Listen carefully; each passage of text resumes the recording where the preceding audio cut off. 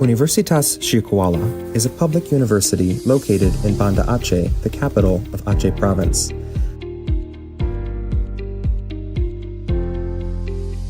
Located at the westernmost point of Sumatra Island, the province is rich with traditions, cultures, languages, and natural resources. The university is also known as the heart of the Acehnese, Jantong Hati Rakyat Aceh. It is the oldest university in Aceh, officially established on September 2nd, 1961. Universitas Syaifullah was named after an Islamic scholar of Aceh, Abdurrauf bin Ali al-Jawi Asingkali, who is also known as Tunku Syaifullah.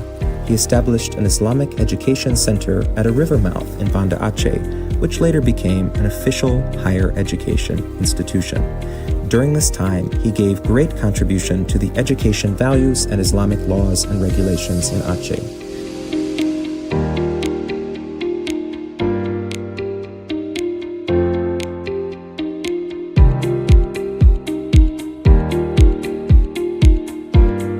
In addition to the main campus in Darussalam, Banda Aceh City, Universitas Syaifullah has also established a second campus in the district of Gaya Luiz. The campus is called Program Studi di Luar Kampus Utama, the study program outside the main campus, which was officially opened on September 2nd, 2014. Universitas Syaifullah has 12 faculties and a postgraduate school.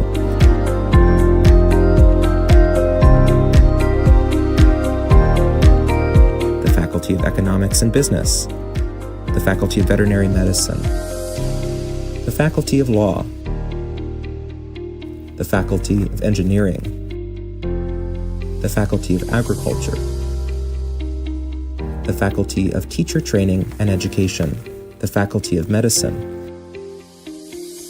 the Faculty of Mathematics and Natural Science, the Faculty of Social and Political Science, the Faculty of Fisheries and Marine Science, the Faculty of Nursing, and the Faculty of Dentistry. All these 12 faculties together offer 135 study programs of different levels: diploma programs, undergraduate programs, professional programs, specialist programs, master's programs, and doctoral programs. With various faculties and programs being offered, Universitas Syaifullah now hosts more than 32,000 students from various regions in Indonesia and overseas.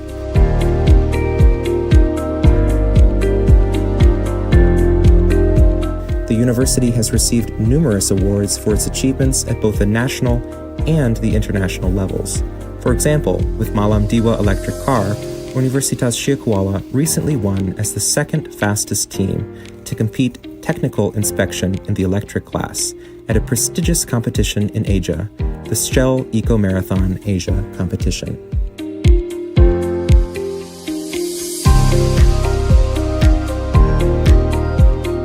In the research area, the university has also developed a good reputation at the national and international levels through its excellent research and research centers, such as the Tsunami and Disaster Mitigation Research Center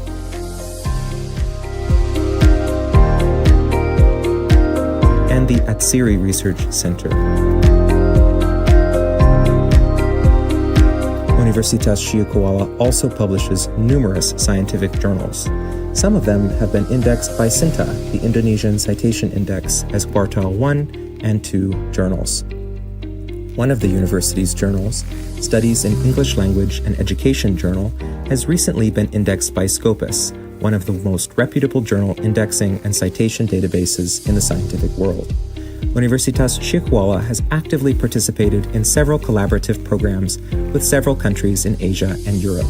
These include Erasmus Mobility and Capacity Building Program, IMT-GT University Network Program, and the Erasmus Plus Program. Universitas Syaifullah has numerous national and international collaborations with universities and companies across the globe.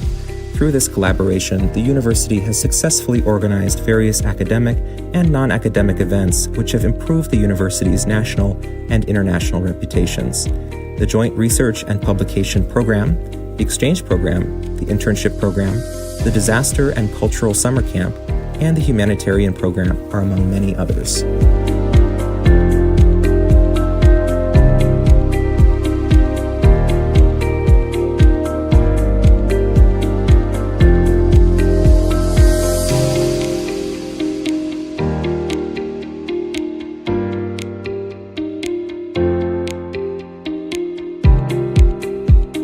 Universitas Syaifullah does not only focus on improving the quality of academic activities within the campus, but also proudly offers services to the communities.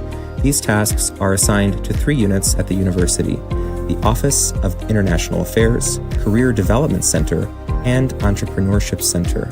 These units help students, staff, and alumni expand their experiences in academics, business, and beyond.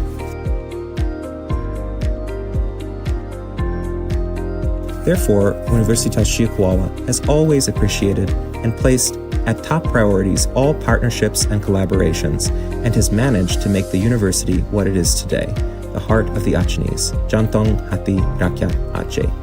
The university continuously strives to improve the quality of its academic activities, research development, humanitarian works, and the quality and quantity of scientific publications to achieve its vision to become the leading university in Asia and to become the world-class institution.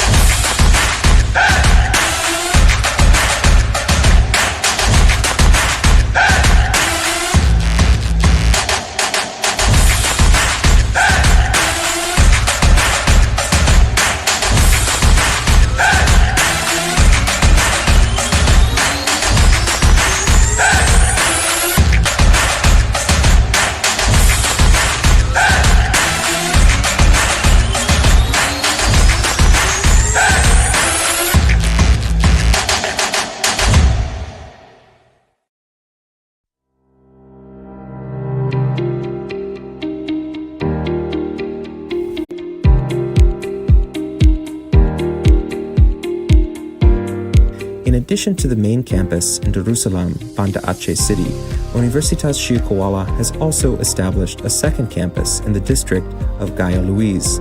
The campus is called Program Studi di Luar Kampus Utama, the study program outside the main campus, which was officially opened on September 2nd, 2014. Universitas Syekh Kuala has 12 faculties and a postgraduate school.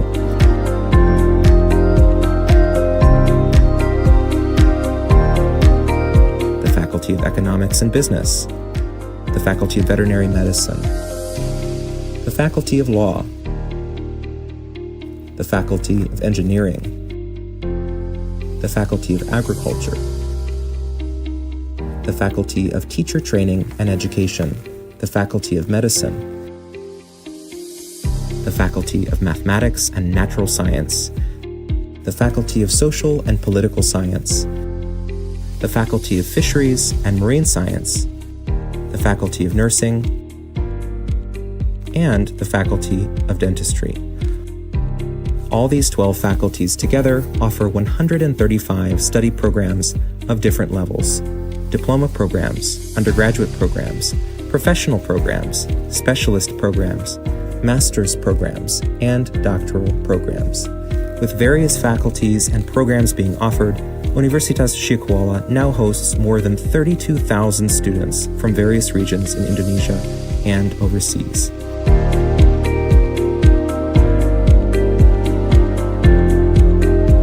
The university has received numerous awards for its achievements at both the national and the international levels. For example, with Malam Diwa electric car, Universitas Syekh Kuala recently won as the second fastest team to compete technical inspection in the electric class at a prestigious competition in Asia, the Shell Eco Marathon Asia competition.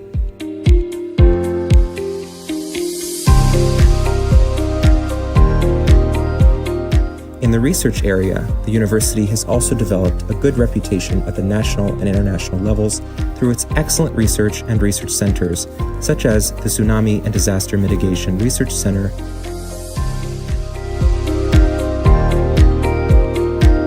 and the Atsiri Research Center. Universitas Syekh Kuala also publishes numerous scientific journals. Some of them have been indexed by SINTA, the Indonesian Citation Index, as Quartile 1 and 2 journals. One of the university's journals, Studies in English Language and Education Journal, has recently been indexed by Scopus, one of the most reputable journal indexing and citation databases in the scientific world. Universitas Syekh Kuala has actively participated in several collaborative programs with several countries in Asia and Europe.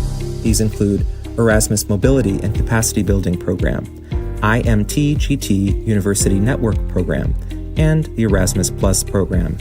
Universitas Syekh Kuala has numerous national and international collaborations with universities and companies across the globe.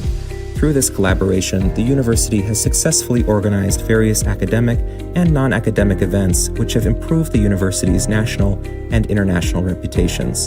The Joint Research and Publication Program, the Exchange Program, and Entrepreneurship Center. These units help students, staff, and alumni expand their experiences in academics, business, and beyond.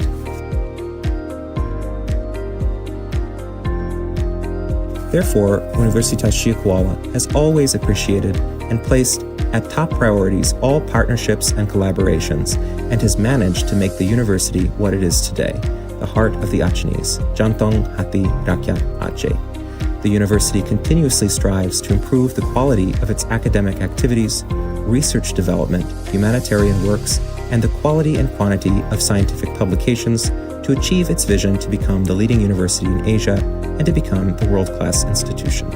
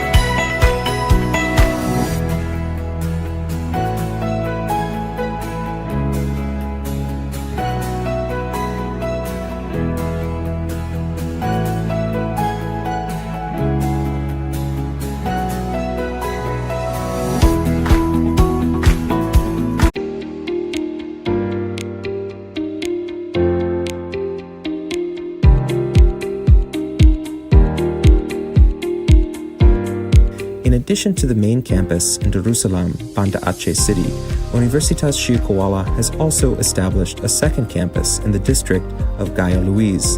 The campus is called Program Studi di Luar Kampus Utama, the study program outside the main campus, which was officially opened on September 2nd, 2014. Universitas Syekh Kuala has 12 faculties and a postgraduate school.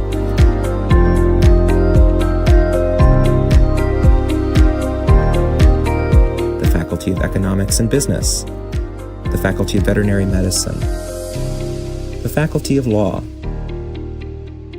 the Faculty of Engineering, the Faculty of Agriculture, the Faculty of Teacher Training and Education, the Faculty of Medicine, the Faculty of Mathematics and Natural Science, the Faculty of Social and Political Science, the Faculty of Fisheries and Marine Science, the Faculty of Nursing, and the Faculty of Dentistry. All these 12 faculties together offer 135 study programs of different levels: diploma programs, undergraduate programs, professional programs, specialist programs, master's programs, and doctoral programs. With various faculties and programs being offered, Universitas Syekh Kuala now hosts more than 32,000 students from various regions in Indonesia and overseas.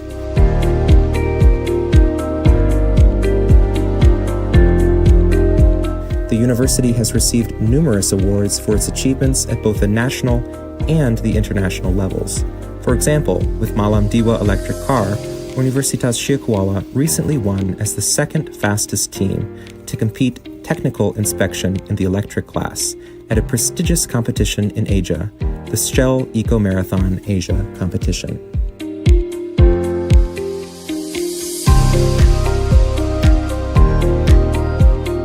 In the research area, the university has also developed a good reputation at the national and international levels through its excellent research and research centers, such as the Tsunami and Disaster Mitigation Research Center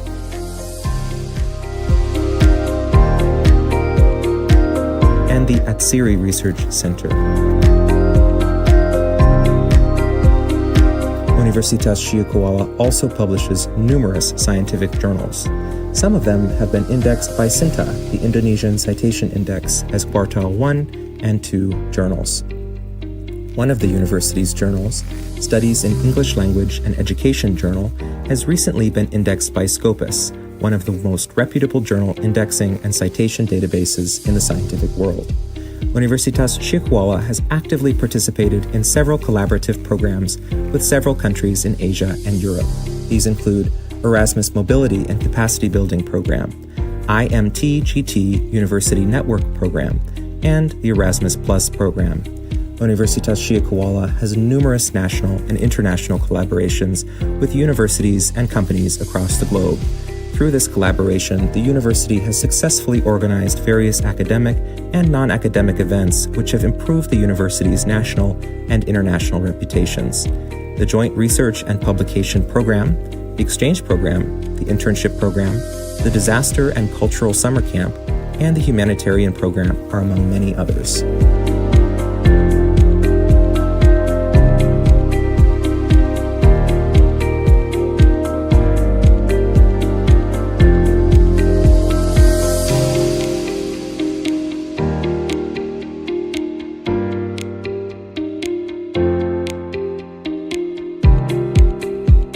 Universitas Syekh Kuala does not only focus on improving the quality of academic activities within the campus, but also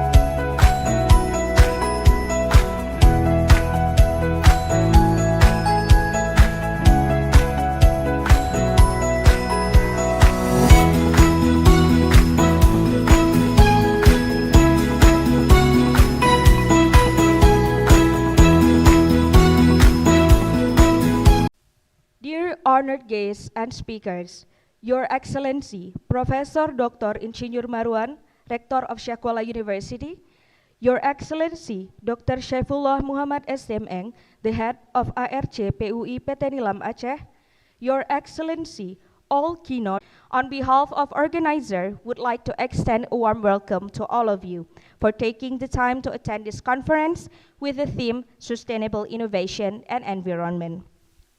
Before beginning the agenda, let us start today's session by inviting everyone to hear the recitation of Al-Quran and chanting prayers together that will be led by Mr. Hassan Albana.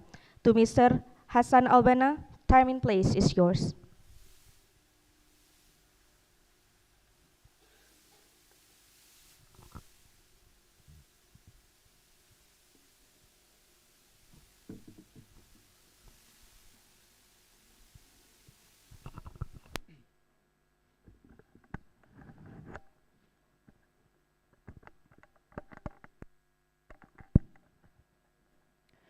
Assalamualaikum warahmatullahi wabarakatuh.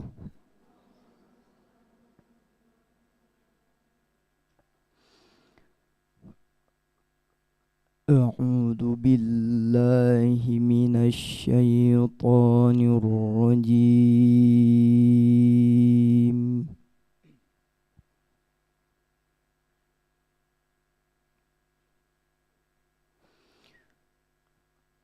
Bismillahirrahmanirrahim.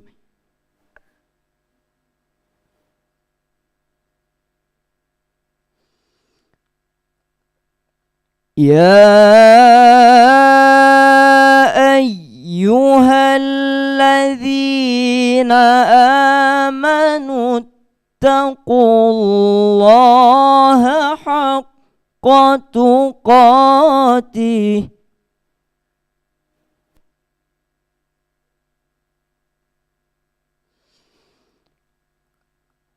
ittaqullaha haqqa tuqatih wa la tamutunna illa wa antum muslimun.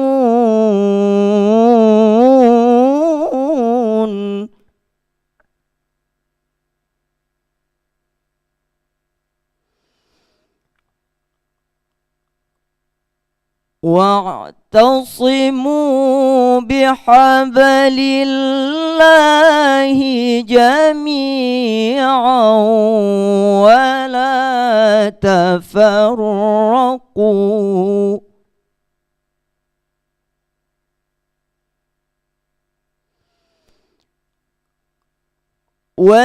واذكروا نعمة الله عليكم إذ كنتم أعداء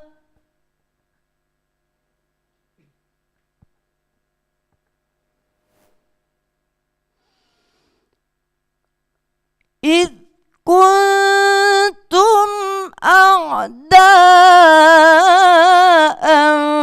فألف بين قلوبكم فأصبحتم بنعمته إخوانا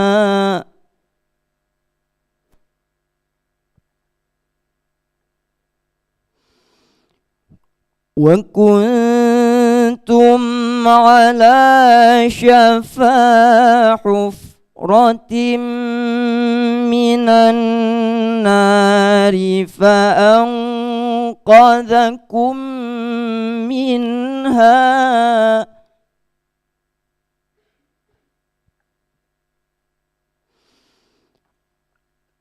كذلك يبين الله لكم آياته لعلكم تهتدون.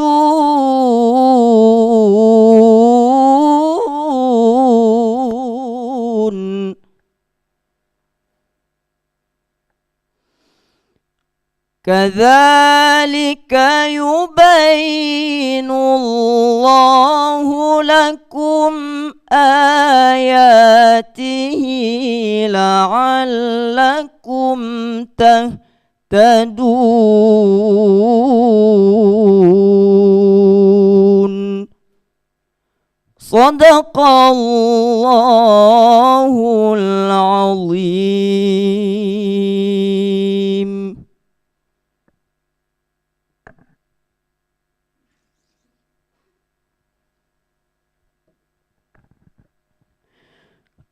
أعوذ بالله من الشيطان الرجيم. بسم الله الرحمن الرحيم. الحمد لله رب العالمين حمدا يوافي نعمه ويكافئ مزيده. يا ربنا لك الحمد كما ينبغي لجلال وجهك وعظيم سلطانك. اللهم صل على سيدنا محمد والحمد لله رب العالمين. اللهم اغفر لنا ذنوبنا ولوالدينا وارحمهما كما ربيانا صغارا، ولجميع المسلمين والمسلمات والمؤمنين والمؤمنات الأحياء منهم والأموات.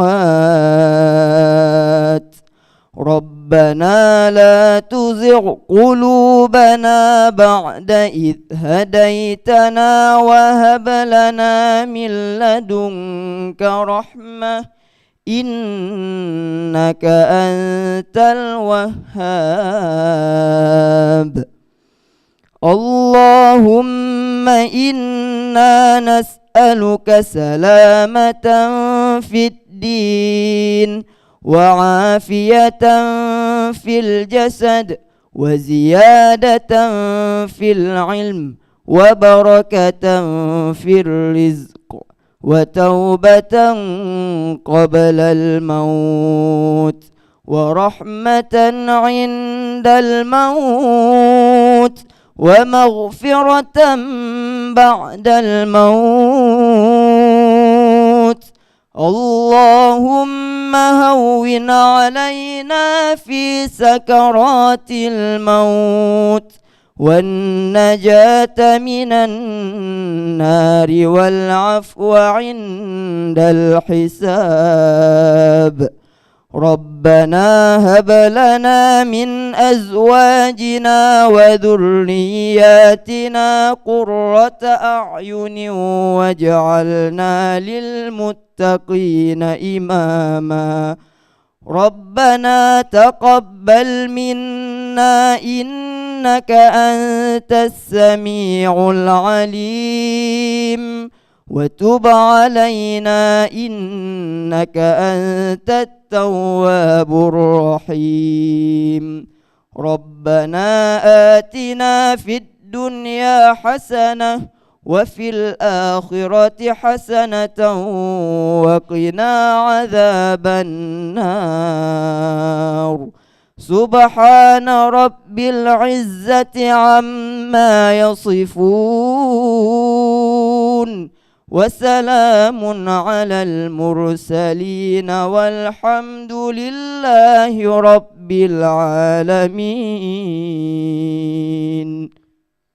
السلام عليكم ورحمة الله وبركاته.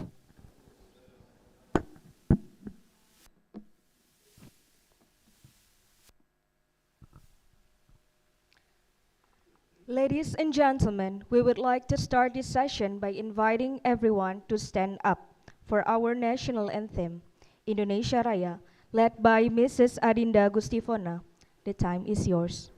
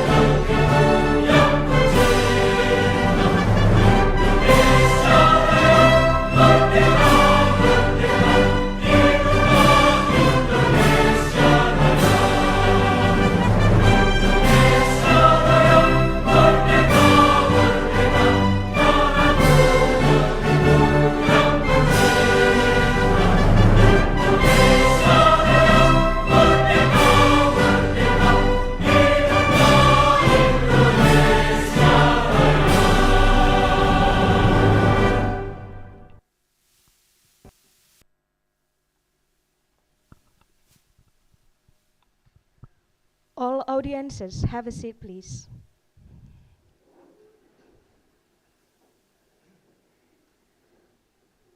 We would like to welcome on stage to the welcoming speech by the Chair of Iconpeori 2023, Dr. Chutdewi St. M.T. M.Sc. The time is yours.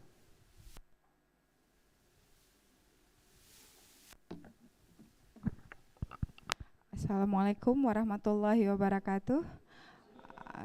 Good morning, everyone.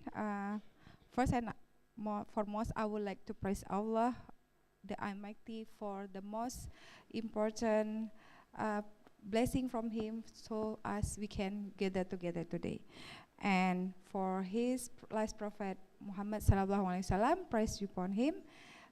I would like to thank our Excellency, Your Excellency Rector, Pak Marwan, and also our Pembina, Pak Martunis, and our head of Aceh Research Center, Pak Syaifullah Muhammad, and all the speakers who already coming along the way, Professor Sreeramanan from Malaysia, and Dr. Greatrex from Australia, and also Professor Michael Reed, who is not able to attend personally, but he is attending online today. And also all the invited speakers from Syaifullah University, Pak Syaifullah Muhammad, Dr. Essy, and also Pak Dr. Elly, and also our national speaker, Bapak Irdika, who is also attending online today. So today we have around 6 countries involved in this conference, the participants from Hungary, Australia, Japan, and Malaysia, Indonesia, and India. So we have around 2 sessions tomorrow. Today will be fulfilled with all the invited and keynote speakers around the world. And also I would like to thank all the committee who has worked very hard today, so the conference set and well today. So without further ado, I would like to thank you and welcome to Iconpeori 2023. Assalamualaikum warahmatullahi wabarakatuh.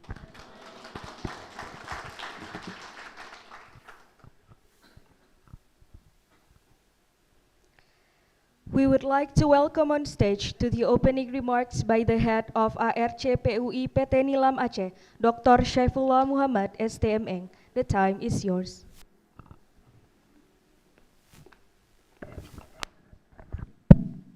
Bismillahirrahmanirrahim. Assalamualaikum warahmatullahi wabarakatuh.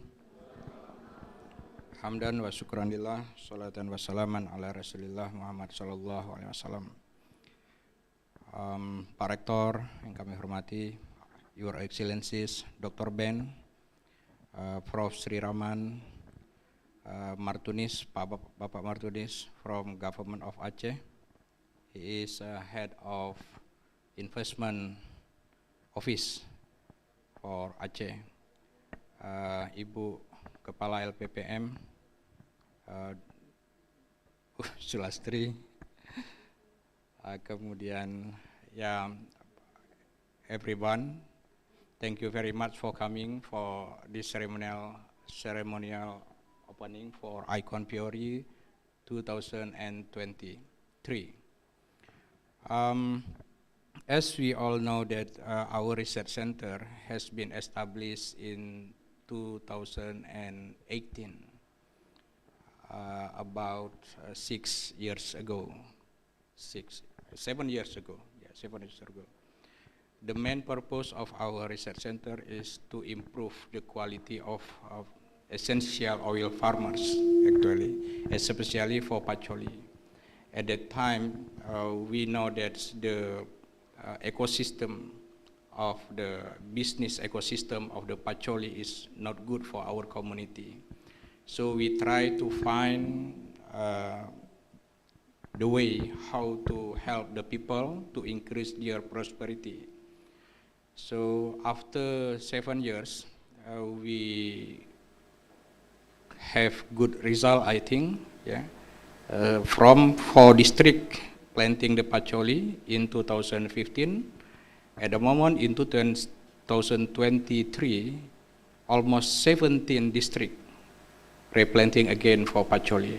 And during the last 5 years, the price of Pacholi oil for the farmers stable. So this is very good for us. What we have done is a lot of work actually, and we developed the collaboration with government, business entity, academics of course, and community and also media. So we call this collaboration as a pentahelix approach. Pentahelix approach among the stakeholders, then we do our own tasks. For example, in our university, Syaifullah University, we develop some research project, we develop knowledge, we then organize some international conference and many others activity. We also develop innovation for derivative product of Pacholi oil. At the moment, we produce, in the last 5 years, we have already got, I think, around 30 new property right, for the product of Pacholi. It's belong to Universitas Syaifullah.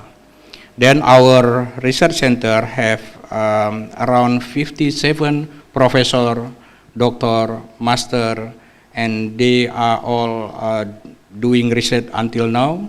And one of our effort to build the good ecosystem for the Pacholi industry in Aceh is to conduct this conference. So this is the second conference that we have done. The first conference for Iconpeori is 2021, 2 years ago.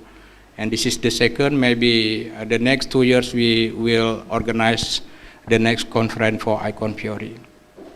So I would like to thank you very much for our Rector, Professor Marwan, that have been so much support for us, and also for our friend, our colleagues in ARC, thank you very much, and also for our student.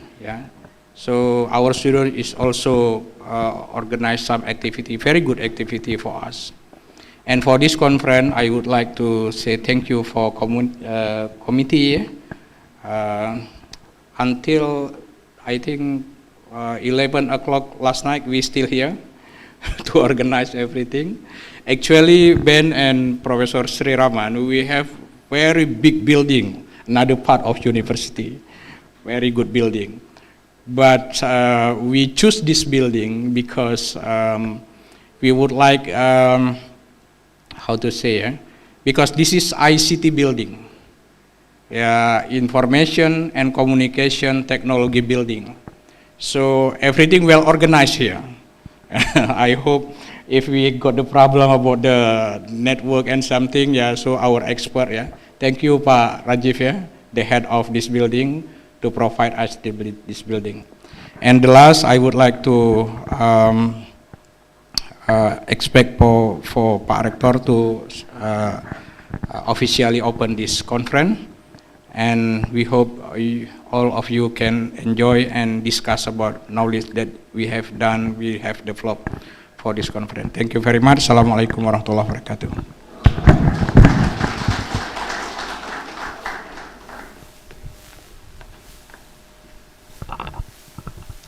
Ladies and gentlemen, to officially open our conference today, we would like to welcome on stage to opening remarks by Rector of Syaifullah University, Professor Dr. Insinyur Marwan. The time is yours.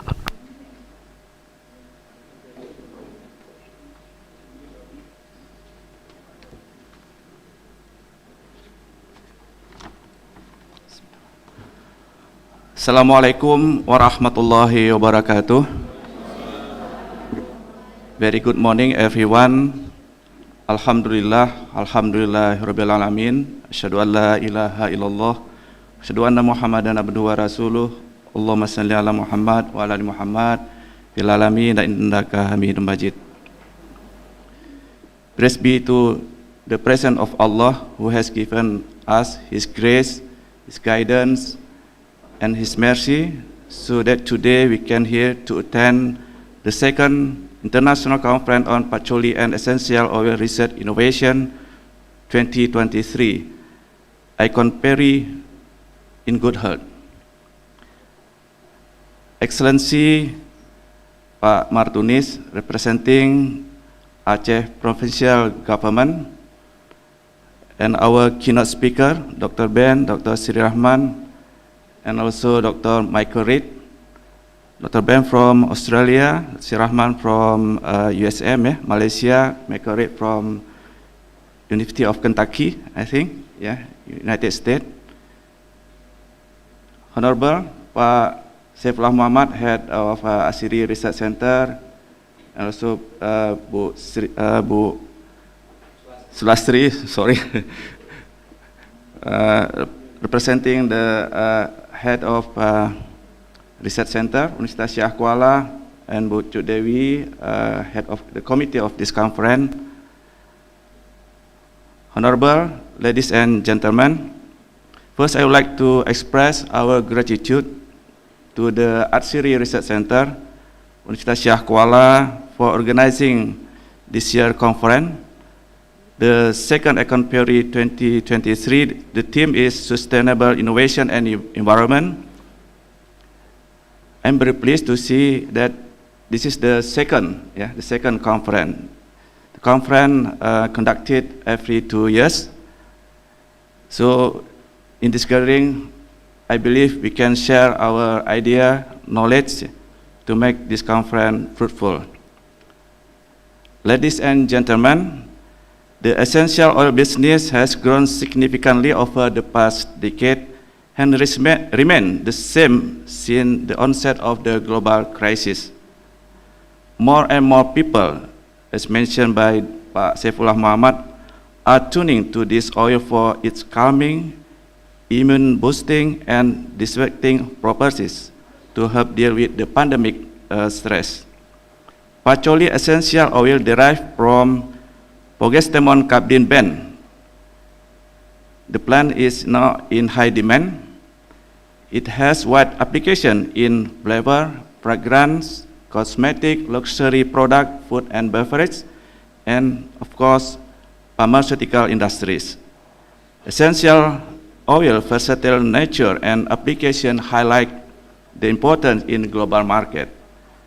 As the largest patchouli oil exporting countries, Indonesia has advantage over the worldwide patchouli market, with focus on program to promote new patchouli cultivation strategies with its vast geographic area and the oil processing innovation technology expected to become the largest patchouli producer in the post-pandemic world.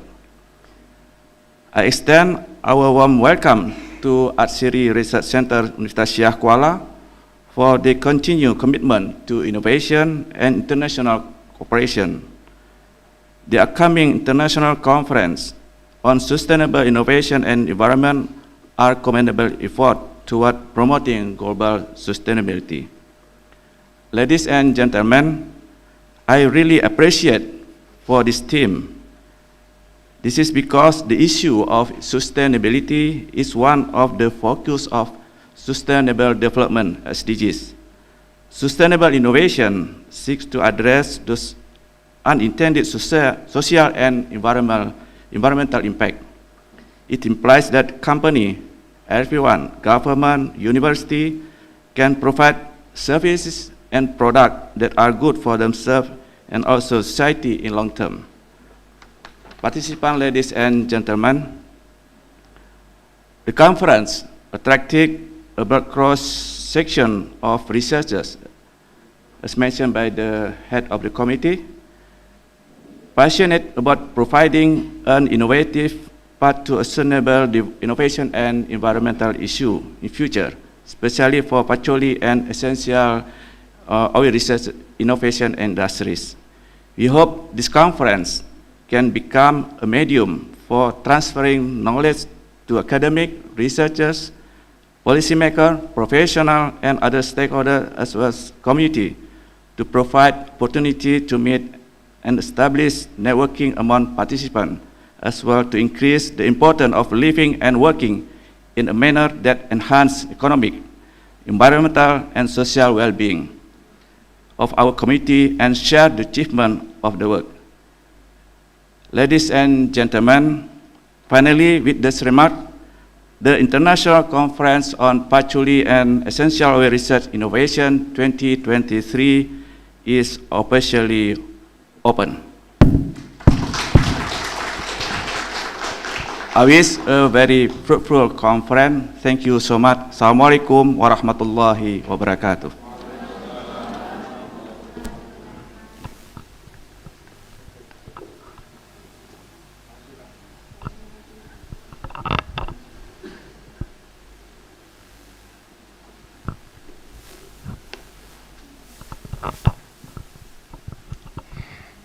Ladies and gentlemen, we would like to do a conferment of certificate and plaque by the Rector of Syaifullah University, accompanied by the Chair of Iconpeori 2023.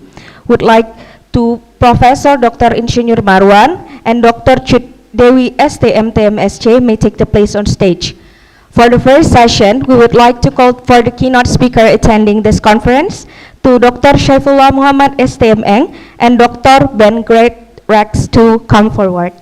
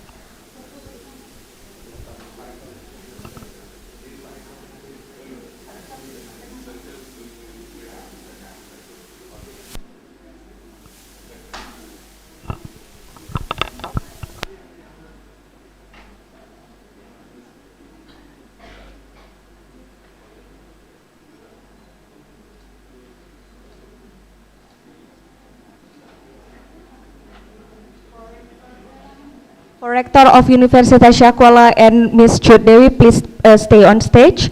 To the invited speaker, Professor Dr. Sreeramanan Subramaniam, FRSB, MMSA, Insinyur S.Si Harnelly, S.Si, M.Si, Ph.D, and Dr. Insinyur Elly Sufriadi, S.Si, M.Si, to come forward.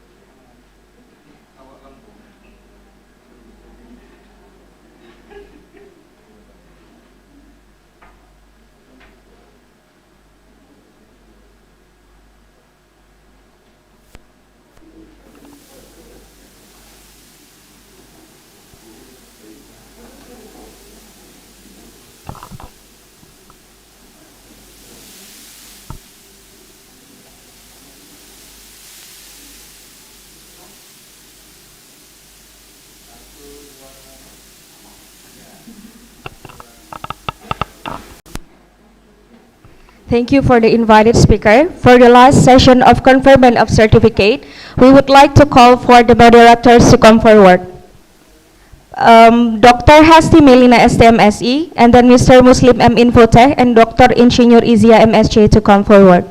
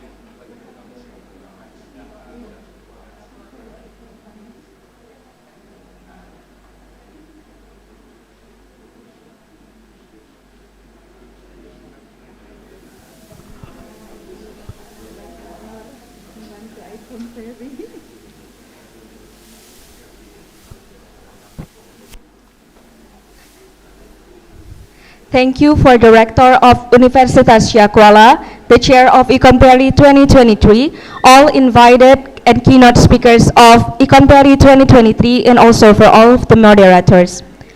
Ladies and gentlemen, for the next agenda, let's watch several videos that have been prepared by the committee to enliven our event today.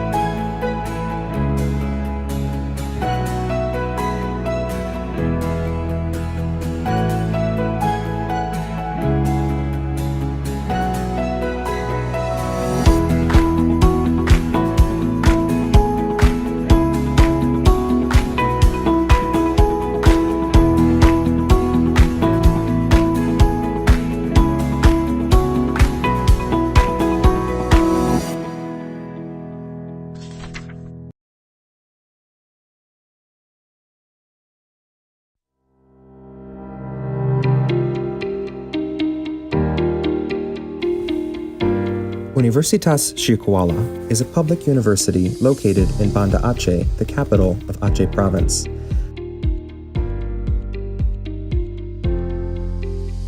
Located at the westernmost point of Sumatra Island, the province is rich with traditions, cultures, languages, and natural resources. The university is also known as the heart of the Acehnese, Jantong Hati Rakyat Aceh. It is the oldest university in Aceh, officially established on September 2nd, 1961.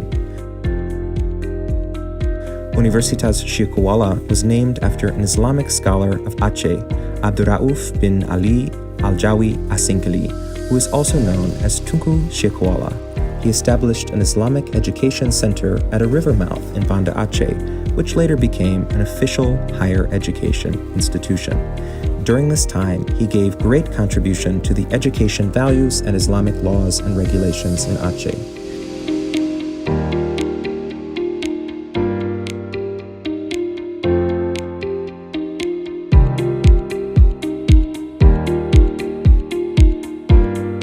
In addition to the main campus in Darussalam, Banda Aceh City, Universitas Syaifullah has also established a second campus in the district of Gaya Luiz.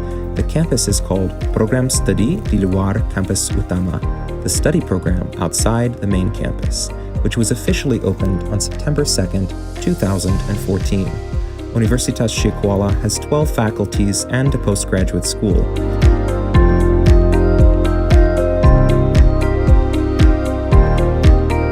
The Faculty of Economics and Business, the Faculty of Veterinary Medicine, the Faculty of Law, the Faculty of Engineering, the Faculty of Agriculture, the Faculty of Teacher Training and Education, the Faculty of Medicine, the Faculty of Mathematics and Natural Science, the Faculty of Social and Political Science, the Faculty of Fisheries and Marine Science, the Faculty of Nursing, and the Faculty of Dentistry.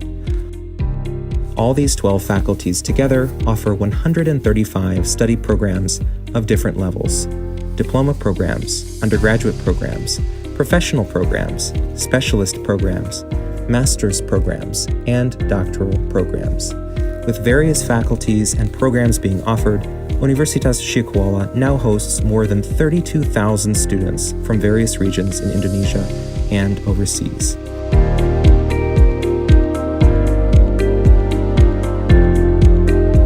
The university has received numerous awards for its achievements at both the national and the international levels. For example, with Malam Diwa electric car, Universitas Syaifullah recently won as the second fastest team to compete technical inspection in the electric class at a prestigious competition in Asia, the Shell Eco Marathon Asia competition.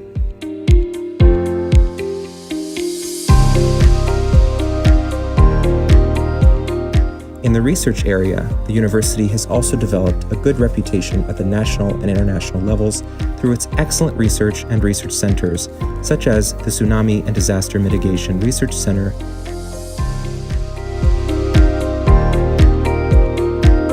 and the S.Si Research Center. Universitas Syaifullah also publishes numerous scientific journals. Some of them have been indexed by SINTA, the Indonesian Citation Index, as Quartile 1 and 2 journals. One of the university's journals, Studies in English Language and Education Journal, has recently been indexed by Scopus, one of the most reputable journal indexing and citation databases in the scientific world. Universitas Syaifullah has actively participated in several collaborative programs with several countries in Asia and Europe.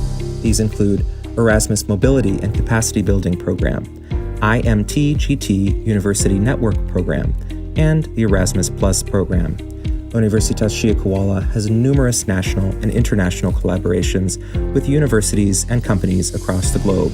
Through this collaboration, the university has successfully organized various academic and non-academic events which have improved the university's national and international reputations. The Joint Research and Publication Program, the Exchange Program, the Internship Program, the Disaster and Cultural Summer Camp, and the humanitarian program are among many others.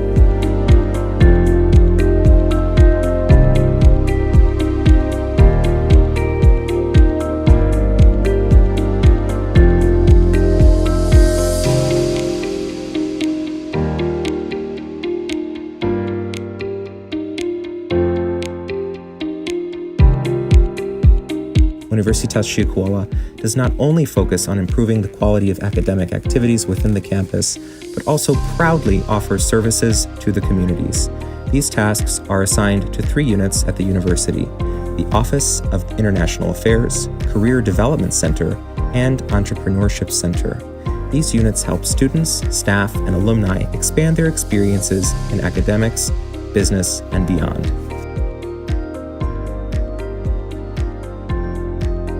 Therefore, Universitas Syaifullah has always appreciated and placed at top priorities all partnerships and collaborations, and has managed to make the university what it is today, the heart of the Acehnese, Jantong Hati Rakyat Aceh.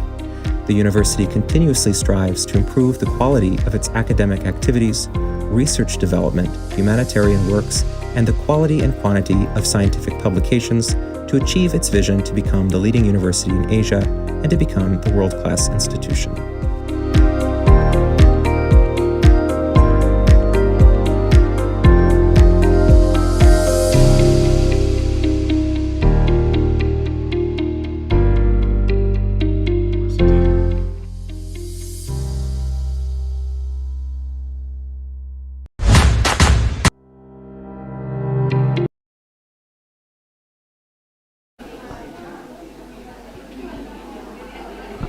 Ladies and gentlemen, all the guests and audiences, with this session, our opening series of events today also comes to the end.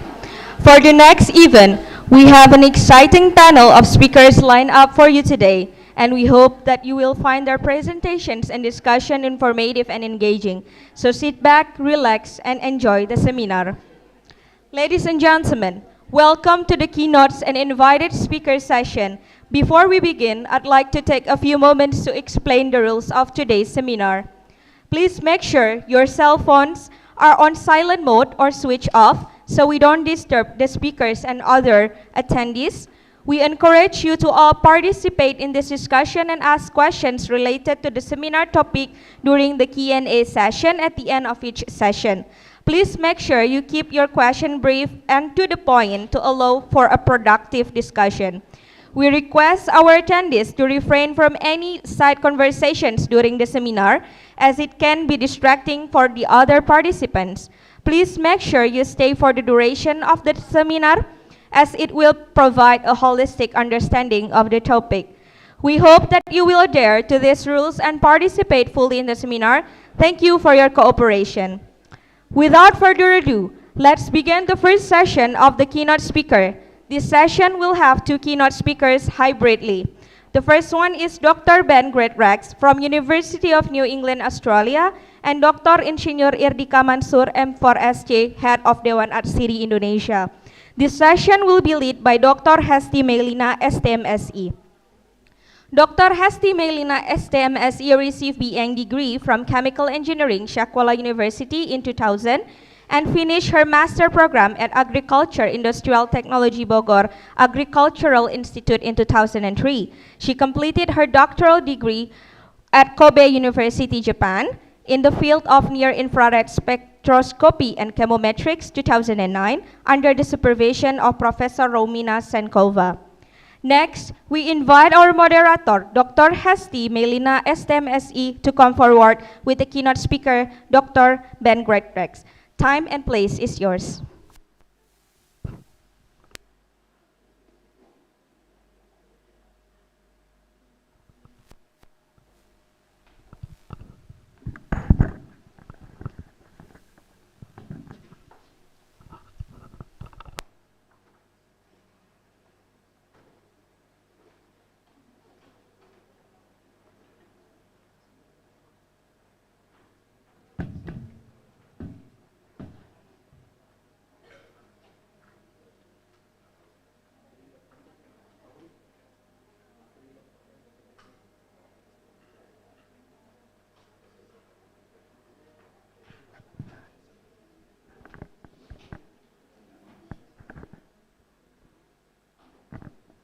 Assalamualaikum warahmatullahi wabarakatuh. Good morning, ladies and gentlemen. Welcome to the second International Conference on Patchouli Oil and Essential Oil Research and Innovation with the theme Sustainable Innovation and Environment. My name is S.Si, and I will be your moderator for 2 keynote speakers session. So before we start, let me quickly go over today's agenda. So we will begin with a brief introduction of the first keynote speaker, followed by a presentation about 20 minutes. And after that, we will open the floor, the question and discussion for 10 minutes. So we will spend 30 minutes in total for the first keynote speaker. Now let me introduce our guest speaker for today, Dr. Ben Greatrex. So Dr. Ben Greatrex is a senior lecturer from University of New England, Australia from 2015. And he has been working in the field of biomass transformation and natural product. And he's here today to share their experience and expertise with us. So without further ado, I will hand it over to Dr. Ben's presentation.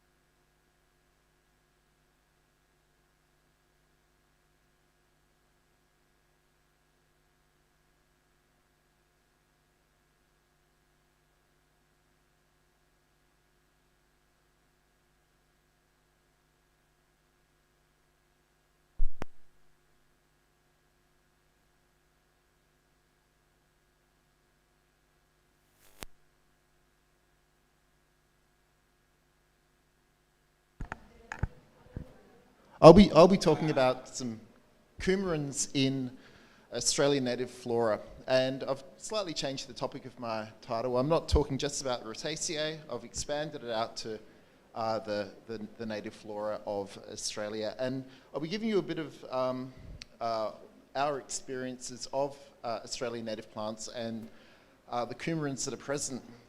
Okay, so the slides.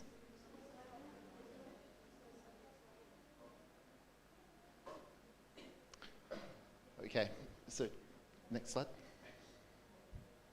All right, so on this slide you can see some of the work that we do in my group. So a lot of our research is actually based around biomass conversion, and we take cellulose, we pyrolyze it, we get this small molecule levoglucosanone, and then we transform that material into bioactives. So we've made indinavir, and a whole lot of other materials. Now, also in our research group, we have a bit of work on, we work on some inhibitors, so medicinal compounds, and we've got just showing up on the right-hand side there. And then we also work in natural products. So I'll be talking about natural products today, and particularly the work that's led to some isolation of coumarins and some of the interesting plants that are available in Australia.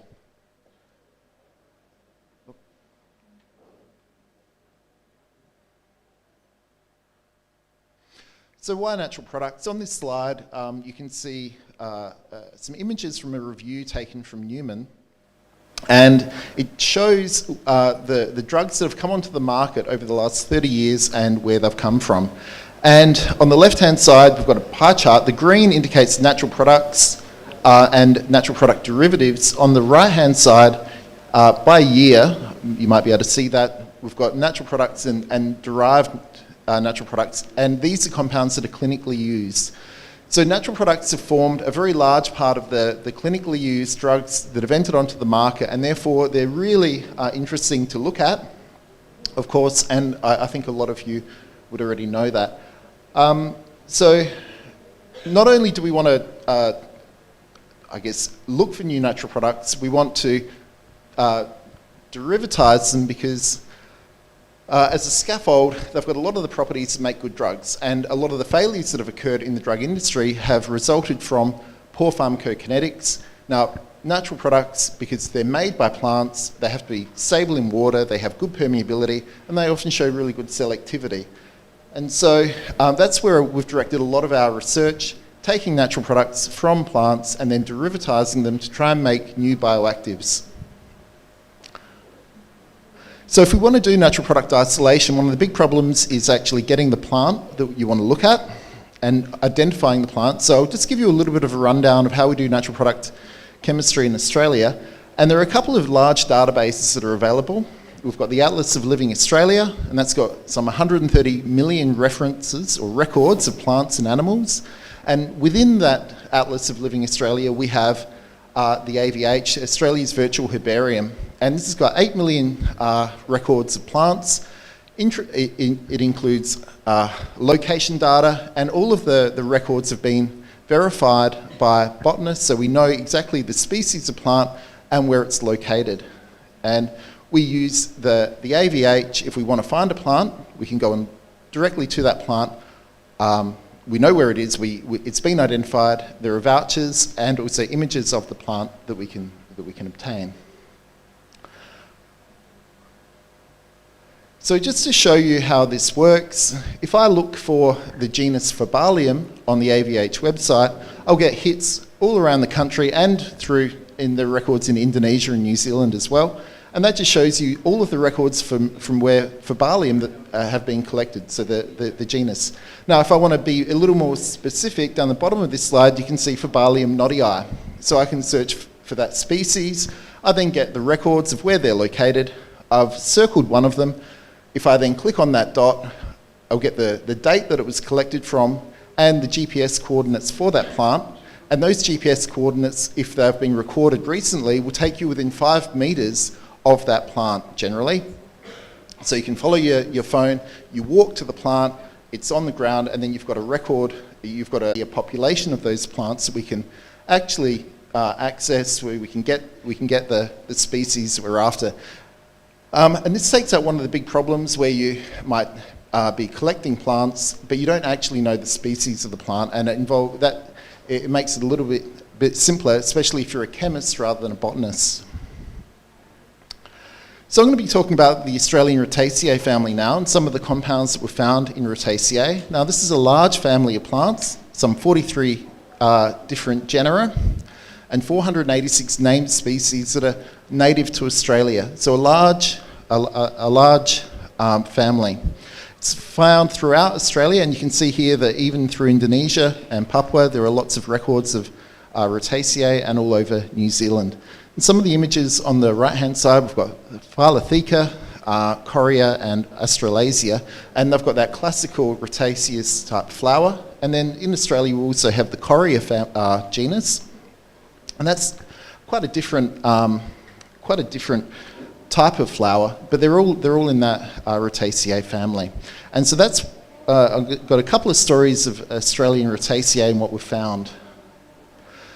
And the reason we're interested in Rutaceae is because of the presence of coumarins. Now, coumarins are this chrominone structure shown at the top of the slide, and this is a privileged scaffold in medicinal chemistry. And what that means is that we can take that coumarin and we can modify it, and we can end up with a wide variety of different activities. So we've got hymecromone, and that's an antispasmodic coumarin. In the middle, we've got novobiocin, that structure, that's an antibiotic coumarin, it's a DNA gyrase inhibitor. And on the right, we've got warfarin. Now, warfarin is an anticoagulant. So these are all clinically used compounds, and they all have different activities, and they're all based around that central coumarin scaffold. So modifying the coumarin scaffold by putting on appendages, substitutions, allows us to target different enzymes and to get selectivity and good activity. So we get selectivity, and the coumarins themselves, because they are clinically used, this is a motif that's, it can be used within drugs. So the first story here started with an examination of some species of plants, and we're doing a fairly typical activity type screen. So I had a student, and they were looking in the local environment and collecting plants. They were botanists, so they didn't care about the chemistry. They were more interested in the botanical plant, and they were also microbiologists. So they were taking the plants, extracting them, searching for antibiotic activity, just using plate diffusion studies, and then we would characterise the extract, either the essential oil, or it was just the solvent extract. So we're looking for antimicrobial activity. TLC bioautography was then used, and the compounds were separated by chromatography. And then finally an MIC determination was made. And so this process actually led us to the isolation of a couple of novel antibiotics, but they are not coumarins, so I'm not going to talk about those now. I'm going to move on and talk about some of the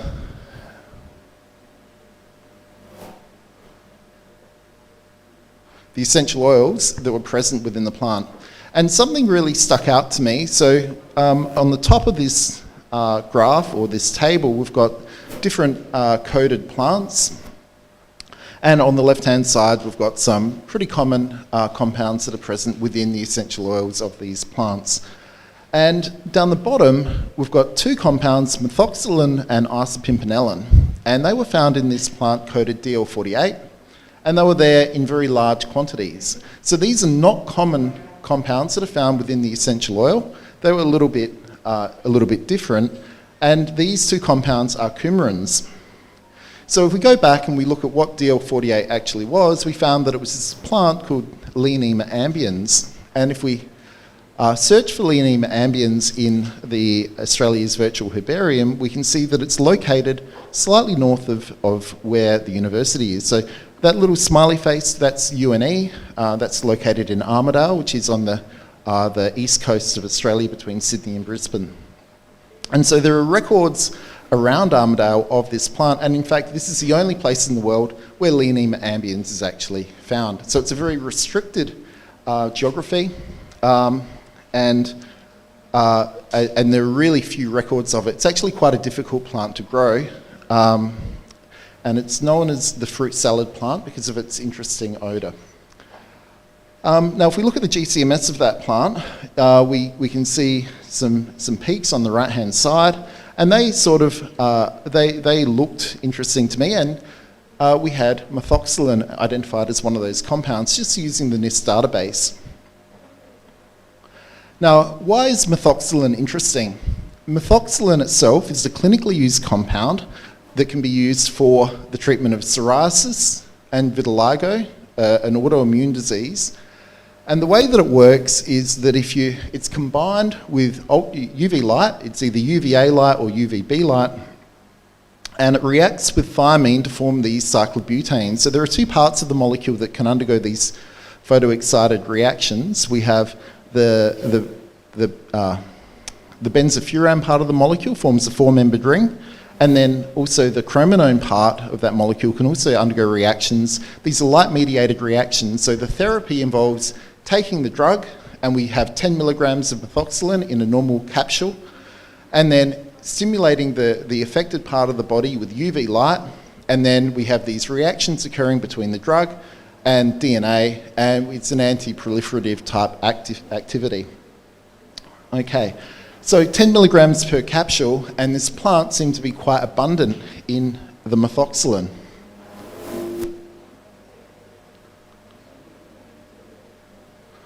So if we look at the GCMS trace, just identifying the compounds, we have isosiralin.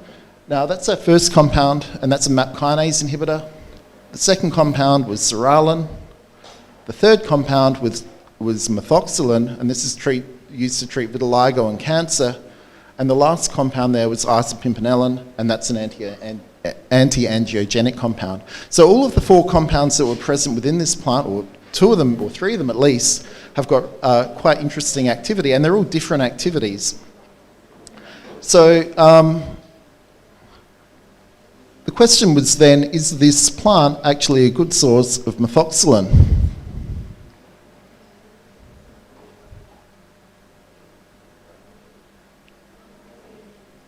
Next.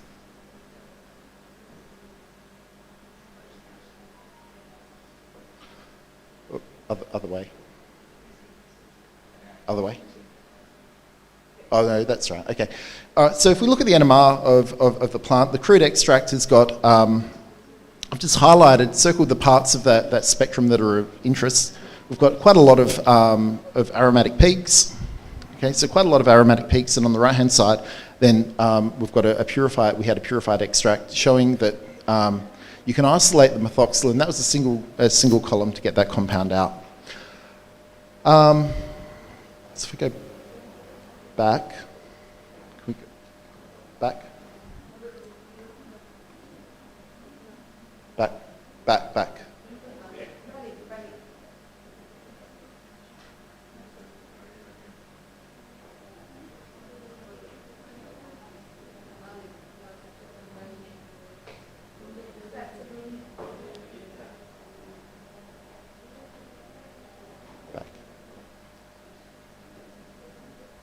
That. Next one. Full. Next. Okay, next.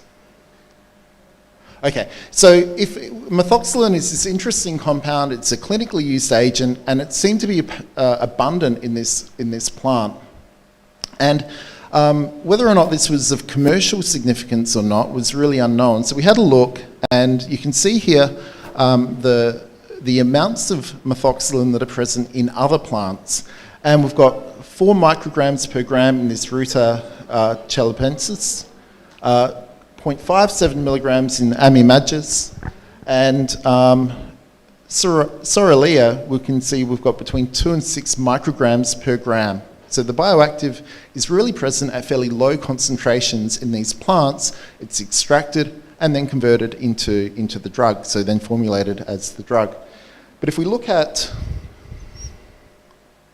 how much we've got in our plant, Leonema ambiens, we've got some 1,000 times as much methoxylin as found in one of these plants that's used commercially. So 5.5 grams of dry leaf Leonema ambiens led to 315 milligrams of crude extract. Single column gives 48 milligrams of this methoxylin siralin mix, which equates to around about 6 milligrams per gram of methoxylin per gram of Leonema ambiens. And the price of methoxylin is between $3,000 to $6,000 per gram. And 2 grams of dried plant material is enough for a single dose of this anti-cancer agent. So if you had 2 grams of dried plant, that would be enough to give a therapeutic dose of the methoxylin. Right, so we think this is actually quite an interesting compound. 1 kilogram of 1 kilogram of Leonema ambiens would yield 6.5 grams, and you can do the math yourself on how much that would actually be worth.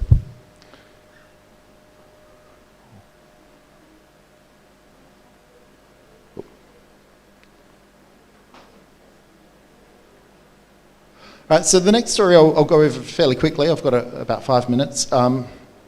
Is Leonema bilobum. Now, Leonema bilobum is another Leonema. Now, the Leonemas were separated from Fabalium about 30 years ago, and if we look at the extract from Leonema bilobum, we can see that we've got terpenes and coumarins, and we're interested in coumarins because of their bioactivity.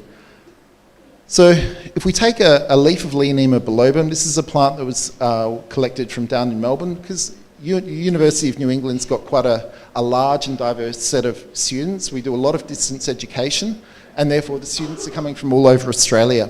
And I had one student that lived down in Melbourne, and so he was able to go out and collect this from the local environment. This is an NMR obtained by taking a single leaf of the plant, putting it into chloroform, and then running the NMR. And we can see that all of the major peaks in there are due to one single coumarin, and that's Fabalicin. Now, Fabalicin is commercially available. 50 milligrams would set you back about $250 US. We isolated 8.6 grams of this material from about 300 grams of Leonema bilobum. So it's there in about something like 4% weight for weight. So a very large amount of this Fabalicin is present.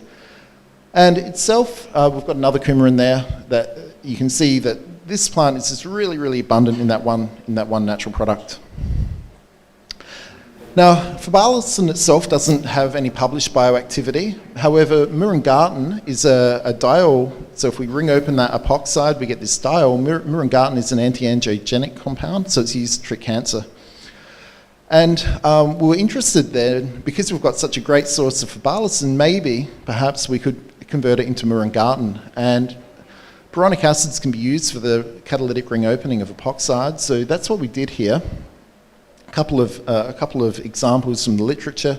That epoxide can ring open to a diol, and we thought perhaps we could do that and we could have a good source of murangatin, this bioactive natural product. Now, when we did so, we found that the Fabalicin, when we treat it with phenylboronic acid, it does open. However, it doesn't open to the diol. It gives these water-stable boronic acids, and we think they're water-stable because the way it works, we have this quinone type intermediate, which opens up. We get a regioselective ring opening, retention configuration. The Fabalicin generates these boronic esters, and it works fairly well. Now, the boronic acids don't open up, and we can't eliminate them back to the murangatin diol, this anti-cancer compound, under acidic or basic conditions. And that's probably because we have an interaction between the boron atom and this methoxy group that's present. Now, that's interesting because it means that under aqueous conditions, this compound is going to be stable, and therefore it's potentially a prodrug for murangatin. And it should have better permeability, better cell permeability, because this diol is actually masked. So what we did find is that if we treat that boronic acid with hydrogen peroxide, it opens up to give the diol. And this means that what we have is actually an oxidatively sensitive targeting mechanism for the treatment of cancer. So cancers are going to be rich in reactive oxygen species because they're actively metabolizing while they're growing. This compound should accumulate within the cancer because the permeability of that compound will be lower, and therefore that we're currently investigating whether or not that's actually the case. All right, 1 minute to go. Last story is on Pterocolon and Pterocolon sphaculatum. Now, this is a plant, it's not in the Rutaceae, it's actually found throughout the country, and those blue dots on that map are the Pterocolon sphaculatum. Previously, it's been found to have a coumarin in it, a very small amount of coumarin, 0.04%, and this antiviral flavonoid chrysosplenol C. Now, this is a plant that was used by Aboriginals within Australia as a traditional medicine, and it was interesting, it was reported to have some anti-inflammatory activity. A plant was sent to me from an Aboriginal woman that lived in Western Australia for investigation. She wanted to commercialise the compound, the plant, and so we had a look, and what we found is basically one coumarin in this plant, and it was highly abundant. So I've just circled the NMR showing the peaks due to that coumarin. So in the plant we identified that the coumarin before the trimethoxycoumarin, however, instead of 0.04% weight for weight, the plant that was used by this Aboriginal community was actually had 4% of that, 4% weight for weight of that compound. And this is a 9.7 nanomolar inhibitor of carbonic anhydrase. Carbonic anhydrase is an enzyme that has been implicated in tumour growth, and therefore this is a really interesting plant. It's also active against other forms of carbonic anhydrase. All right, so I won't talk about Eremophila longifolia due to time. And I'll finish with just one slide on the Australia Awards. So Australia Awards are one opportunity for Indonesians to come to Australia. Each year there's a series of awards. They generally open in February, closing in May. And if you're considering going to Australia or considering applying for this, then you should also consider University of New England. That's one of the institutes where Australia Awards can be applied for. Okay, and I'll just thank you for your attention, and my collaborators that are listed here. And of course, I didn't do any of the work on this in this presentation. That was all done by students that are working in the lab with me. All right, thank you.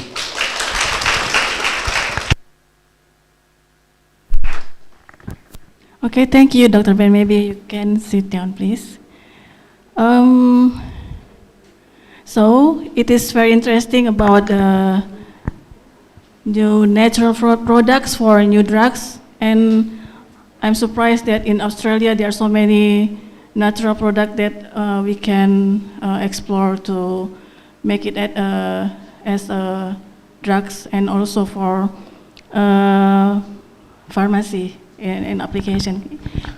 Yeah, Australian plants are very much under-investigated so far. We have some 30,000 species of plant in Australia, vascular plant, and only a very small proportion of those plants have actually been investigated. A lot of the plants show chemotypes as well, so depending on where you collect the plant from, you can get different chemicals, different bioactivity, and this is a general phenomenon. Now, I think the opportunities for natural product isolation in Indonesia and the abundance of species that are available is probably really significant as well. Okay, now let's open the floor for the question and answer. Maybe yes, please raise your hand if you have a question and wait for the microphone to reach you. And please also state your name and affiliation before asking your question. So I see a hand there. Okay, 1, 2, Dr. Khairan. Okay, please, maybe, please, the microphone, please.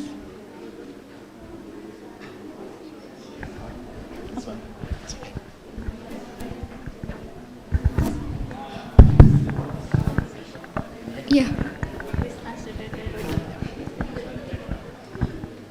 Thank you so much for giving me an opportunity to ask the question. But before that, I would like to introduce myself. My name is Muniatul Alfa. You can call me Munira. And I was an undergraduate student of Biology Department, Mathematics and Natural Science Faculty of Syaifullah University. And I found your slide before about natural products of coumarin is so interesting because I love to study about secondary metabolite of plants. And I would like to ask, it's just a very common, what is the function of coumarin in common? And then how to, you said before that you find the coumarin and then you modify it and substitute with enzyme. which which approach you use to do this modification, metabolomic or genomic and other. And also, I would ask about the methoxylate. Is that right? I don't know how to pronounce it, but I want to ask that if we extract from the plants, will we get the methoxylate precisely from the plants, or we get another compound that is same as these methoxylates? Thank you so much. Okay, few questions there. All right, so if I start at the middle, the way that we would modify the compounds is chemically. So the compounds will be isolated from the plant, and then we would use chemical techniques rather than any kind of molecular biology techniques to then modify them. And so it could be, what we're looking at here is a simple ring opening, but we use the entire range of different chemistries to develop derivatives. From the plant, from Leonema ambiens, methoxylin is present on its own, so you don't have to do any modification. The clinically used compound is already present within the plant, and it can be isolated in large quantities. We haven't really looked at the modification of methoxylin itself. We've really been focusing on, because it's already a clinically used compound, there's no need to further develop it. Now, other people have done so. We've been focusing more so on phybalicin because we've got such a good source of it. And now, the first question you had was around the bioactivity of coumarins within the plant. So they're coming from the phenylpropanoid pathway. I'm not really sure. I think they have a range of different activities. And that's a really good question. What are these natural products doing in the plant, and why does the plant spend so much energy making them? Because it's not making a little bit. Here it's making 4% the weight of the plant as of that single compound. And I'm not really sure that why one species would make such a huge amount of one plant and another species would not, which is very closely related, has been answered. Okay, I don't think it's been answered, and there may be many different reasons. It could be species selection, but it's a very interesting question, I think. Thank you, Ulfa, for the question, and thank you, Dr. Ben, for the answer. And then next to Dr. Khairan, please. Terima kasih. Thank you, Dr. S.Si. Hello, Dr. Ben. Interesting presentation. So I have several questions. First, as you experience, because I never isolate this compound from the natural product. So I would like to know which did you mapping this in Australia, which species of that plant contain the higher of coumarin, and then which part, flower or flower, leaf, or stem, or maybe hairy root or root. And the last question is because the structure is very interesting. There is oxygen in the cycle, heterocycle atom.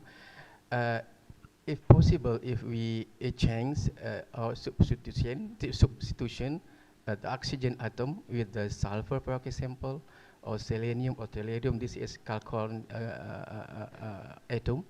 So maybe we can compare the activity if we substitution with the oxygen with the sulfur, for example, selenium, or so. And then there is coumarin with the, or thiocoumarin. How about I answer those two first? Yes. Okay. Oh, okay. So the first question was around what your first question. Which how to identify the plant. Yeah. So we've taken a fairly systematic approach, and there's evidence in the Retaceae that coumarins are there, and a little bit of work has been done before. However, the entire breadth of the Retaceae have not been looked at. And because of the advent of the NIST database, which allows us to really rapidly identify compounds in the volatile components, high-field NMR and rapid separation techniques, we can really do a systematic approach, and our objective would be to completely characterize the entire set of set of species within the genus, because you don't know if that one species you haven't looked at is not the one that's got the really interesting chemicals and the really interesting bioactivity. In terms of substituting oxygens for sulfur or tellurium, I think, and selenium, really interesting idea. The plants don't do that, and I think chemically it would be quite challenging to do that change. We would go for a much simpler type change, where you might iodinate a ring and then do Suzuki chemistry or some other kind of derivatization to make libraries in that way. And we've made a number of libraries.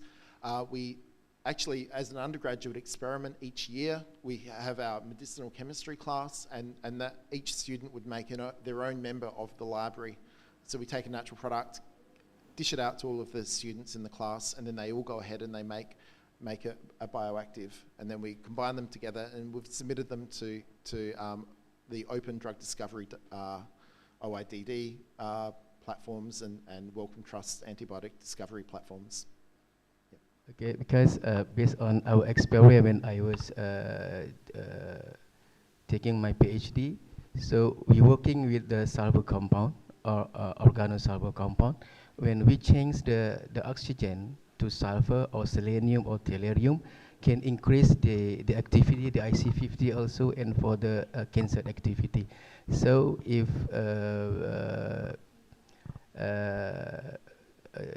have a chance to substitution. You're probably doing sp3 sulfur, so sulfide compounds where you don't have an aromatic sulfur, is that right? They were aliphatic sulfur derivatives? Both? Okay. Because I imagine that I know aliphatic sulfur substitution would be achievable. I'm not familiar with the aromatic sulfur substitution chemistry. I'm not, you probably know more about that than me, I think. Okay, thank you, Dr.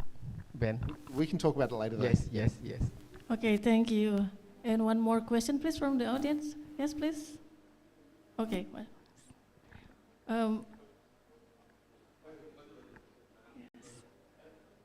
Okay, please state your name and affiliation. Hello, sir. My name is Nazira. Let me ask you a question. The question is, some plants contain toxic compounds. How can we contaminate toxic compounds from plants? Thank you, sir. How can we contaminate toxic? Eliminate the toxic compounds from plants? Well, plants make natural products and secondary metabolites for a variety of reasons, and just because they're natural isn't going to mean that they're not toxic. And of course, toxicity is always dose dependent as well. I think all of the compounds that we work with are potentially toxic. Are you asking about, say, the elimination of like heavy metals, or organic compounds?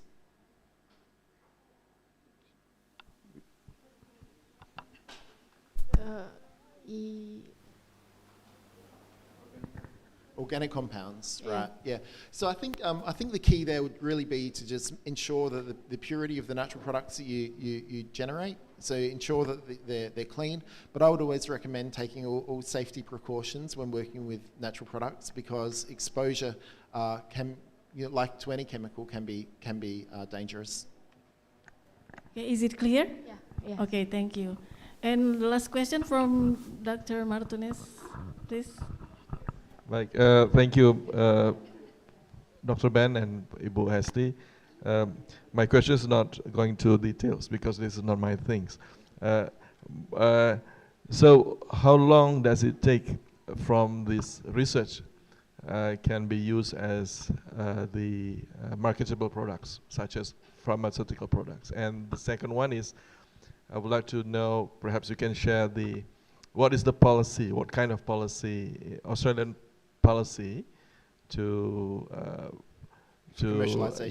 make commercializations of the products, and as you know that Indonesia and Australia, we have a CEPA, a Comprehensive Economic Partnership Agreement, which give zero excise tax the trade between Australia and Indonesia. So in your opinion, what will be the economic cooperation, business cooperation between industrial in Indonesia and Indonesia will be with your research?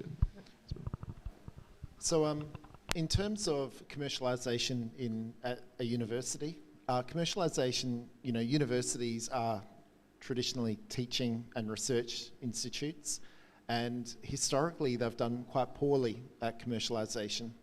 I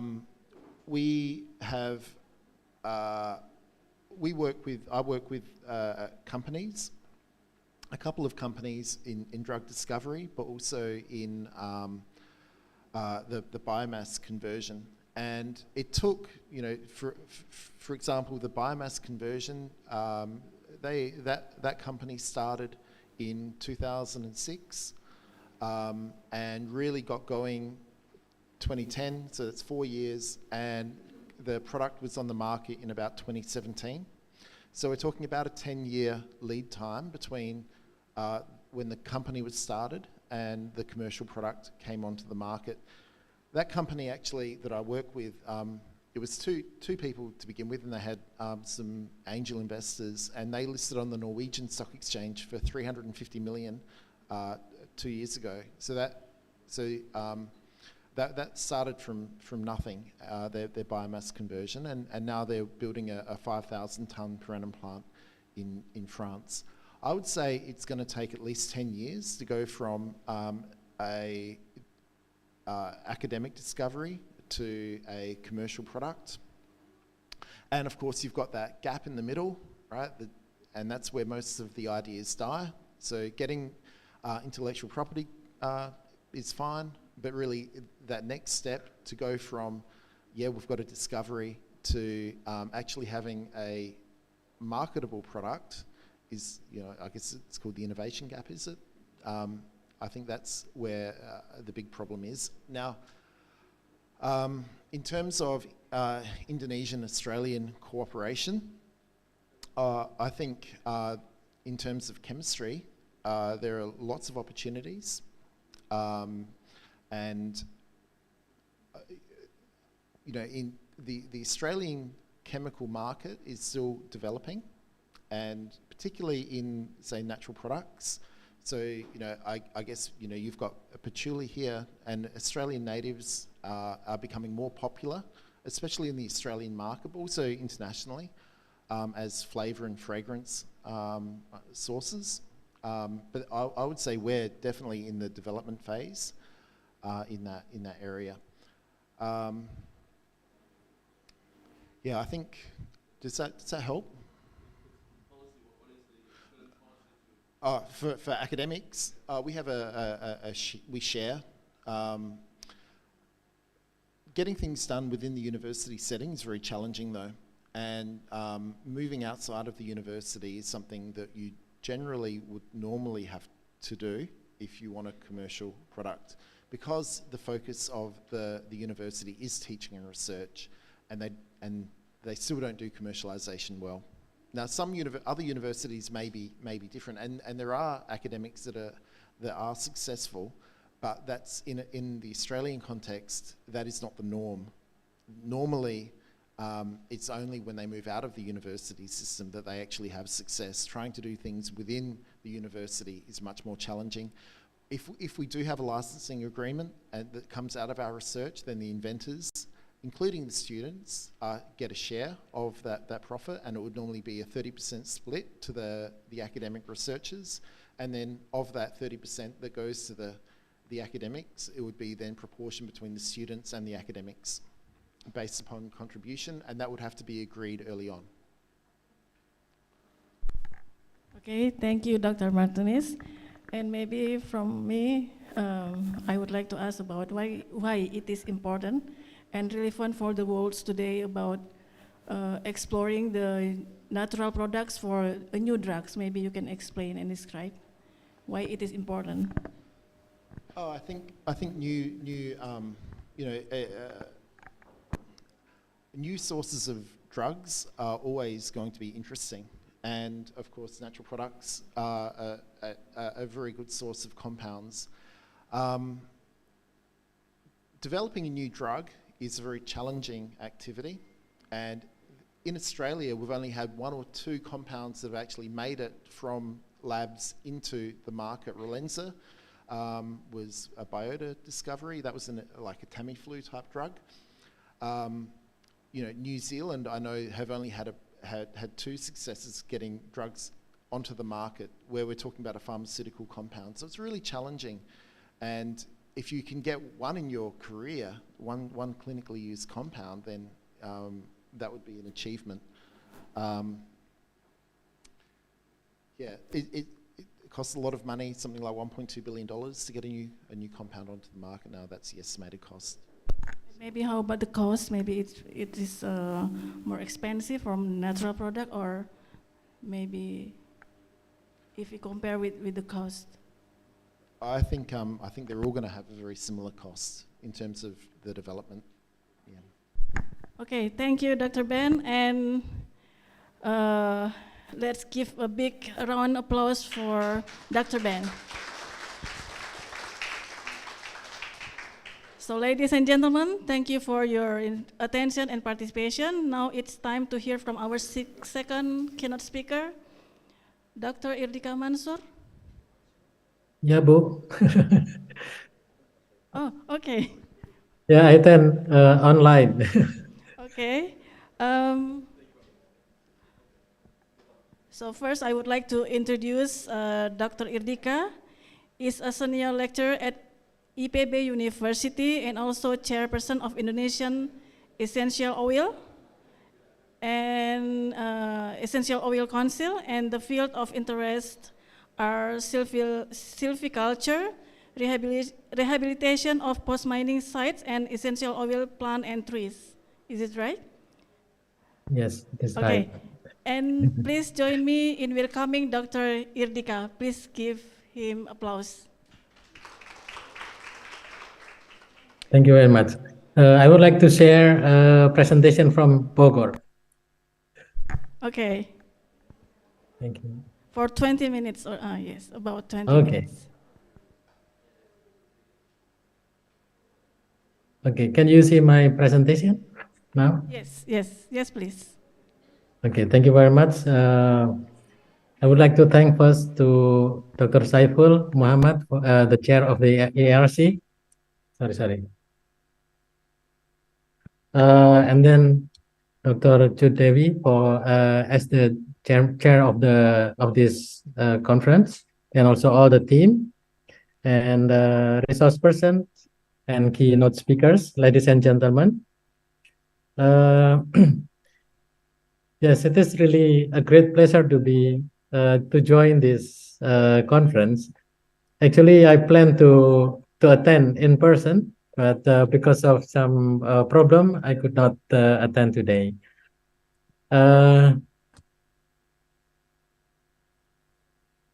The title of my talk today is Challenges of Research and Innovation to Ensure Sustainable Production of Essential Oil in Indonesia, and also the expansion to forest and post-mining areas. I will explain to you why we have to expand the cultivation to forest and also post-mining areas. As an introduction, that Indonesian Essential Oil Council was declared first time in the 20th of September 2006, and it was officially established in the 4th of May 2007. And DAI, Indonesian Essential Oil Council, or it is in short, we call it DAI, is a forum for all agribusiness and agro-industry stakeholders based on essential oils, flavors, and fragrances, both as organizations and individuals, including farmers, refiners, traders, industry players and services, exporters, practitioners, researchers, academics, industrial users, observers, and related government agencies. So it's a wide range of membership, actually. The Indonesian Essential Oil Council will oversee essential oil-based associations, flavoring, and fragrances. So under DAI, actually, there are some sub-association, including Association of Essential Oil Researchers, Indonesian Essential Oil Researchers Association. DAI vision is Indonesia as the center for essential oil excellence in the world. The mission, uniting all essential oil stakeholders in Indonesia and to protect and stand up for their best interests in the global market. And increasing the competitiveness of essential oil products, encouraging the development of all essential oil products in Indonesia, establishing cooperation with foreign counterparts to assist the development of the domestic essential oil industry. DAI aims to advance the essential oil agribusiness and agro-industry for the welfare of all stakeholders, in particular, and society. The task of DAI, developing strategies for Indonesian essential oil development, strive for government policy support for the development of essential oil business, together with the universities and research institutes. DAI is being the information center for the development of national essential oil from all aspects related to technology and trade. And in order to establishing coordination, synchronizing, and communication about the development conditions of national and international essential oil, it has been agreed upon by stakeholders, essential oil stakeholders, to hold meetings continuously as annual agendas, such as conducting seminars, workshop, conferences, symposia, training, internships, and other activities such as websites and mailing lists. And ladies and gentlemen, the next annual meeting would be in Bali from the 2nd to the 4th of November 2023. So I hope that you all can join the big meeting. We can meet researchers, also businesses there. Currently, DAI has 411 members from all over Indonesia, consisted of 76 companies, 47 agencies, institutes, or small and medium enterprise, and 288 individuals. It's a big organization, actually. Now, essential oil industry in Indonesia. Some Indonesian essential oils are very dominant in the world market, such as patchouli, has been mentioned by Pak Syaifullah earlier, and vetiver, nutmeg, and also cloves oil. Essential oil production activities involve many parties, ranging from farmers producing raw materials, small and medium sized distillers, traders, collectors, to advanced processing industries and exporters. This is very interesting that none of industries and exporters of essential oil manage their own farms. Instead, they rely on farmers and SME to supply the oil. So actually, they really rely on the farmers. They don't have their own farms. The long supply chains makes control of quality and quantity of essential oil a big challenge. And this is the thing that DAI is trying to solve and also to collaborate with all stakeholders how to solve this problem. And the quality of essential oil from producers to producers due to varies due to condition, plant varieties, time of harvesting, distillation equipment, etc. So it causes variation in quality of essential oil. And then dedication of farmers to plant essential oil-bearing plants is sensitive to price fluctuation. So when there is alternative, more profitable crops, farmers may turn to the new crops. This condition could threaten the supply of essential oil. So this is the current condition. For example, Nilam or Pacholi, Aceh used to be the biggest producers, but I think now slowly moved to Sulawesi. Isn't it right, Pak Syaifullah? So it is a big challenge for ARC to return Pacholi to Aceh again. Some essential oils are produced from tree species. The trees need to be grown in a large area and take a long time before they produce leaves, bark, flowers, or fruits or seeds that could be extracted to get the essential oil. Large areas and capitals are needed. This is some pictures how diverse essential oil bearing plants and trees in Indonesia, and it is collected in a garden of the essential oil house in central Java. So Pak Ben, if you have time, we can go there together. There is a glamping facilities, very nice one. I took my Korean friend there, and he really enjoyed that. So I hope we can go there sometime. Some mint and well, not all the species are collected in this garden actually native to Indonesia. Some are also native to Australia. We have tea tree as well there, and also Eucalyptus globulus. And for example, this is nutmeg, this is sandalwood, and this is agarwood. The price of agarwood oil is very expensive. 1 milliliter is 3 million rupiah. So how much is that? Very, very expensive. And for sandalwood oil, and I really jealous with Australia, Pak Ben, because now the largest producers of sandalwood oil is Australia, not Indonesia. Although this is native to Indonesia, this is sandalwood. In Indonesia, the price is 36 million rupiah per kilogram of the oil. And this is example of the exporting companies. They have to have a big or large containers like this to stock the oil. It could be clove oil, patchouli oil.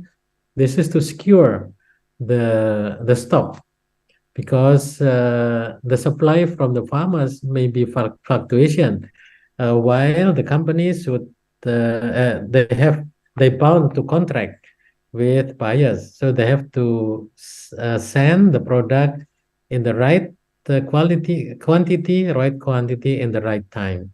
So that's why they have to have things like this. The expansion of cultivation of essential oil plants and trees. Land for cultivation of essential oil plants and trees often conflicting with that used for cultivation of food crops. Therefore, expansion would be limited. So, for example, if we want to increase the production of patchouli oil, that means that we have to reduce the area of land to grow corn, for example, or maize, or cassava. So it is a conflicting.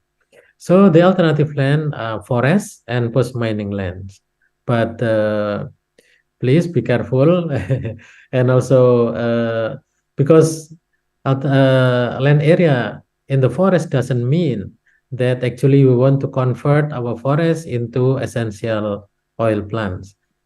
But in 2020, the Ministry of Environment and Forestry has released a new regulation called Multi-Business in Forestry, or Multi-Usaha Kehutanan, where forestry companies could grow crops together with trees. So this is in agroforestry systems.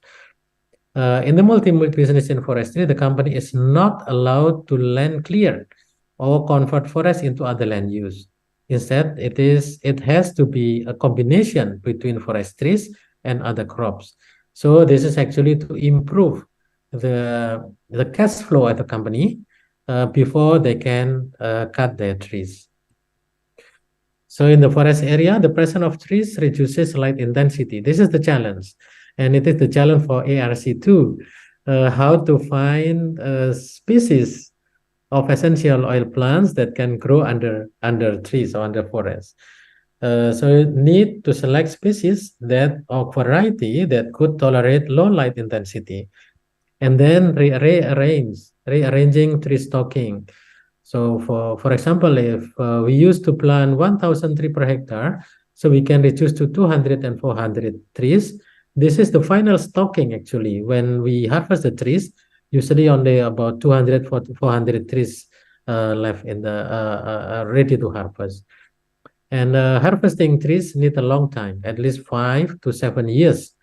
And to produce high quality timber in Indonesia, ideally need at least 25 years. So interplanting with essential oil, quick yielding plants could secure cash flow of the company. So this is actually also become one strategy for the company. And essential oil is not perishable and not voluminous. So it is an ideal community for remote area, such as forest area. And needs further research on effects of shading on the essential oil yields and quality, the concentration of the active compound. Mechanization needs to be considered for such a large-scale cultivation and most probably in remote areas. So that's why I'm so happy to join the meeting today, the conference today, and to know Pak Ben.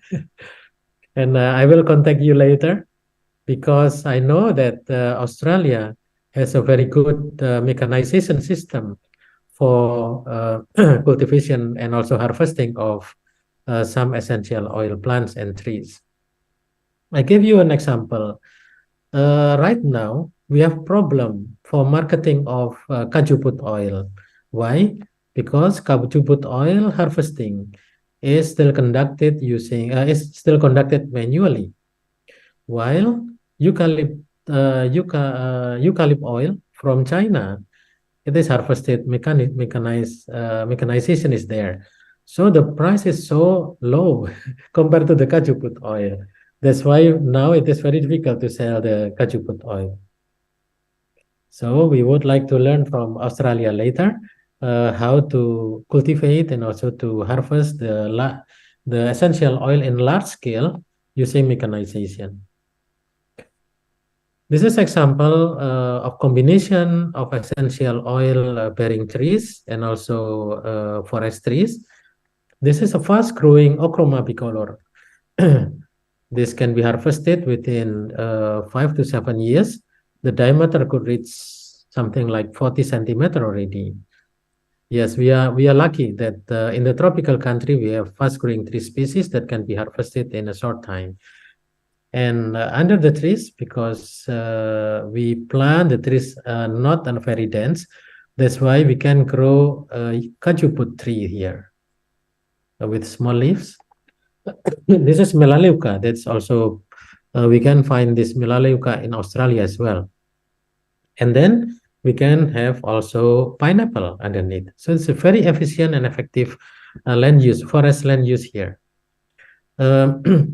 The pineapple can be harvested 1 year after planting. It can produce something like 60 million per hectare, 60 million rupiah per hectare.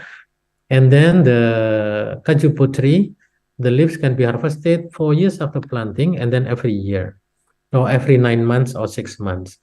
And this is the distillation facilities. Very nice one. This belong to Perum Perhutani in East Java. And also this is other strategy. To rehabilitate the forest, we don't have, we can insert shade tolerant trees, especially those bearing the essential oil. Nutmeg, for example, nutmeg can grow under shade. So you can see here, these are the trees, and this bushy one, this is nutmeg actually. And canary, this is the canary tree. The canary tree in Indonesia harvested for the nuts, But actually, there are some species that can be harvested, the gum, the resin, called elemi oil, can produce elemi oil. This is nutmeg seeds, and the young one will be distillated for to get the oil. And this is citronella grass under thick stand. So that's the kind of innovation how to expand, because one forestry company, they have concession like 50,000 hectares, for example. So it's more than enough to produce essential oil. And then essential oil plants and trees for multi-business in forestry, there are some recommendation like nutmeg trees and masoya or masoi, Cryptocarya masoya. This is both of them are shade-tolerant species. The masoya produce bark, while nutmeg can produce leaves and seeds for nutmeg oil. And then agarwood, sandalwood is already regarded as forest trees. And then ilang-ilang, Kananga odorata, the flower can be distilled for kananga oil, ilang-ilang oil. Vanilla also needs shade. Patchouli, this is very interesting that in early 1990s, I visited Aceh, and I was so afraid actually. When step into the forest, I can smell so nice smell, and that smell, because you know that patchouli oil in Java usually used to spray the corpse. So when we will bury the body, usually we spray the cloth with the patchouli oil. So my imagination, because it is since when I was childhood like that. So when I visited Aceh and then stepped into the pine forest, I smell the same thing. So I imagine there is something, something frightening. But my colleague tell me that, hey, you are step on patchouli plants. So patchouli can be planted together with pine trees. So I think this is also ARC maybe can work together with the forest company there in Takengon to replant patchouli under the pine forest again. And then ginger, kalanga, citronella grass can be can be used for that. And then for post mining areas, this is my most interesting areas. Located in remote area, yet has good infrastructure for transportation up to the nearby port. Soil is commonly infertile and has issue on heavy metals, contamination, not suitable for food crop. So this is good for essential oil plants. It is fully open area, could be used to plant essential oil plants and trees that need full sunlight, do not like shade. If shade demanding species will be planted, we need to plant pioneer tree prior to the essential oil plant planting to provide initial shade. Planting essential oil plant and or trees in post-mining sites give double benefit. First, to restore ecological function of the site, to restore socio-economical function of the site, and the most importantly, actually, produce raw material for compost from leaf waste after distillation, because this is essential material for rehabilitation of mining sites. And these are just pictures at Barokol, for example. This is citronella grass for erosion control, citronella grass, and also melaleuca tree or kaju putri.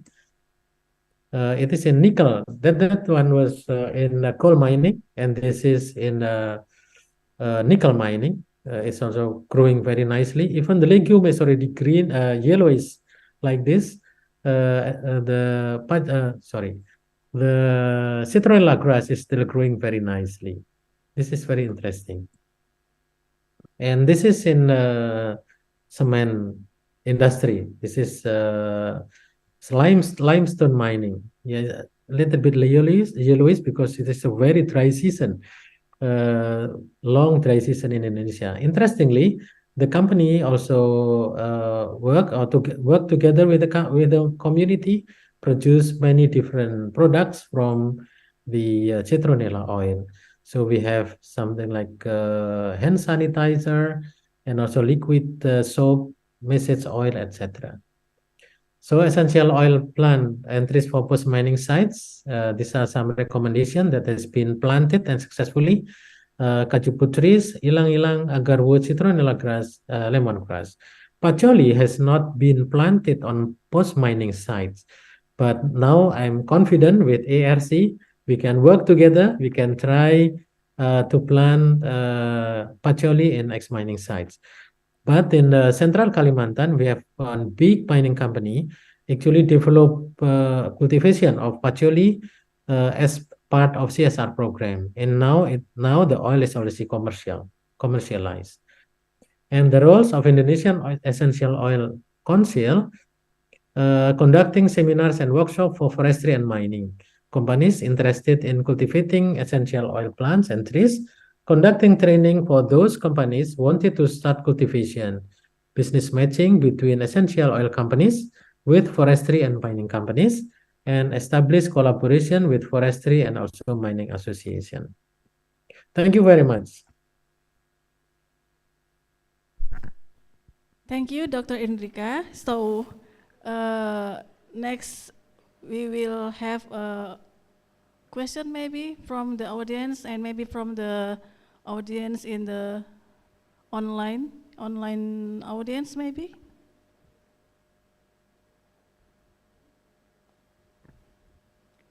Okay, please, Dr. Ben will give you a question. So please, Dr. Ben. Okay. Very interesting talk. I was wondering how the multi-use forestry applications and the yield from multi-use forestry for essential oils compares to, say, palm oil, and would it be competitive to replace palm oil with multi-use forestry? Thank you. Thank you very much, Pak Ben. Yeah, our forestry Ministry of Forestry actually don't want. Well, actually, we try to protect as hard as possible, not to convert our forest into palm oil, because palm oil need full sunlight. So it means it has to be converted into the palm oil plantation. But in case of essential oil plants and trees, we can combine with the forest trees. The price, well, it depends on the essential oil, right? If we use, for example, agar wood, it is many times more profitable than palm oil. Palm oil production, I mean, profit per hectare per year is very small actually, not that much. Why people are happy to plant them? Because the currency of market. That's part of that. But actually, with planting patchouli oil under the trees, it is more profitable than the palm oil.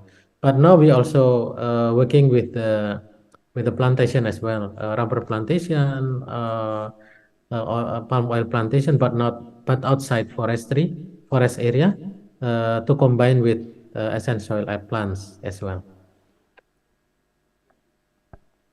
Yeah, okay, thank you, Dr. Irdika. So it is interesting about planting essential oil trees in the post-mining sites, right, Dr. Irdika? Yeah. So is there any question? Okay, You have some mining companies in Aceh, so we can start with that later on.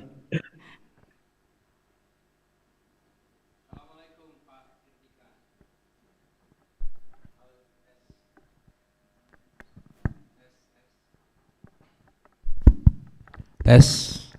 Assalamualaikum Pak Irdika, apa kabar? Waalaikumsalam Pak Syaifullah. Thank you for inviting. Yes, thank you very much for very great presentation, Pak Irdika. Yeah. So maybe I have two questions.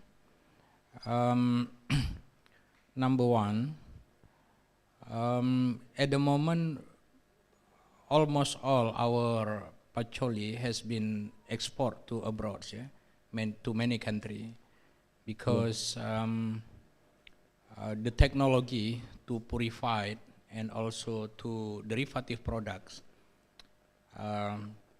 we can find it abroad. So after process it in another country, then they send the product to our country in Indonesia.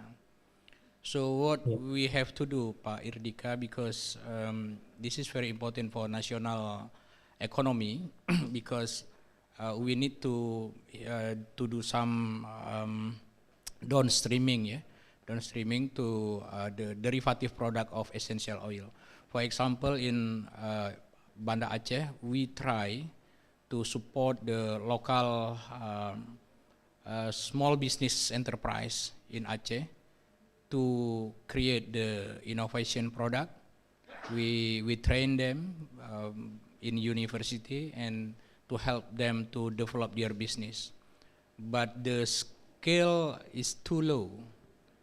So we still need export maybe 80% of essential oil, but how we can develop derivative products and also the market in Indonesia for the local economic.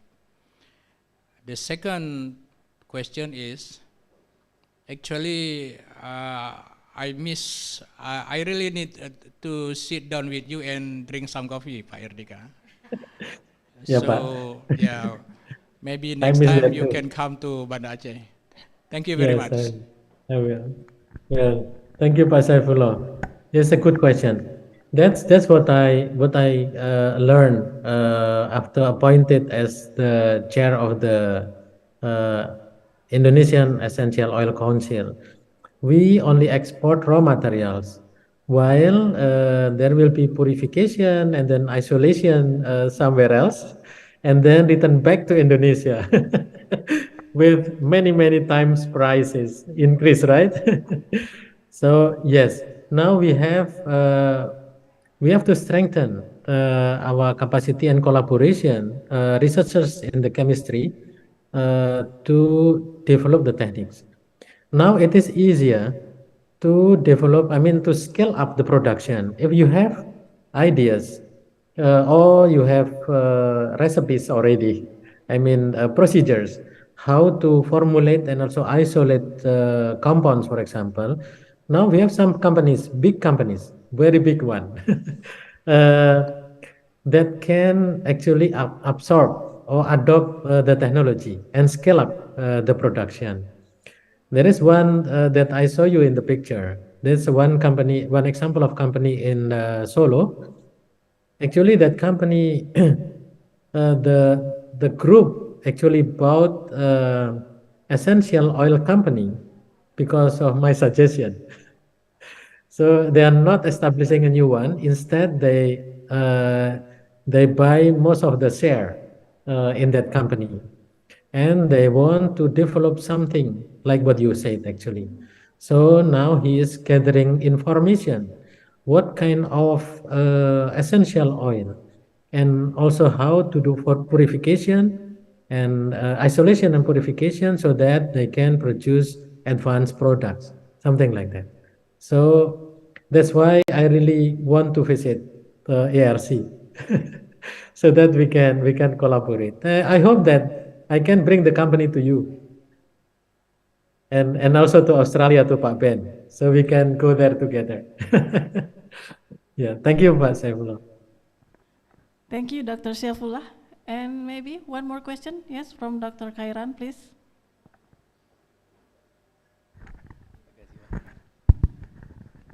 Assalamualaikum, Pak Irdika.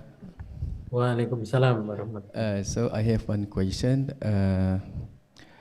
Due to the pricing, the pricing of patchouli oil in Indonesia, especially in Aceh, is fluctuative. So I would like to ask how the role of the Dewan Atsiri Indonesia to control this pricing. In the market, the patchouli oil from Aceh is higher than Sulawesi or Kalimantan or west of Sumatra, but there is something like policy or something like that to the rule of Dewan Arsiri Indonesia to control this pricing? Because in Arsiri Research Center we have the maximum, not the maximum, the limit pricing at Arsiri Research Center through Koperasi Inopak to buy the patchouli oil minimum of, for example, 500,000 rupiah per kilo. So how about the Dewan Arsiri Indonesia to control this pricing, especially for patchouli oil in Indonesia? Thank you, Pak Irdika. Assalamualaikum warahmatullahi wabarakatuh. Waalaikumsalam warahmatullahi. Thank you, Pak Khairan. That's very difficult question. Well, truly we cannot control the price, but I can tell you that there is a company that they make an innovation, because this company has a commitment to the environment as well as to the community. So what they do, they ask the farmers, what is the minimum price? What is the minimum price and minimum production of the essential oil that they can adopt, right? So what they give something like loans. They give loans to the farmers using that pricing, and then they calculate in such a way so that minimum the farmer can get that price. That's still profitable for them, right? But if the price is higher than that, then the margin price will be divided 80% for the farmer, and 30% is for the cooperation of the farmers. The company do not take any profit from that, because they're happy because they got a continuous supply from the community. And that system, maybe we can expand that, right? But the other way that Dewan Arsiri or Essential Oil Council has done now, actually for citronella oil. That is by we try to develop the circular economy there.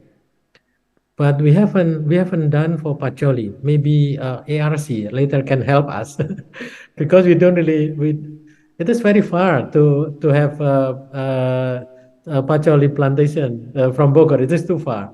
But around Bogor we can find citronella grass, right? So the citronella grass, now we make the oil become the side product. So the oil become the side product.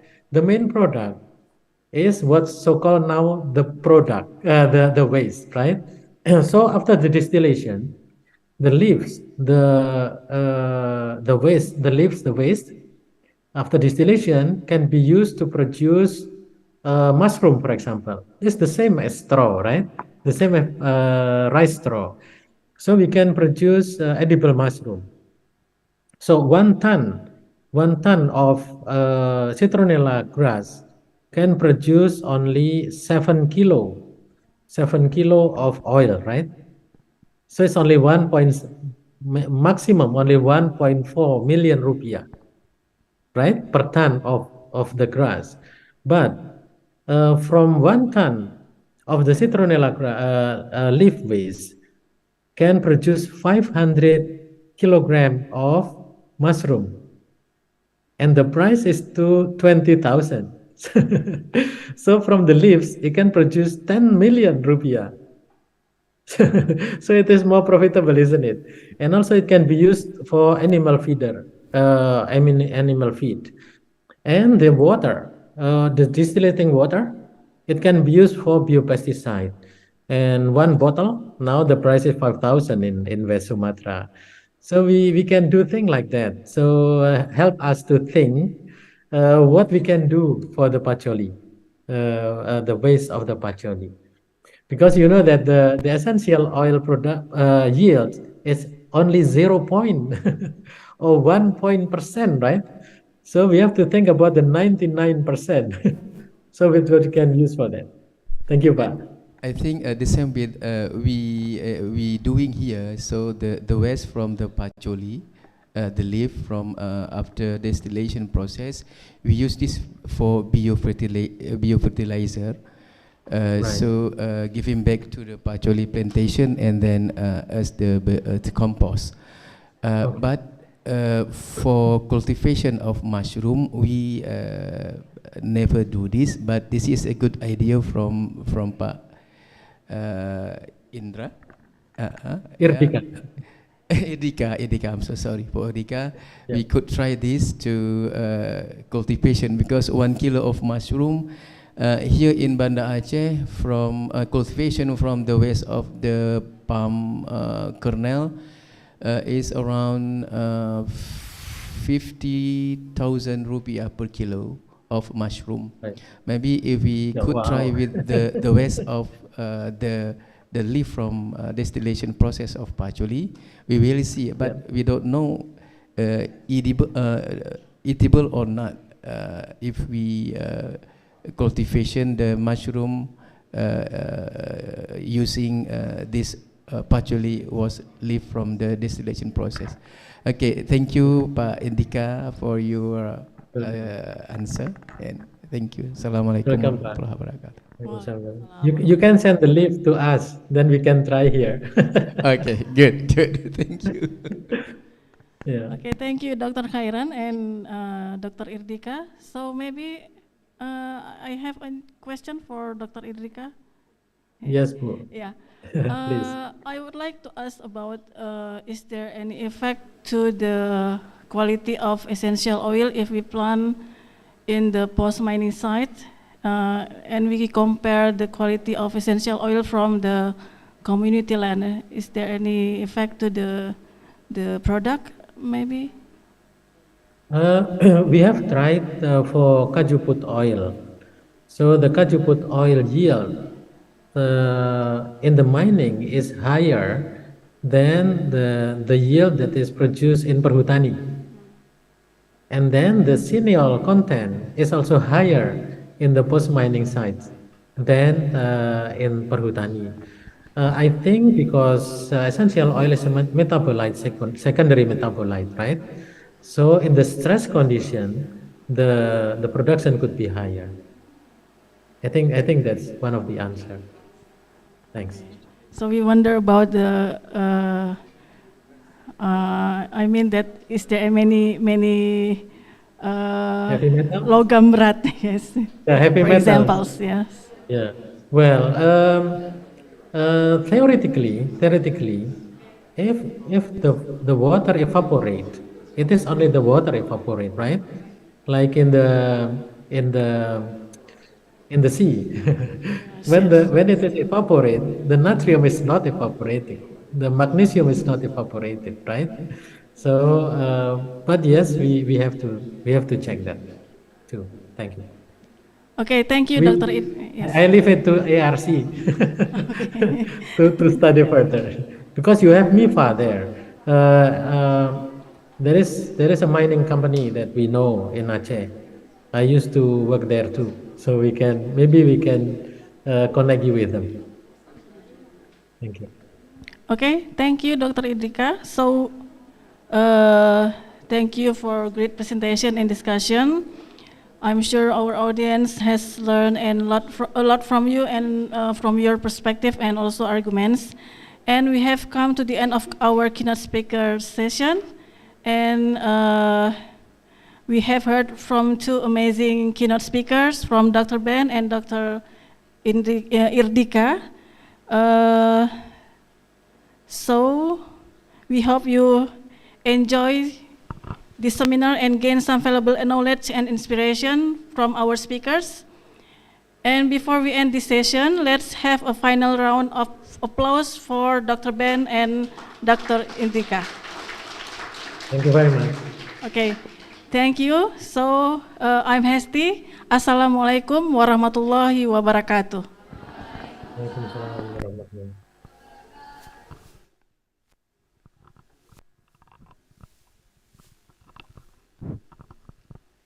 Ladies and gentlemen, as this is the end of Keynote Speakers Session 1, we would like to say thank you to Dr. Hesti Melina S.Si for leading this session. Also with Dr. Ben Greatrex and Dr. Insinyur Irdika Mansur M.ForSC as the keynote speakers for Session 1. We will now come to the second session of the keynotes and invited speakers. This session will have one keynote and one invited speakers. Professor Dr. Sreeramanan Subramaniam FRSB, FMSA from University Science Malaysia, and Dr. Syaifullah Muhammad STMN, the head of ARC PUI PT-Nilam Aceh, and this session will be led by Mr. Muslim M. Infotech. Mr. Muslim M. Infotech is a mathematics alumni of Mathematics and Natural Science Faculty Syaifullah University, working as a lecturer in the Informatics Department at the Informatics Management Study Program. He also serves as the Secretary of the CDC, or Career Development Center Unsia. The master program is completed at the University of South Australia, Adelaide, as a Master of Information Technology. Next, we invite our moderator, Mr. Muslim M. Infotech, with two of our speakers today, Professor Dr. Sreeramanan Subramaniam FRSB MMSA, and Dr. Insinyur Syaifullah Muhammad STMN to take place on stage. Time and place is yours.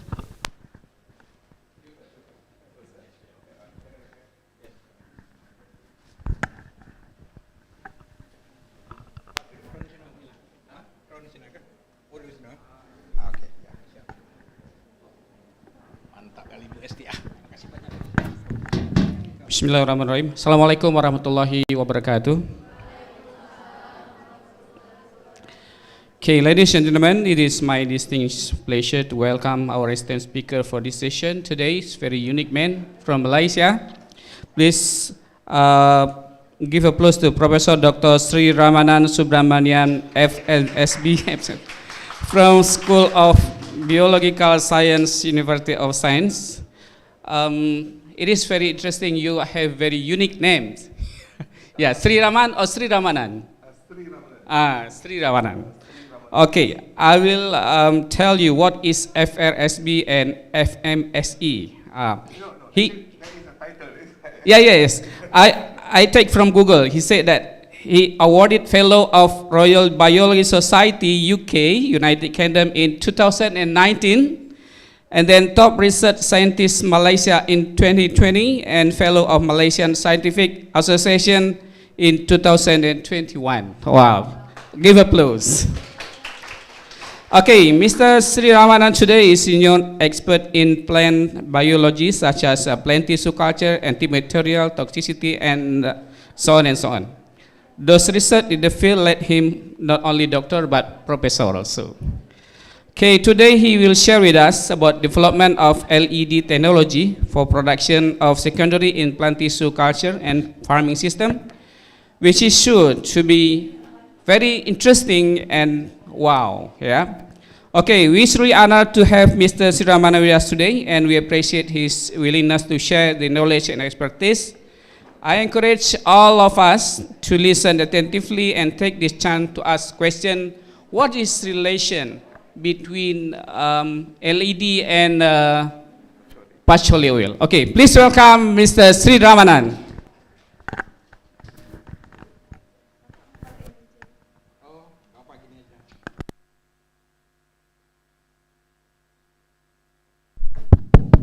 All right. Okay, thank you, Pak, for the introduction. Salam sejahtera. Okay, I'm from Malaysia, so we are almost the serumpun lah.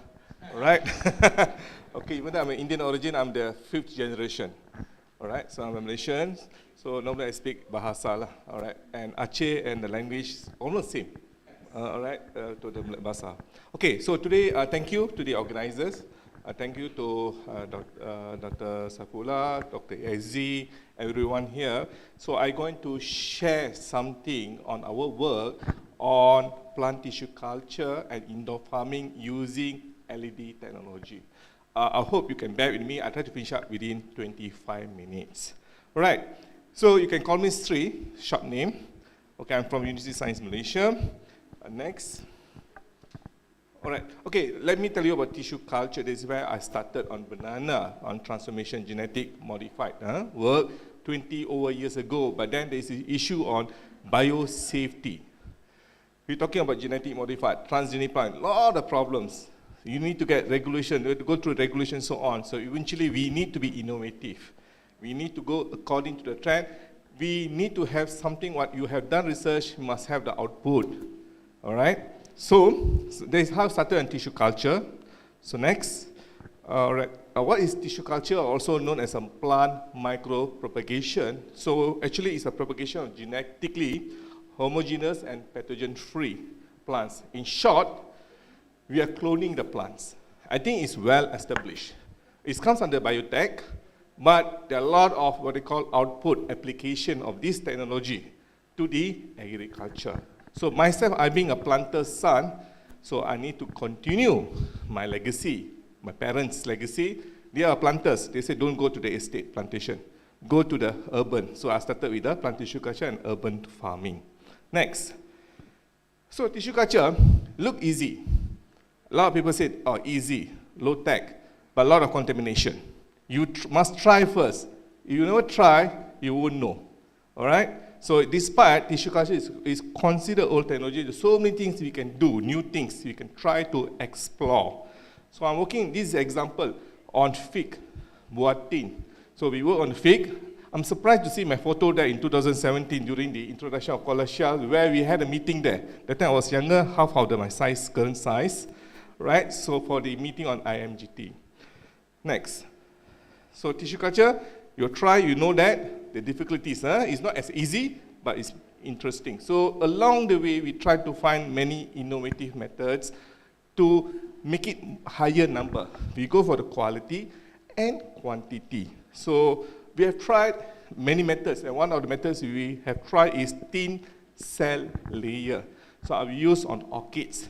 Generally, we work with so many crops. So every crop, they have their own recipe, formulation.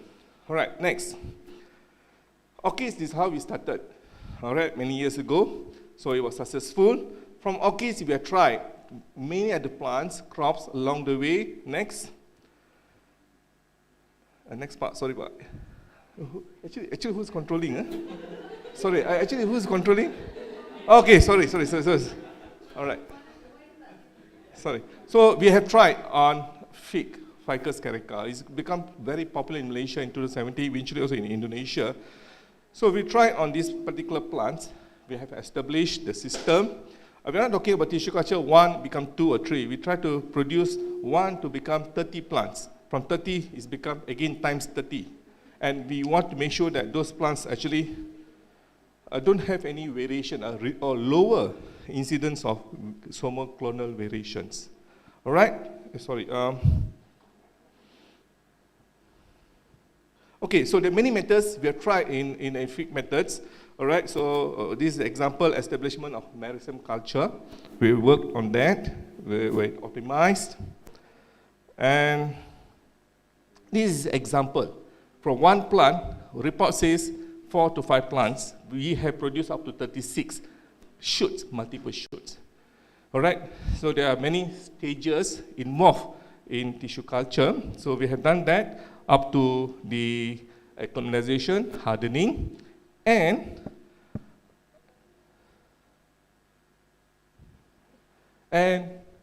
up to the greenhouse. Okay, so remember that we are actually working in the lab. We cannot be champion for everything. So along the way, we need to work with our growers. They know well. So we work together, collaborate together. We cannot do everything A to Z. This example, we work in a few other types of fig variety. Okay, now we go for plant tissue culture. In terms of tissue culture, one of the most expensive part, high cost, is the lights. We try to use synthetic chemicals, plant growth regulators, whatever we have tried. The main, is photosynthesis, where we need to light. So 70% of the cost is because of the light. So what happened? We're always wondering, This is an example that I'm working with the Indian group. So I used to visit there once a year. It's part of the consultation. So we're working banana. So the cost, lights, can we do anything on the lights? How to improve?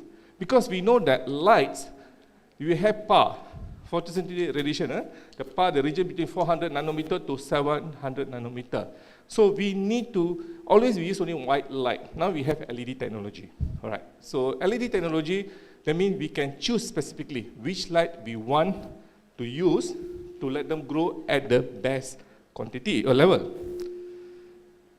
Light has emerged as a unique and also efficient elicitor. That means light is not only used to produce the plant, but also light can induce secondary metabolites. That is how it related my present talk with patchouli. Patchouli is produced secondary metabolites. Can we use lights? Yes, definitely can. Not only through tissue culture, but also we can try in a greenhouse. Can it increase the quality of the plant in terms of oil production? Essential oil. That's why we need chemists work together, do a testing. Definitely they have done in different plants. Patchouli is definitely a good model of plants that we can try. So this is an example. A lot of reports have, in the public domain, in the publication, everything. I've shown that different lights induce different secondary metabolites. It depends on the pathway. Generally, in the four bigger groups, which is alkaloid, terpenoid, phenolics, and glycosides. So everything we need to understand their pathways. From there, we know that each light have their unique role. So we started with plant tissue culture first, LED project. So in this project we got the first industry grant through CRES. CRES is actually an agency that focusing on E&E industry, that means electrical and electronics. When you work with the engineers, a bit different. The mindset is different. We are biologists, a bit different. Engineering, everything is quite systematic, but can be forecast. Biology, things cannot be forecast. It might change accordingly. So along the way, so we got the first grant in 2017, and we worked on the smart LED plant tissue culture technology, and with the help of Osram. Osram actually is a German company, the second biggest company in the world that produced LED, that was in Penang, just 5 minutes away from USN. That's how we tackle them. We work together with them using their technologies, their technology. So the benefits of LED for tissue culture, apart than proven recipe of different crops, higher multiplication factor, energy saving, better rooting, higher survival rate in rooting, everything, you name it, and including is lower in cost. All right? So instead of using a fluorescence light or white LED, when you're using a certain LED lights, the good LED, it can reduce the cost of the production. We have developed our own prototype where we started this in 2017. We used our own LED control, that time IoT, all right? The simple IoT, we fixed with the telegram, okay? And we have proven that easily can be monitored. Easily can be monitored every 5 minutes, not only for the lights, but together with the system, all right? So this is, we already patented that. So we know that each stage of the plant, so we're using orchid, we're using fig, we're using gag, we're using few plants. Every plant in every stage, they have their own secret recipe. That means he's giving us more data to be published, more data to be discovered, all right? So this is an example in orchids. We know that every stage, they have a different requirement. This is in the tissue culture. So we came out with this smart LED control system in plant tissue culture, where it's been controlled not only for the LED lights, control, aircon, remote monitoring, control, mobile alert. So for example, I'm here now. All right, now I can check what happened to the culture room, whether everything is in order or not, and at the same time, it helps to improve the production house. So, what happened in LED, what we have discovered is automated updates, strict control over aircon, because I told you, isn't it? Aircon, the electricity, at least 70% the cost is from the electricity. Air conditioning can be reduced from 24 to 60. In fact, can be reduced to 10 hours. It's based on the sensor. And definitely it's optimum growth, cost efficient, and offer a significant technology transfer. All right, here is a ficus carica. We have, we work on the ficus carica, Panacea. This is an example where we have used this particular plant, and we have done the testing on using different LED lights. We came up with our own models, our own algorithm, all right? So which light, LED, what parameters, how long we can forecast that. So what happened, in a nutshell, our system, we have proven, we estimate earlier only 5 to 10%, but we have done a few times, we have repeated, estimated saving of electricity is around 58.72%. So not only improve the growth of plants, but also reduce the cost. So from the LED, we have many LED lights now. Can we increase the secondary metabolite production? Definitely can. I'm going to share to you, for example, red dragon fruit, buah naga merah, all right? The production of this compound they call betalain. How it has improved. Then we have tried a Cape gooseberry. The other plant is this, what they call kiwano. It looks like mentimun. It's a cucumber, but it's not cucumber. They call African horn cucumber. And we also tried on Artemisia plants. So this is a system where we work together with other teams, other group of people. LED effects on the production of bioactive compounds is abundant. For example, it helps for the bioactive compounds production. It also helps for the post-harvest quality. And the other part is improve disease resistance. So we're always thinking disease resistant not during the pre-harvest, but also during the post-harvest. You see, post-harvest becomes so important that most of the produce easily been spoiled. Okay, so LED actually, people have reported, we also tried and reduced this disease incident. Most important is, when we want to choose the right LEDs, we need to understand what you want. Are you going to increase the anthocyanin or not? Are you going to increase the phenolics? We need to understand, because every wavelength, they have their own roles. How they work on the enzyme, on the metabolic pathway. So we need to understand that. It's not like what we do earlier, elicitors, simply try, analyze, improve. No. Now, we need to focus. Okay, so normally we use between 400 to 700. So what happened if you use 376 nanometers under the UVA? Still okay, but UVA is still under UV. All right, they have certain rules. I'm sure definitely they have certain antimicrobial. What happened above 700? It can induce flowering, for example. Those plants cannot induce flower. I want to make it the flower to be faster. We can expose those plants under the, what they call, above 700 infrared range. This is important where I tell to my students, when you want to start something, we want to know what you are going to target. All right, we cannot simply shoot blindly.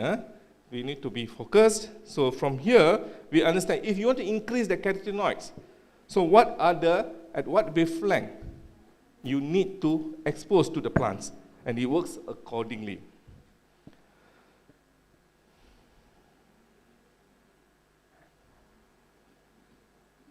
So each absorption, band and photoreceptor couple are engaged in a different physiological response. So in general, when you have LED lights, in general in theory, if you want to have in the initial stage, growth stage, we use red light. So what is a red light wavelength? It's between 600 to 680. Later part, you want the plant to differentiate, become more leaf, grow, increase the height of the plant. Normally you use blue light. That is theory. If you want to have a better rooting, use green light, about 420 nanometer. If you want to have, no, every lights, they have their own rules. Sometimes we do a combined blue plus red. So we also have certain lights which give you the results. You want to increase the anthocyanin, you can use certain lights. You want to increase the phenolic compounds, use certain lights. Generally, in LEDs, you have to go three things. One is quality of the light, one is quantity of light, quantity is including the photo period. The third is the distance. Come to tissue culture, distance is a bit difficult to control. But come for the indoor farming, you have to control the distance. Best distance is 1 feet. What happens if you increase to 2 feet? So it reduced to 1/3.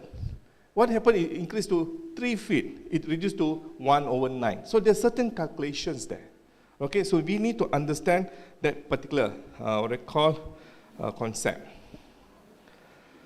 A lot of work people have published. I'm not sure about Pacioli, but definitely, even though someone has published in Pacioli, for this light, it's okay, no problem. Many things we can explore. That's why I told to Dr. S.Si, many things we can be explored. Those lights, actually, we get it from the commercial light. But here we have our own custom-made light, our own recipe. This is where it comes, the value of the R&D. Hibiscus, for example. You know the hibiscus that we use in Ayurvedic? They're used for control the hair. If your hair is hair dropping, losing your hair, you use this particular hibiscus hair extract. This is well known. So we try to investigate actually what is the compound purported, but how are we going to increase the particular compound? We have tried using callus culture. You establish the callus culture, and different callus culture and the different LED, it gives you different color actually. Then from the callus culture, we have used cell suspension, and we expose them. Okay, we expose them, the second metabolite, and we notice that there's so many different type of metabolite is being produced, induced. This is example, a clear example in general. You have exposed with the white LED, blue LED, red LED. I didn't put the wavelength because I don't want to share. Certain things is actually still it's secret. Far red, from one callus, from one hibiscus, it gives you different colors, different morphology. That means what it shows? There's a different chemical composition. All right, from here, from naked eye, we can know that, the differences. See how much we can explore that. Okay, what happened? From callus, we go to cell suspension. Also the same thing. Different LEDs, different combination. It can be to up to few hundred combinations, few hundred different type results. You can see the different colors there. Different compounds. They mean both in terms of qualitative and quantitative are different. So what we want, what compound you want. See, can you see now how the thing research can go on? Many things can be under study. You can study only about 2 or 3 different types. You can study everything, but you can't do everything. So we need to know what we want to do. For example, we try to increase cyanidin, glucosides, and beta-sitosterol. So we know that we want that. There's certain colors of LED. You see, it's elicited. Instead of using chemicals, now we're using physical, light. No issue. Chemical is toxic, chemical, whatever. Light is not necessary to be toxic because it's just exposed, right? Red dragon fruit, when I started this project in 2017, a lot of them laughed. When I went for the presentation, grand presentation, I told them, we want to produce this betaline. This is in Malaysia. And you know what they told me? Don't waste people's money. Don't waste income tax people's money, whatever, government money. I said, why? Why you need to produce betaline from dragon fruit? Easily can get what? We can get the betaline from the beetroot. But beetroot got the earth smell, although they got some certain nitrosamines. All right? I told them, we're talking about the food security. And that time, pharmaceutical company are interested on the betaline. because there's an antioxidant and so on. So I told them, instead of you're taking pharmaceutical company, extract the betadine from the fruit, why not use the fruits for the people? Food security what? Can we find an alternative way to produce betadine from red dragon fruit? Why red dragon fruit? There are many dragon fruits, but this is the one that available in Malaysia at the time. We tried that because betadine is equal to, they have two compounds. Main one, beta-cyanidine and beta-xanthine. All right. So the market value, this is about 10 years ago, is about more than 10 million USD dollar for 4,000 tons per year. So you need to have so much, that is for the beetroot. So can we try on the red dragon fruit? So what is betadine? In general, it's a chromoalkaloid. All right, it's derived from tyrosine. Okay, and it's a water-soluble pigments. This fruit actually popular in what they call in Mexico. Those days, the Aborigines and the native people used to use that as a makeup, colored what? And biocolorant, antioxidant, whatever, name it. All right, I won't go in details. So what we have done, we try using a typical tissue culture method using elicitors, chemicals, precursor, whatever. On top of that, we have tried using LED as the physical elicitor. To what? To induce stress, stress to produce a good metabolite. So, red dragon fruit is a cactus group. Remember that. We always eat something, red dragon fruit, but you don't know where it's derived from. It's actually a cactus group. So, from there, we induce callus using a PGR, normal method, hormone.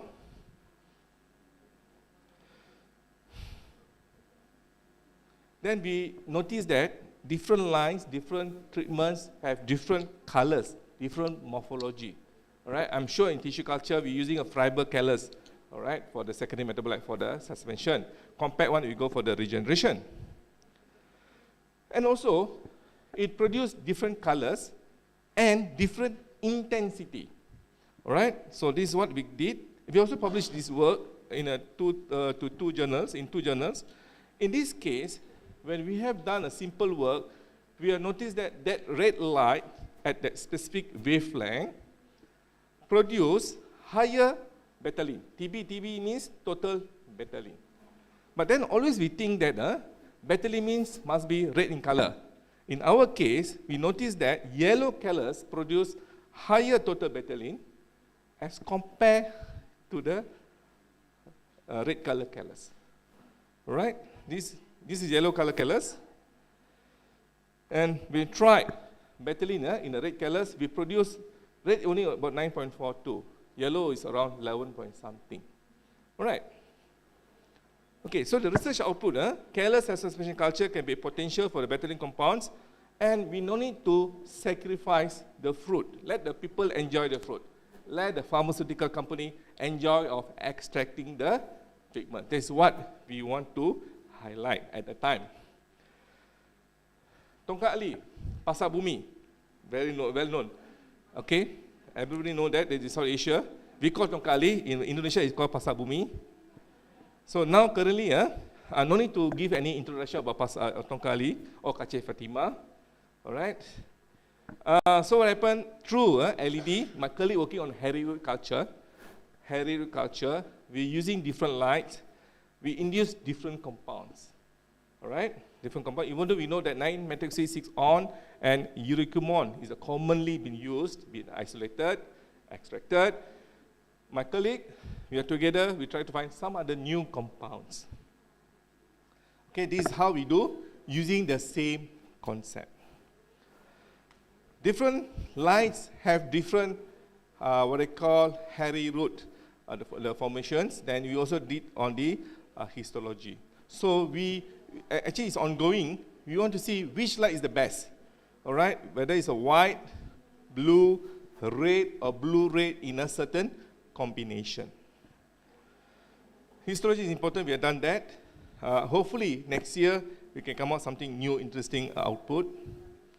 Ginger. I don't do a normal ginger, halia. So we're working on, they call red ginger, what we call halia bara merah. I'm not sure in Indonesia also known as a halia bara merah. Indonesia well known in halia, all right? But we are only do a niche. What do you call that? Halia. Same halia. Okay, all right. So we can work that. And we have published that in 2 papers, industry crops, products. All right? So what happened, my students was working using halia for these anti-rhinitic properties. Gingerol and also gingerol from the ginger. Okay? Simple method by using what? Lighting, LED only. Okay. Sorry. Okay, sorry. A quick one, 5 minutes only, over. We have worked with the Mongolian group on artemisinin from Artemisia annua. You see, Mongolia, have you all been to Mongolia or not? Mongolia actually, sometimes it will be very cold. It will be minus 50.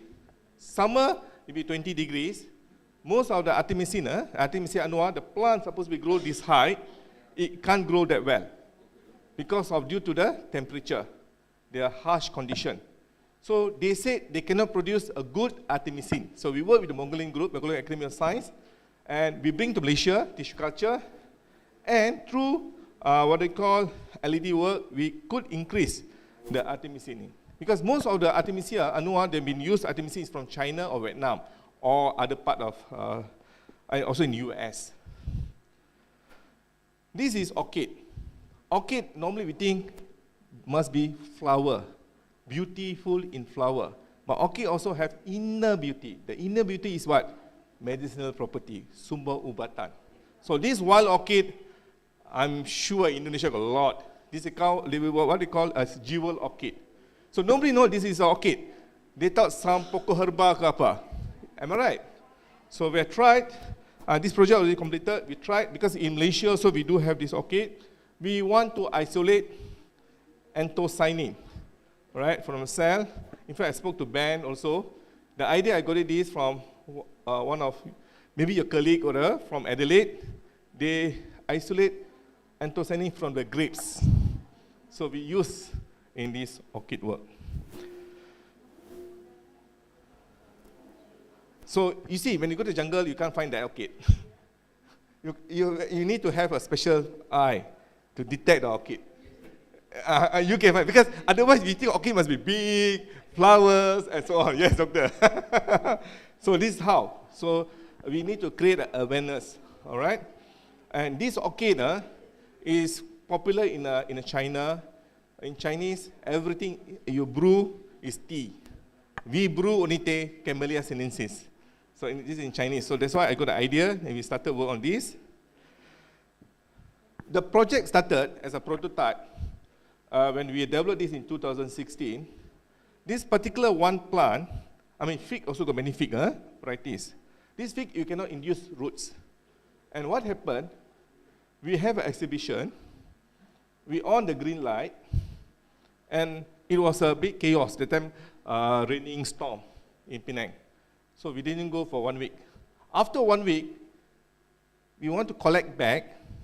Then we saw, particularly in the green light, those fig which cannot be induced root through using a PGR can have a lot of roots. So we were wondering, hey, how come only under the green light there's a root being formed? Because green light have deeper canopy. We can see each other because the reflection of green light. Even though in photosynthetic, plants seldom use that much of green light, but it's been reflect. There's a roles there. So we found out that if you want to induce roots, green lights at certain wavelength can induce rooting. Okay, so this is the orchid. We work in a different wavelength, and we did some of the histology. We need to understand. And our indoor farming work on the food security. COVID is the one teach us a good lesson. Everybody at home, no food, no everything. But we were lucky. We used to have a lot of strawberry at the time, every day, and vegetables. Free, of course, from our lab. All right, this is how the problem of COVID at the time. So we have done for the strawberry indoor farming using a hydroponic system. And we have this company called Bio LED Technology So the university was telling to us, you researcher, you can have a startup company. But it's not easy, to have a startup company, being a researcher. We don't know anything of business, all right? But we have tried. So we have got a support from the top management. Strawberries being produced at the time, okay, every day about 2 to 3 boxes in a small area. And good quality strawberries. We realize why strawberry is sour. We understand why strawberry is not the big. So we learned the trait, the secret. And we also we are working on the white strawberry. It's very expensive. It's popular in Japan. It's popular in Japan, but Japanese is very secretive. And someone challenged us, if you take a white strawberry from Japan, definitely you cannot grow. They said they spray something that you cannot germinate. So my student, for us, our main customer, we got a lot, is a student. If a good student, make lecturer life easier, better. Bad student, make the lecturer life miserable. All right? Okay, so I have one good students. So we work and we produce, and some of the strawberry gemuk-gemuk. Sudah macam mengandung dah, dua-dua dah. So there's a way how using the lights to induce them. This is not something artificial. We're just using a light. And, okay, vegetables, all right, the lettuce, everything is very common. Then you know that under the different lights, they give you different colors. Again, the what I showed to you. This is easier as compared to the tissue culture. You can get direct results. Microgreens, microgreens. What is this? Okay, so microgreens, the one is very popular in the Western. Very popular in US, UK, or maybe in Australia, but not popular in Asian people. Asian people, they don't like to eat vegetables. But we need to create the awareness. All right? Of course, we are eating a lot of herbs. Okay, not really vegetables. So microgreens, sorry.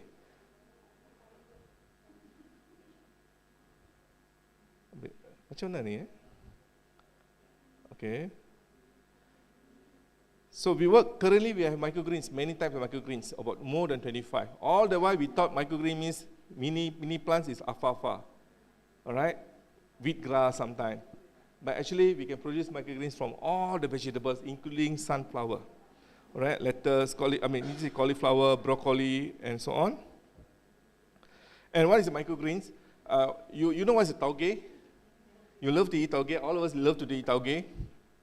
Crunchy, got big protein, no nutrient value. But it makes the food tastier lah. All right. Why not try with microgreens?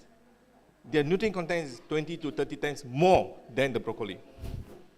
Okay, of course, lighting, using light, how we can manipulate the chemical compound. Because microgreens can be harvested within 2 weeks. You don't need to wait for months.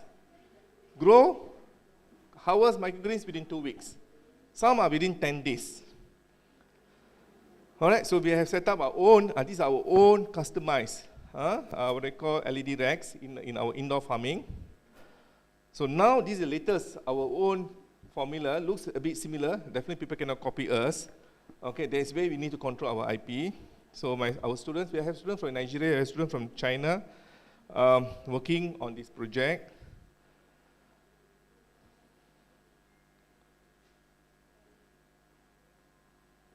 Sorry. This one I want to show you something interesting. You see, this is broccoli microgreens within 12 days.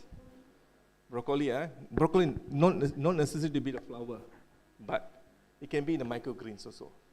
Within 12 days, this broccoli, we want colored. White is poison. White rice, sugar, all poison, white color. Must be colored. In this broccoli, by adjusting or manipulating the lights, we can get a different colors. That means different chemical composition. As simple as that. You no need to wait for 3 months, 4 months, or 6 months. Just 2 weeks. So you want a broccoli with the purple? We do this color, this light, and so on. That's what we are doing now. All right?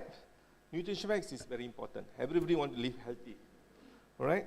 So finally, I think I have done. Okay, this last one. You see, we want to do R&D, we want to get money back, ROI. All of us, government pushing university people pushing the lecturers, and lecturers pushing the students. So we need to generate some income. So this is an example how we try to generate some income from our research through our startup company, which is Bio LED. And this is my old students, about 12 years ago. I don't have a latest students. So I have a student from Indonesia, from Medan. So we welcome you all to visit us. This is my old batch, in this photo taken in 2012. And finally, thank you. So I wish I can have longer, but never mind. This is just a starting. So thank you for giving me the what I call opportunity to present. Thank you. Okay, thank you very much. Sreeramanan. Wow, very good. Okay, have a seat first, take a rest. Now we proceed to the second presentation from Mr. Syaifullah Muhammad. We call him from zero to hero in struggling patchouli oil. Okay, he will present to us patchouli purification as key technology for product innovation to develop new business ecosystem of Aceh essential oil industry. Unfortunately, you only have 10 to 15 minutes before Q&A question. I'm so sorry, I think you're Okay. That's okay. That's okay. Okay, applause for Mr. Syaifullah Muhammad. Okay.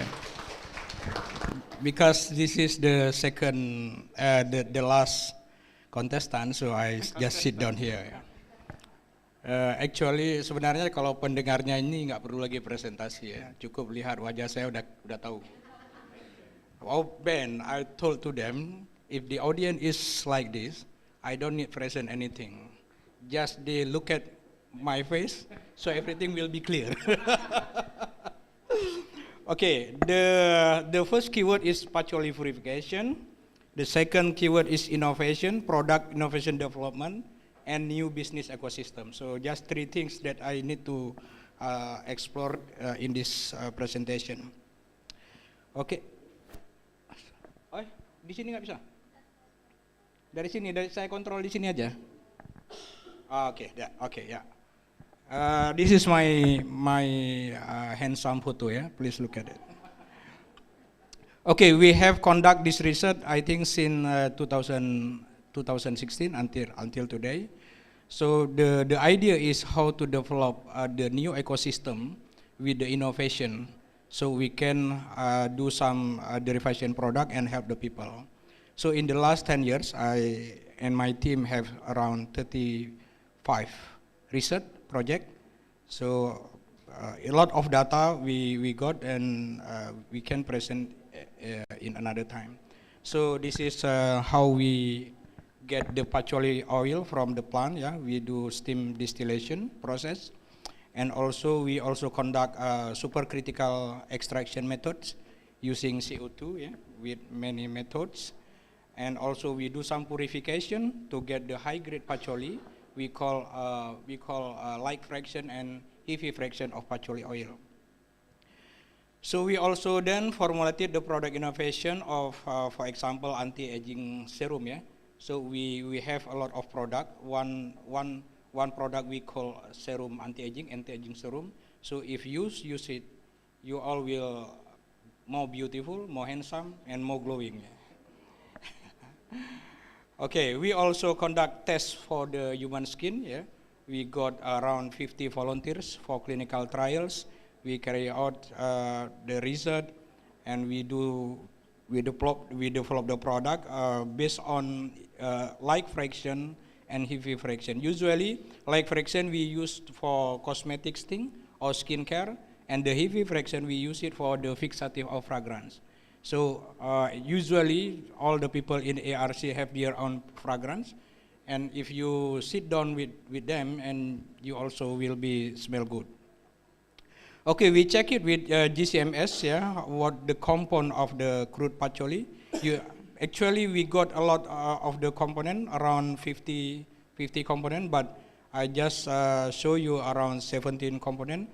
The major component is patchouli alcohol. For the crude patchouli is around 30%. And then we use also supercritical extraction. If the steam extraction we just got around 3% of the yield, but if we conduct it, we develop with supercritical, we can get the yield until 7%. This is how to describe the structure of patchouli compound. The major compound is patchouli alcohol and also azulene, secrelane, and guanine. Yeah.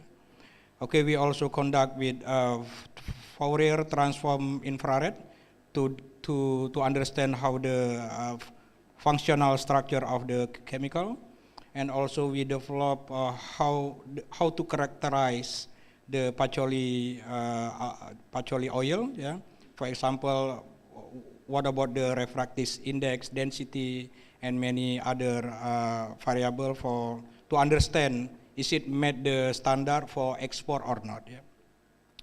Okay, we also transform the high grade patchouli to crystal patchouli. So if the crude patchouli also contain around 30% of patchouli alcohol, in the high grade it's around 60%. In the crystal patchouli we got around 98% of patchouli alcohol. We also conduct same image, yeah, to understand the morphology of the patchouli crystal. And also for the light fraction, yeah, we use for the skincare product, for hand sanitizer, and many other products. The major component in light fraction is terpene. Yeah. So it's very good for the skin. And for the heavy fraction, we use patchouli alcohol for the fragrance. We also conducted the FTIR analysis, yeah, to understand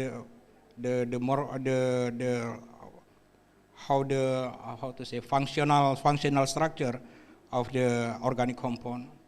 And also we also conduct anti-aging assay, yeah, to understand the effect of the light fraction to the skin.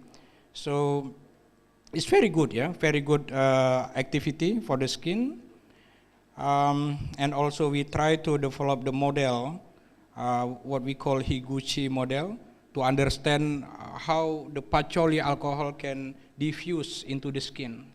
So we can, from this research, we understand that from 6 to 24 hours, the patchouli, active component of patchouli will be diffused to the skin.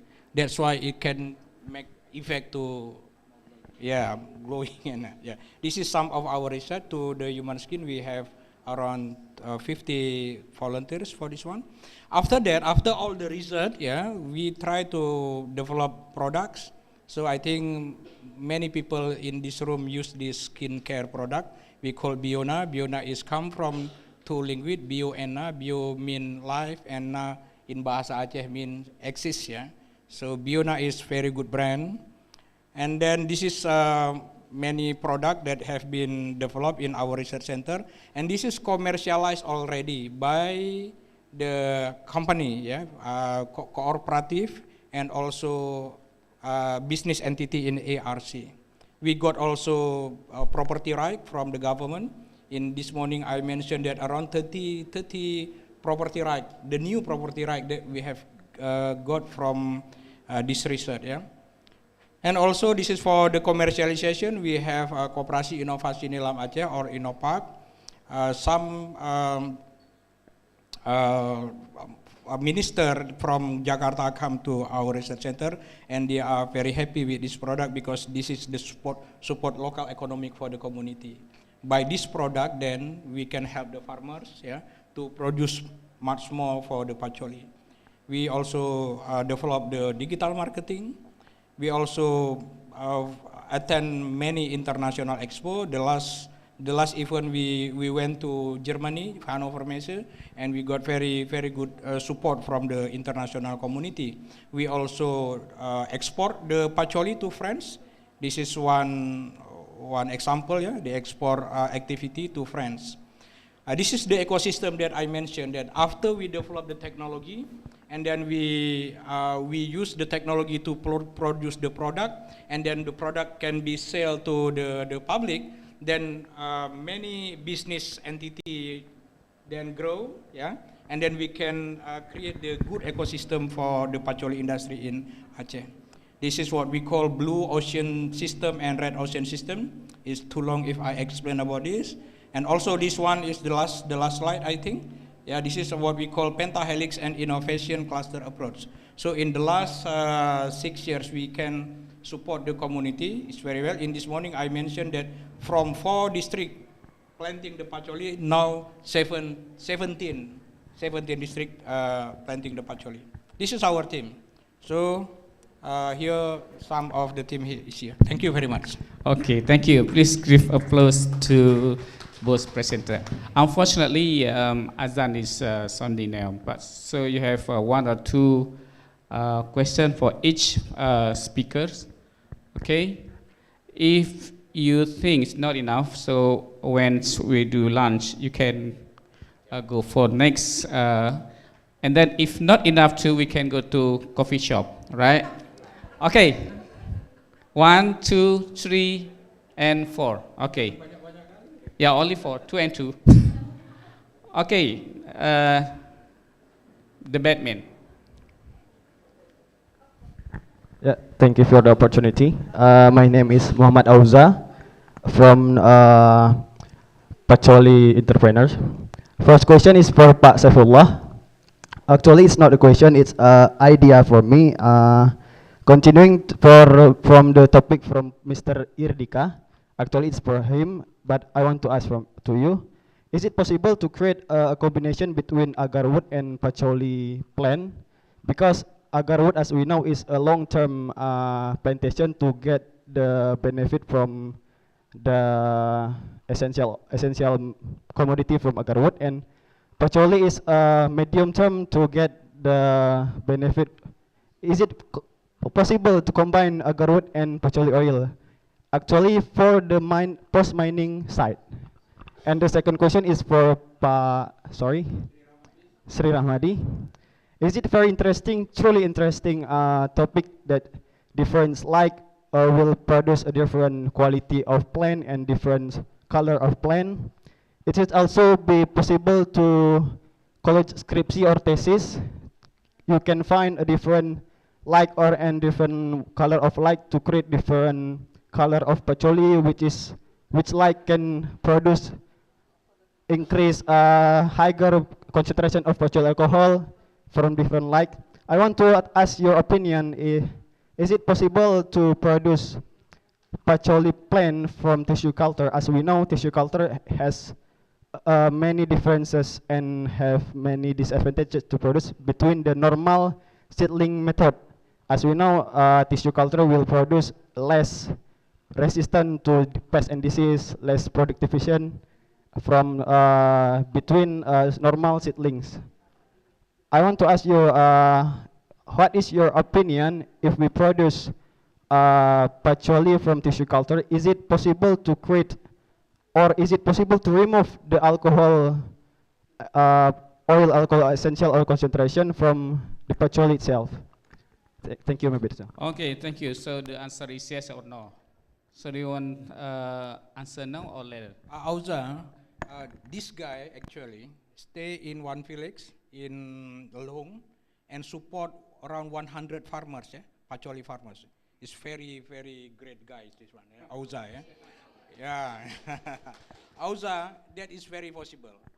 This is the proof, It contain agarwood and also Pacholi. Yeah, only director of ARC have this one.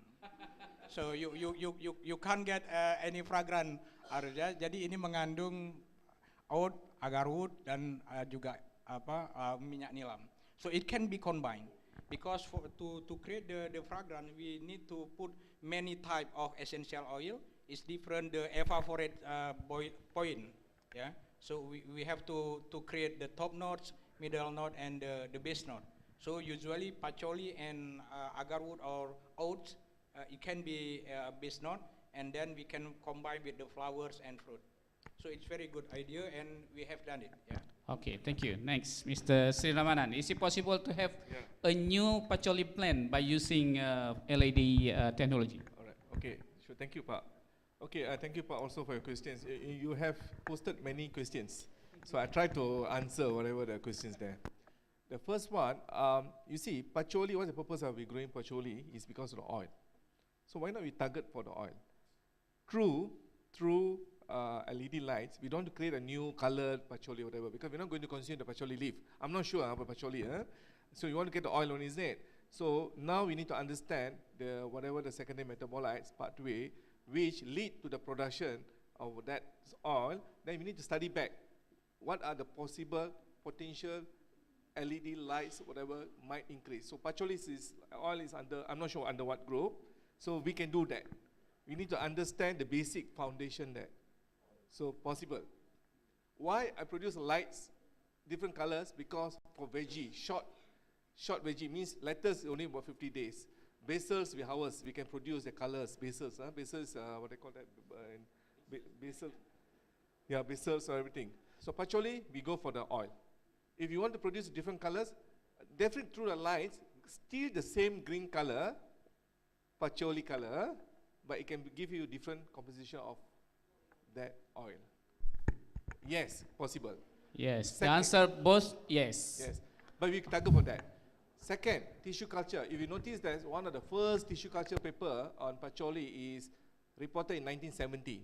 I also didn't born yet. By someone, scientist in UK. 1970, no, I don't know from where they got the sample. It could be either Indonesia or India, southern India. All right, now the problem is, tissue culture, when you produce a tissue culture, sometimes some of the oil in callus, okay, I'll give you an example. Maybe in outside plant, Pacholi can have the oil in the leaf. The moment you do tissue culture, then you convert into callus, you might lose that particular organs, whatever, so end up there's no oil can be produced from tissue culture. That's why we need to give them stress. Stress can be many ways to give stress. We always say biotic or abiotic stress in form of elicitors, precursor, whatever. So we want to give stress. Once we give stress to the plant start producing. Because always plants produce secondary metabolite to defend themselves. So possible, is it possible? Definitely is possible. So the question is, we need to test. That's why we need to work with chemistry group, many groups there. Different lines, they give you what type of quality of oil, everything. Tissue culture, they said is prone to diseases, whatever. Again, we back to the basic. When you go tissue culture, we need to choose a right mother plant, then you get the right babies, right seedlings, progeny. If you choose a wrong tissue culture plant, which the plant's already prone to diseases, definitely you produce that. Even though we know at the end, tissue culture have the same clone, copy, that is theory. So disease attack one, you'll attack the whole thing. Theory is theory. Practical is practical. So that's why I said, we need to, many things we can explore. So for me, you ask me tissue culture, for the production, can. How to upscale, that's the question. So upscale means you need to go back to the bioreactor and so on. So for me, the one I'm going to work, whatever I propose, whatever, the present work is very good. We just want to improve a bit, enhance a bit. So possible is there.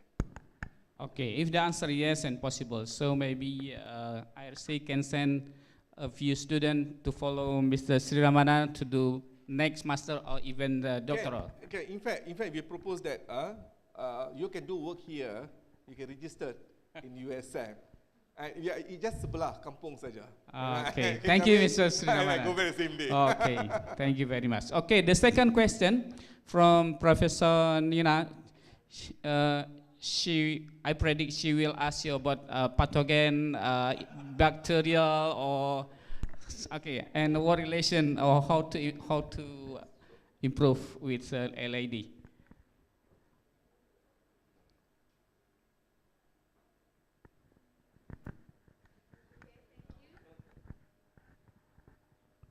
Thank you, Professor Sreeramanan. I'm Rina. Just this Prof. morning. Prof. Rina. Yeah, I already introduced myself actually this morning. Okay. And very interesting talking about the tissue culture from your perspective, and it is very related to my work also, because I studied about patchouli plant, how to control disease on patchouli plant, and I also have plans to find a good variety and good tissue culture method to get the resistant plant to disease, because in Aceh we have several disease in the patchouli plantation, but the most important disease is budok disease. Budok disease is Local name. a local name, but the From green to be white. yeah, but the pathogen is maybe you know Syncytium pogostemonis. Yeah, Syncytium is the fungi cause the disease on the patchouli plant. And the other disease is wheel disease caused by, but previously they said, the researchers said caused by Rastonias. But my PhD student just now, they caused by Enterobacter bacteria. That is very new report. And back to our research plan. I interesting to study about your LED. There's LED, and this is can we use the LED to increase the resistant plant? For example, patchouli, we use LED and then increase their resistance, because I usually use the peroxidase enzyme just to detect their increase their resistance or not. But it is interesting for me. But I also inform you that 2 weeks later I will go to USM with Dr. Siti Badria. So I'm very happy if I can visit your laboratory, and yeah, maybe that is my question. Okay, thank you very much. Okay, directly. Okay, again, Florina, you have posed many questions. I'll try to give you a few answers. Okay, you see, when LED, how it can increase the resistance? There are two ways. Normal, we thought we give resistance not directly to the pathogen itself, but rather it builds the immune system in the plant. So you know what you have learned, studied before, or you have done on the peroxidase, increase. So LED will increase certain metabolites, which will give you resistance, or let it be tolerance first, before give resistance to the diseases. All right. Your first question, sir, normally what we do, I'm not talking about gene transfer. Okay, I've done that. Okay, we don't touch on that area. So we do what they call selective breeding. So in particular area, okay, I'll give you an example. You have 10 patchouli plants in this room. I mean, just give an example. You notice that out of 10, when you do any disease testing trial, you notice that 1 or 2 particular patchouli have some tolerance. So what you call selective breeding, you take the particular plants, we have done that in banana, no? You take back to the good one, but make sure that you label properly, you go back to the lab, you create a variance, then you have to bring back to the lab. That means lab to the greenhouse, greenhouse back to lab few times. Finally, you will get a true variance. They call somoclonal variance.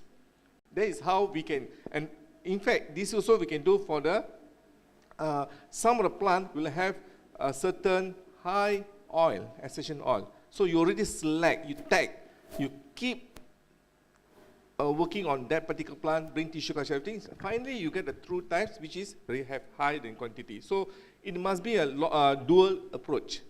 So in this case, if you know that this particular pathogen, bacteria or can be fungi, how normally people control that, what the compound that can be controlled that, so that we want to induce that particular compound in the plant, can be done that. And I'm really glad I have a team working together on plant diseases, led by Prof. Latifa Zakaria. So I'm very happy to introduce her to you, so that we can have not only short-term, but long-term collaboration. Whatever, and most people have worked, this is pre-hours, also can work on the post-hours. So your case, your concern is pre-hours, that means while they're growing.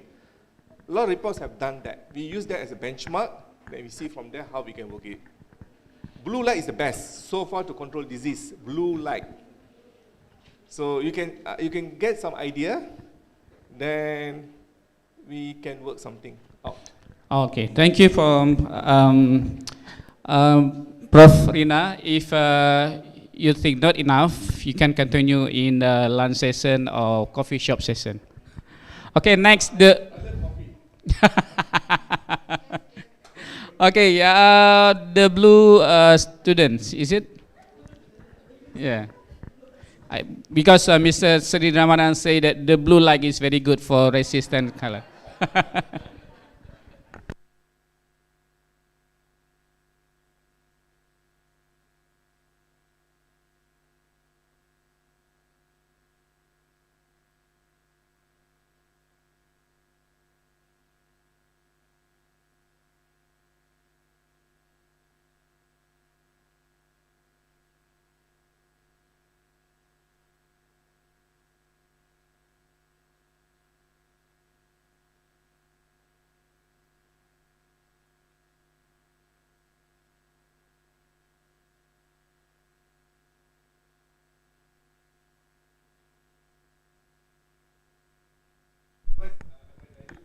Yeah, schedule. Always we have a control. We need to test a wild plant, testing. We have positive control, negative control. You always have a comparisons. Did you, did you analyze it to assess the chemical structure? Is it the same? No, we didn't go for up to the chemical. We go for the straight quantifications, pigmentations, everything. We go for the quantitative. Qualitative and quantitative. Qualitative, okay. Definitely, you see, whatever work I'm doing, many things can be further explored. Yeah, because the color is different. You see, before it's red, then it become yellow. How yellow produce the same phytochemicals, if even the red is different? Okay. Total, if you go through the literature, please correct me, because you're a chemist. All right. Total betaline, all right, is actually, there's a formula. It's a combination between beta-cyanine and beta-xanthine. Okay. So we see the betaline is like violet red. Yeah. Violet red. But actually, these are two main things. One is beta-cyanine and beta-xanthine is in yellow color. Okay. So both actually can contribute to the total betaline. Oh, so you, how to say, you assess the amount? Assess the amount, that's how we come up with the formulation. So two ways. We will use spectrophotometer, which is easy because it's water soluble. But when you do on the HPLC, it's also give you the same thing, more accurate results. Okay. Okay. All right, that's one question. I hope I answered that. But should I continue to the second one? Sure, definitely. If you're happy with the answers. How you justify that the new product have a higher quality? You said before it show higher quality. Is it in the amount or in the activity? Because like you said before, beta-lain have antioxidant activity. Did you assess that antioxidant activity? Then you conclude that it has a better quality. Just that. Thank you. Okay, you are referring to the red dragon fruit, isn't it? Yeah. All right. Okay. What we do always, we always test our wild, that we take the fruits, all right, then we go for our treatments, and treatments got so many results, various output from there. We always do a testing, we make comparisons. We make a comparison. Now we are purely looking for the compounds. Okay, your question is good if you ask me on the microgreens. Microgreens is very fast. Are you want to have a higher quality nutrients or you want to have heavy bunch weight? We want selling a microgreens. Business people, they want heavy weight. They only more money. Are you going to go for that? Or are you going to go for good quality, colored, whatever? So always we know where to target. We do that. You want a higher bunch weight, we use different colors. You want a good this quality, we do different treatments. I see. Okay, if you're not satisfied, you can join in coffee shop, in coffee session. Yeah, thank you. Okay, thank you. Thank you. Now, last but not least, Professor Elly. Yeah. This is our expert in tissue culture.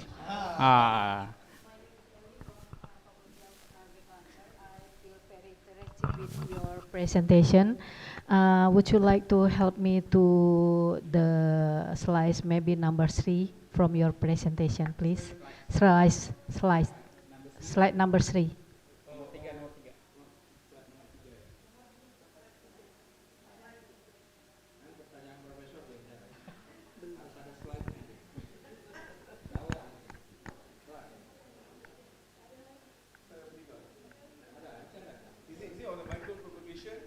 Yes, because it's very, very interesting for me.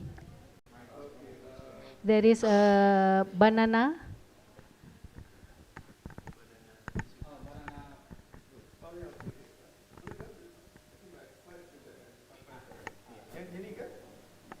No. Before.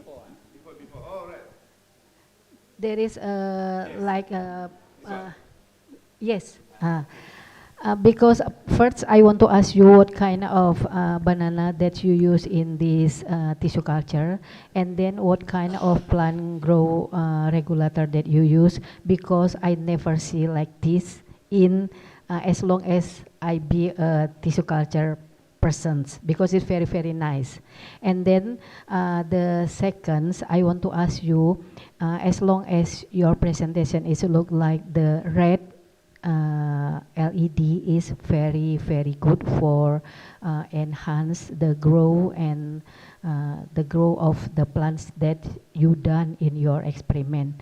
And the last I want to ask you, but you answer before I ask you what kind of the light. You said that blue light can decrease or make resistant to the disease. Thank you so much. Not yet, please.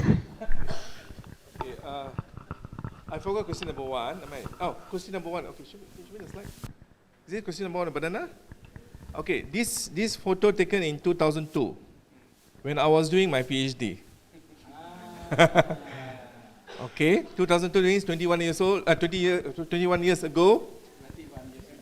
20 years ago. No digital camera. Alright, so I work on pisang rastali at the time. But this plant is Grand 9, called Cavendish. Cavendish. So what happened, this is generation number 2. When we do, that time we're using from the rhizomes, everything. So for banana, the best at that time, this is based on BAP. Plant growth regulators. So what happened, this is generation number 2. So we used to get a lot of plants, but we maintain up to subculture number 8. Because at that time, banana is prone to somoclonal variation. If you notice that. So this is Grand 9. Because Grand 9 is a robust plant, all right, good quality, all right. So yeah, same plants popular also in Australia. Okay, so possibility is there, BAP, but of course the other hormone is quite good for banana. Banana is TDZ. But we always use BAP because cheaper, is a universal effective. All right, and we don't use oxino to induce root because the banana itself will produce root itself. Why we need to put extra cost, extra stress to the plant? So in our plants, mostly we'll produce the roots, then we do hardening method. Okay, this is question number 1. This is 2002, 21 years ago. Okay, right. Question number 2 is what? Which color for bananas make resistance? Oh no, that's number 3. Is it blue also? That's number 3. Okay, never mind. You see what happened? Not every plant, theory says blue is the best. And blue light is coming from 400 nanometer up to 480 or 90 nanometers. All right? Not necessarily blue. Most reports says blue is the best. So that's why we need to study. Every plant have their own response. Majority says blue. But what I've noticed that, yes, blue, plus you should have some other color. I can propose green, because green color have a deeper canopy, and penetration is better. So always, every plant they have their own recipe, secret recipe I call that. But blue is mostly commonly been reported for citrus and other plants. All right? Because blue something to do with the later stage, because red is always, in theory says, in the early stage, early growth stage, for carbohydrate metabolism involved. But blue or light has always been the later stage for protein and so on. So once you get idea, then we can design it such accordingly. So I cannot say one is that. If we get that one means, then it's very good, but after that we can have to stop research on LED already. It will go for something else. So many things can be explored. Okay, what's the other question, Prof? The second question? Second question? Is it? Okay. Are you blue? No, you have any other questions? Oh, red. Not necessary red always give a good results. Not necessary. Not necessary. You know why? Most of people report the red. Why? Most of LED available is red and blue only. That is 10 years ago. Now only we can produce many, many other colors, including amber. Amber is yellow light. To produce one wavelength, one light, it costs millions. So we get direct custom from the company, customized from the company. We don't buy from online, Lazada, Shopee, or whatever. Sometimes the lights are not semua tipu punya. That's why we use the word like tipu punya lah. So now only scientists have chances. We can test many lights. Anybody want to ask about pink? No? Okay, if not, thank you. Pink is good. Pink is good.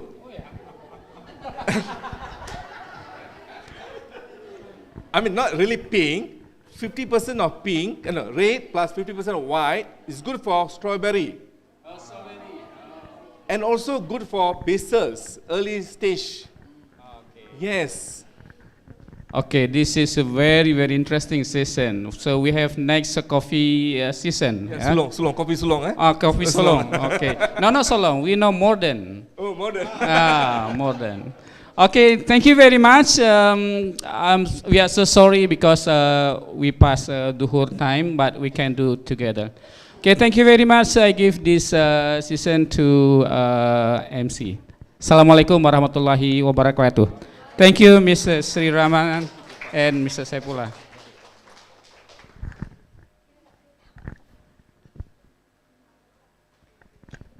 Ladies and gentlemen, as this is the end of Keynote and Invited Speaker Session 2, we would like to say thank you to Mr. Muslim M. Infotech for leading the session.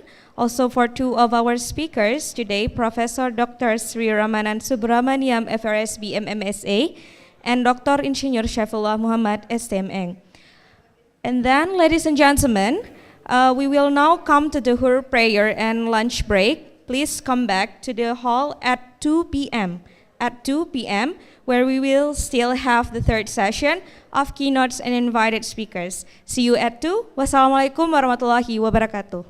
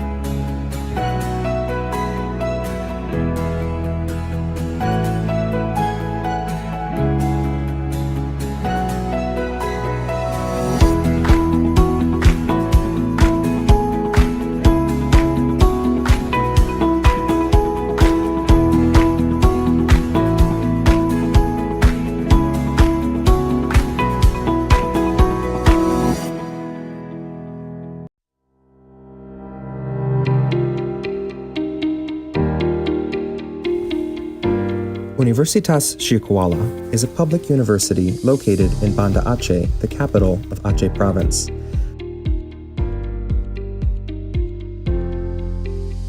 Located at the westernmost point of Sumatra Island, the province is rich with traditions, cultures, languages, and natural resources. The university is also known as the heart of the Acehnese, Jantong Hati Rakyat Aceh. It is the oldest university in Aceh, officially established on September 2nd, 1961. Universitas Syaifullah was named after an Islamic scholar of Aceh, Abdurrauf bin Ali Al-Jawi Asingkali, who is also known as Tunku Syaifullah. He established an Islamic education center at a river mouth in Banda Aceh, which later became an official higher education institution. During this time, he gave great contribution to the education values and Islamic laws and regulations in Aceh.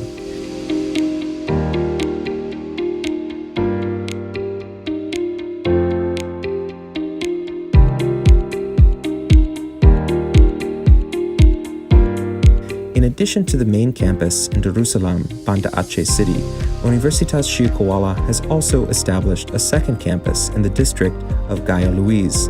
The campus is called Program Studi di Luar Kampus Utama, the study program outside the main campus, which was officially opened on September 2nd, 2014. Universitas Syaifullah has 12 faculties and a postgraduate school.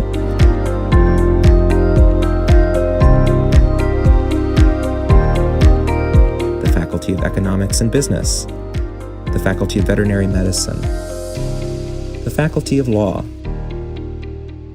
the Faculty of Engineering, the Faculty of Agriculture, the Faculty of Teacher Training and Education, the Faculty of Medicine, the Faculty of Mathematics and Natural Science, the Faculty of Social and Political Science, the Faculty of Fisheries and Marine Science, the Faculty of Nursing, and the Faculty of Dentistry. All these 12 faculties together offer 135 study programs of different levels: diploma programs, undergraduate programs, professional programs, specialist programs, master's programs, and doctoral programs. With various faculties and programs being offered, Universitas Syaifullah now hosts more than 32,000 students from various regions in Indonesia and overseas.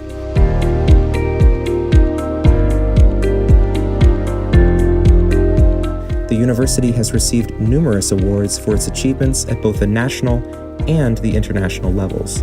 For example, with Malam Diwa electric car, Universitas Syaifullah recently won as the second fastest team to compete technical inspection in the electric class at a prestigious competition in Asia, the Shell Eco Marathon Asia competition.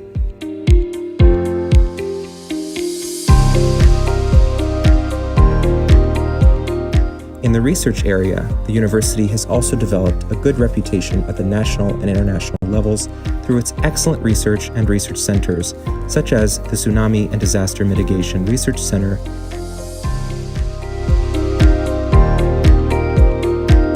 and the S.Si Research Center. Universitas Syaifullah also publishes numerous scientific journals. Some of them have been indexed by SINTA, the Indonesian Citation Index, as Quartile 1 and 2 journals. One of the university's journals, Studies in English Language and Education Journal, has recently been indexed by Scopus, one of the most reputable journal indexing and citation databases in the scientific world. Universitas Syaifullah has actively participated in several collaborative programs with several countries in Asia and Europe. These include Erasmus Mobility and Capacity Building Program, IMT-GT University Network Program, and the Erasmus Plus Program. Universitas Syaifullah has numerous national and international collaborations with universities and companies across the globe. Through this collaboration, the university has successfully organized various academic and non-academic events which have improved the university's national and international reputations. The Joint Research and Publication Program, the Exchange Program, the Internship Program, the Disaster and Cultural Summer Camp, and the humanitarian program are among many others.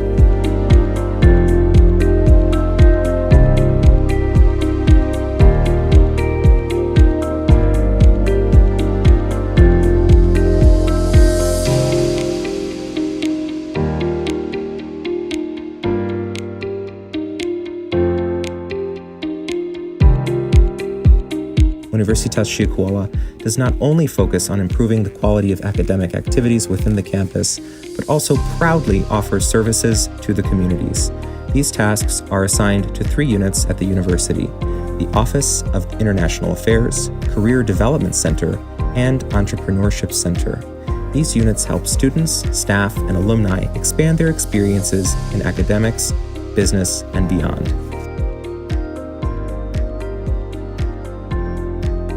Therefore, Universitas Syaifullah has always appreciated and placed at top priorities all partnerships and collaborations, and has managed to make the university what it is today, the heart of the Acehnese, Jantung Hati Rakyat Aceh. The university continuously strives to improve the quality of its academic activities, research development, humanitarian works, and the quality and quantity of scientific publications to achieve its vision to become the leading university in Asia and to become the world-class institution.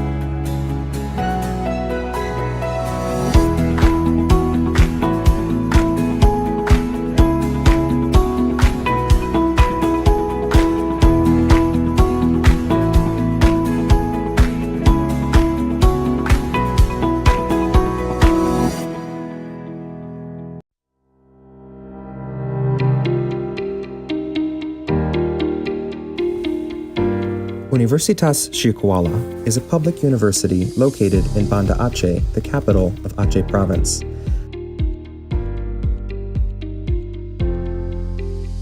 Located at the westernmost point of Sumatra Island, The province is rich with traditions, cultures, languages, and natural resources. The university is also known as the heart of the Acehnese, Jantong Hati Rakyat Aceh. It is the oldest university in Aceh, officially established on September 2nd, 1961. Universitas Syaifullah was named after an Islamic scholar of Aceh, Abdurrauf bin Ali Al-Jawi Asingkali, who is also known as Tunku Syaifullah.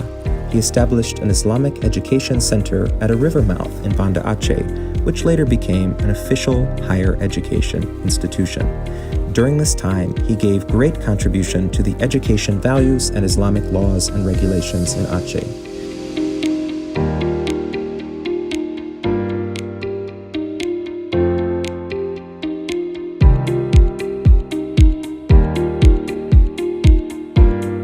In addition to the main campus in Darussalam, Banda Aceh City, Universitas Syaifullah has also established a second campus in the district of Gaya Luiz. The campus is called Program Studi di Luar Kampus Utama, the study program outside the main campus, which was officially opened on September 2nd, 2014. Universitas Syaifullah has 12 faculties and a postgraduate school.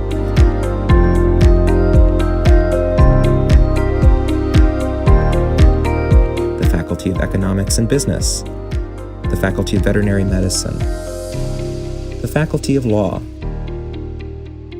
the Faculty of Engineering, the Faculty of Agriculture, the Faculty of Teacher Training and Education, the Faculty of Medicine, the Faculty of Mathematics and Natural Science, the Faculty of Social and Political Science, the Faculty of Fisheries and Marine Science, the Faculty of Nursing, and the Faculty of Dentistry. All these 12 faculties together offer 135 study programs of different levels: diploma programs, undergraduate programs, professional programs, specialist programs, master's programs, and doctoral programs. With various faculties and programs being offered, Universitas Syaifullah now hosts more than 32,000 students from various regions in Indonesia and overseas.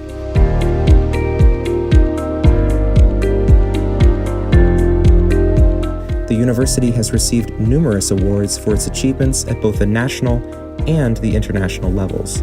For example, with Malam Diwa electric car, Universitas Syaifullah recently won as the second fastest team to compete technical inspection in the electric class at a prestigious competition in Asia, the Shell Eco Marathon Asia competition.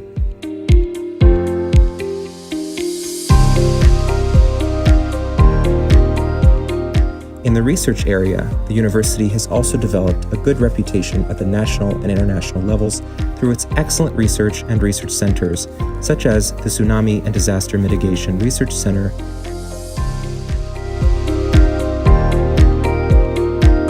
and the S.Si Research Center. Universitas Syaifullah also publishes numerous scientific journals.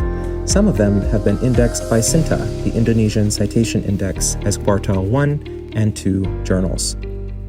One of the university's journals, Studies in English Language and Education Journal, has recently been indexed by Scopus, one of the most reputable journal indexing and citation databases in the scientific world.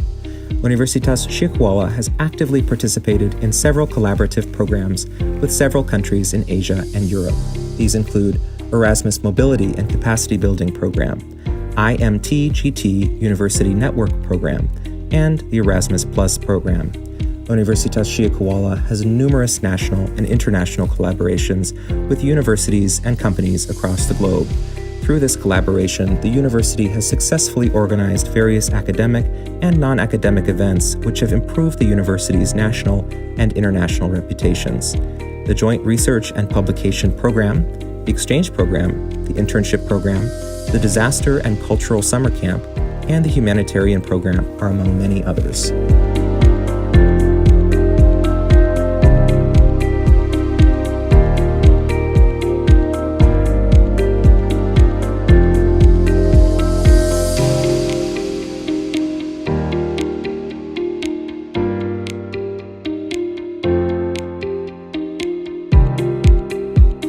Universitas Syaifullah does not only focus on improving the quality of academic activities within the campus, but also proudly offers services to the communities.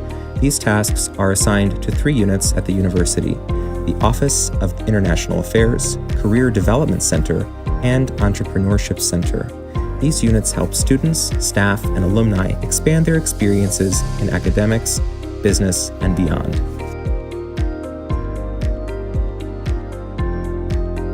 Therefore, Universitas Syaifullah has always appreciated and placed at top priorities all partnerships and collaborations, and has managed to make the university what it is today, the heart of the Acehnese, Jantung Hati Rakyat Aceh. The university continuously strives to improve the quality of its academic activities, research development, humanitarian works, and the quality and quantity of scientific publications to achieve its vision to become the leading university in Asia and to become the world-class institution.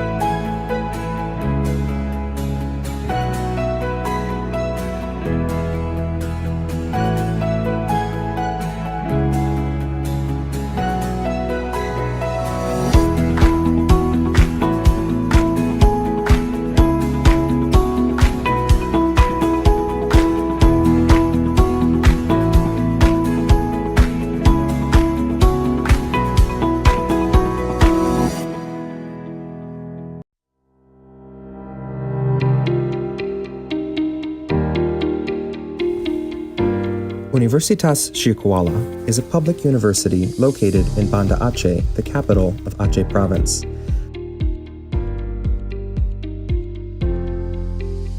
Located at the westernmost point of Sumatra Island, the province is rich with traditions, cultures, languages, and natural resources. The university is also known as the heart of the Acehnese, Jantung Hati Rakyat Aceh. It is the oldest university in Aceh, officially established on September 2nd, 1961.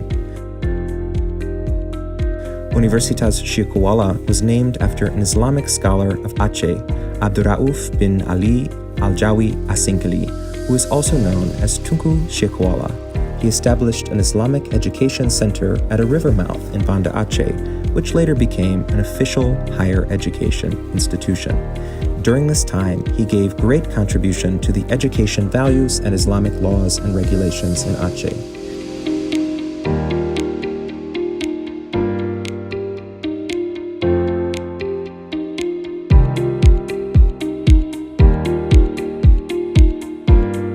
In addition to the main campus in Darussalam, Banda Aceh City, Universitas Syekuala has also established a second campus in the district of Gaya Luiz.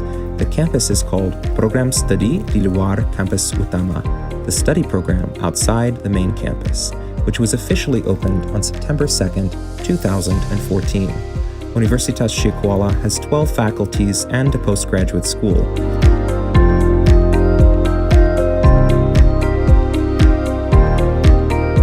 Faculty of Economics and Business, the Faculty of Veterinary Medicine, the Faculty of Law, the Faculty of Engineering, the Faculty of Agriculture, the Faculty of Teacher Training and Education, the Faculty of Medicine,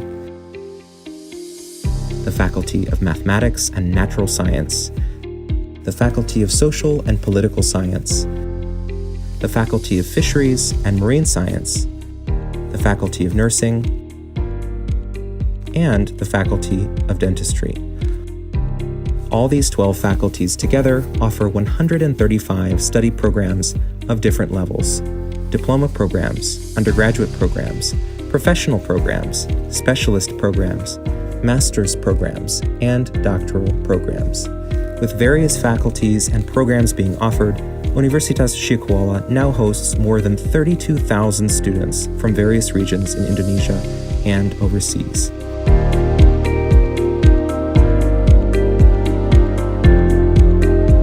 The university has received numerous awards for its achievements at both the national and the international levels.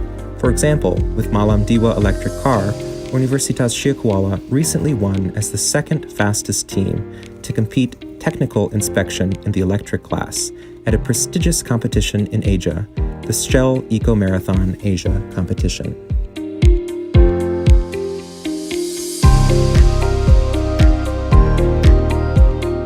In the research area, the university has also developed a good reputation at the national and international levels through its excellent research and research centers, such as the Tsunami and Disaster Mitigation Research Center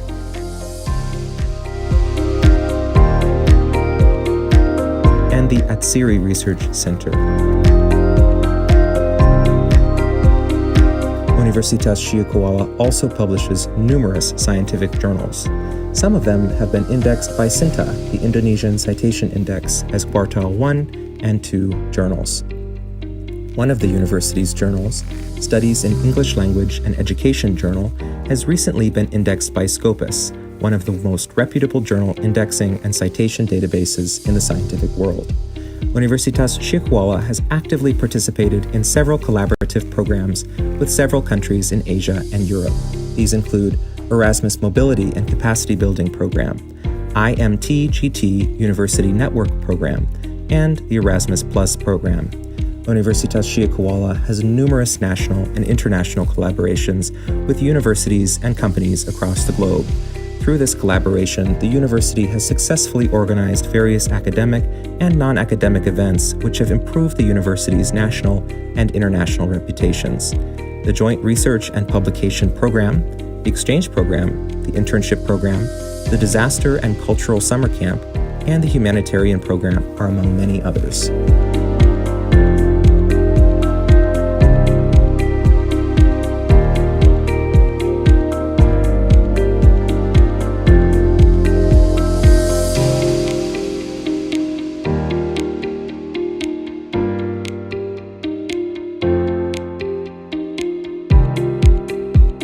Universitas Syekuala does not only focus on improving the quality of academic activities within the campus, but also proudly offers services to the communities.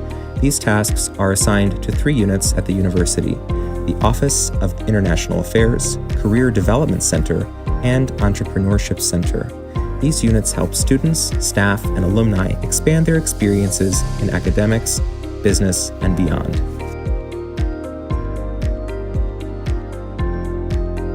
Therefore, Universitas Syaifullah has always appreciated and placed at top priorities all partnerships and collaborations, and has managed to make the university what it is today, the heart of the Acehnese, Jantung Hati Rakyat Aceh. The university continuously strives to improve the quality of its academic activities, research development, humanitarian works, and the quality and quantity of scientific publications to achieve its vision to become the leading university in Asia and to become the world-class institution.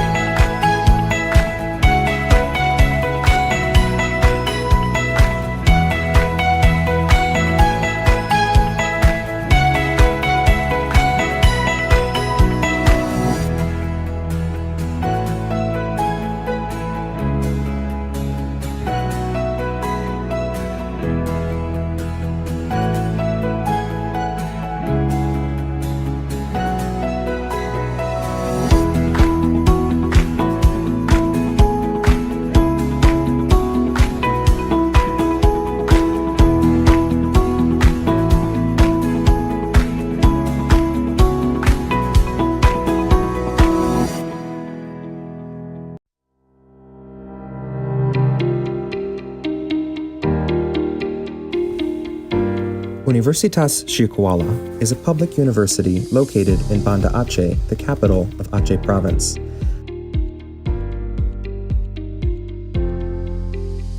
Located at the westernmost point of Sumatra Island, the province is rich with traditions, cultures, languages, and natural resources. The university is also known as the heart of the Acehnese, Jantung Hati Rakyat Aceh. It is the oldest university in Aceh, officially established on September 2nd, 1961.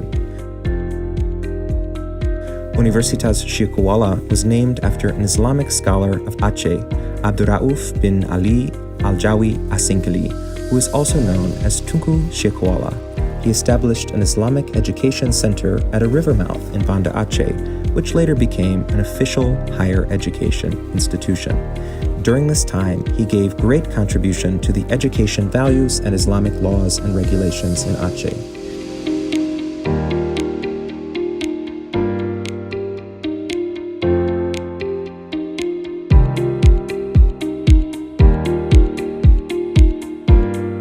In addition to the main campus in Darussalam, Banda Aceh City, Universitas Syaifullah has also established a second campus in the district of Gaya Luiz.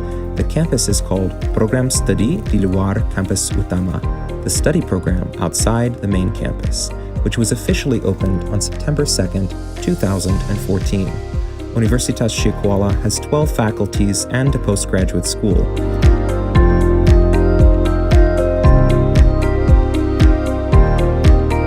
The Faculty of Economics and Business, the Faculty of Veterinary Medicine, the Faculty of Law, the Faculty of Engineering, the Faculty of Agriculture, the Faculty of Teacher Training and Education, the Faculty of Medicine, the Faculty of Mathematics and Natural Science, the Faculty of Social and Political Science, the Faculty of Fisheries and Marine Science, the Faculty of Nursing, and the Faculty of Dentistry. All these 12 faculties together offer 135 study programs of different levels: diploma programs, undergraduate programs, professional programs, specialist programs, master's programs, and doctoral programs. With various faculties and programs being offered, Universitas Syaifullah now hosts more than 32,000 students from various regions in Indonesia and overseas.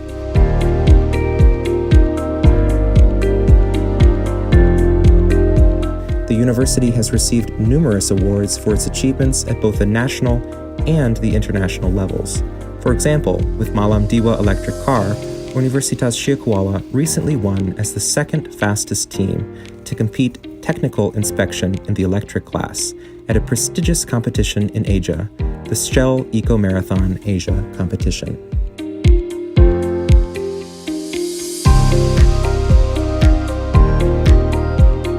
In the research area, the university has also developed a good reputation at the national and international levels through its excellent research and research centers, such as the Tsunami and Disaster Mitigation Research Center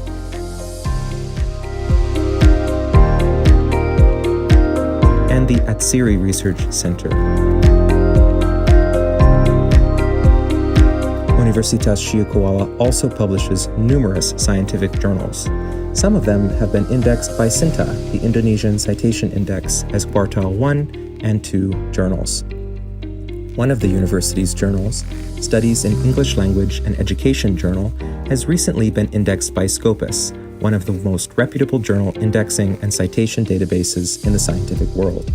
Universitas Syaifullah has actively participated in several collaborative programs with several countries in Asia and Europe. These include Erasmus Mobility and Capacity Building Program, IMT-GT University Network Program, and the Erasmus Plus Program.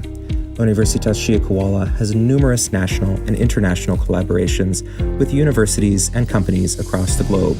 Through this collaboration, the university has successfully organized various academic and non-academic events which have improved the university's national and international reputations. The Joint Research and Publication Program, the Exchange Program, the Internship Program, the Disaster and Cultural Summer Camp, and the Humanitarian Program are among many others.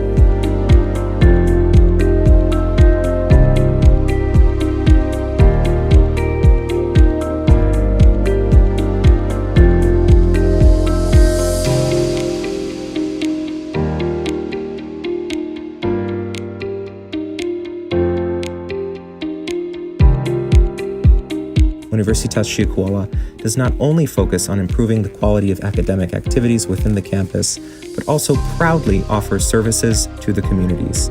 These tasks are assigned to 3 units at the university: the Office of International Affairs, Career Development Center, and Entrepreneurship Center.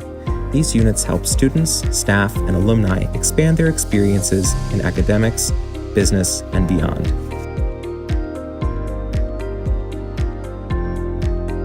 Therefore, Universitas Syaifullah has always appreciated and placed at top priorities all partnerships and collaborations, and has managed to make the university what it is today, the heart of the Acehnese, Jantung Hati Rakyat Aceh. The university continuously strives to improve the quality of its academic activities, research development, humanitarian works, and the quality and quantity of scientific publications to achieve its vision to become the leading university in Asia and to become the world-class institution.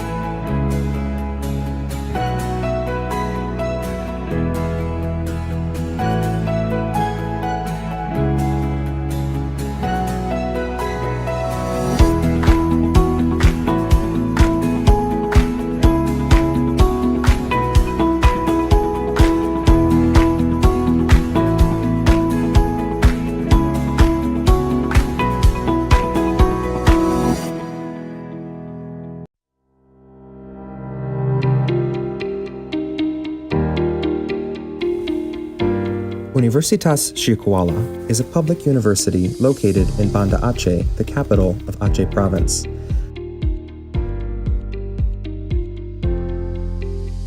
Located at the westernmost point of Sumatra Island, the province is rich with traditions, cultures, languages, and natural resources. The university is also known as the heart of the Acehnese, Jantung Hati Rakyat Aceh. It is the oldest university in Aceh, officially established on September 2nd, 1961. Universitas Syaifullah was named after an Islamic scholar of Aceh, Abdurrauf bin Ali Al-Jawi Asingkali, who is also known as Tunku Syaifullah. He established an Islamic education center at a river mouth in Banda Aceh, which later became an official higher education institution. During this time, he gave great contribution to the education values and Islamic laws and regulations in Aceh.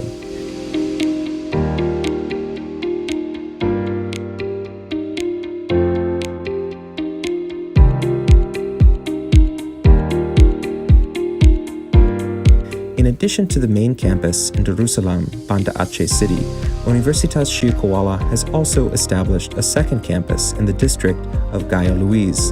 The campus is called Program Studi di Luar Kampus Utama, the study program outside the main campus, which was officially opened on September 2nd, 2014. Universitas Syaifullah has 12 faculties and a postgraduate school.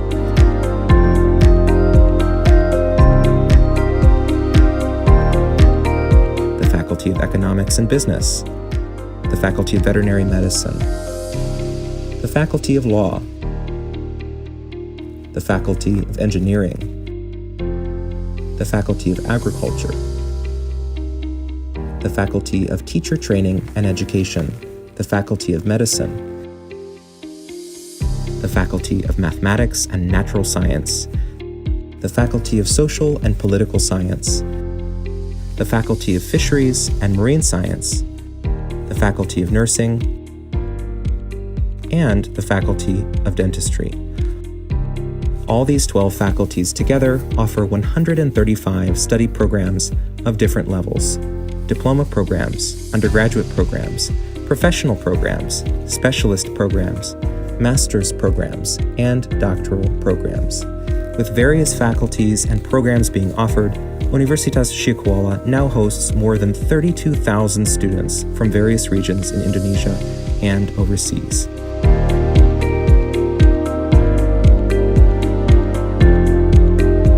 The university has received numerous awards for its achievements at both the national and the international levels. For example, with Malam Diwa electric car, Universitas Syaifullah recently won as the second fastest team to compete technical inspection in the electric class at a prestigious competition in Asia, the Shell Eco Marathon Asia competition.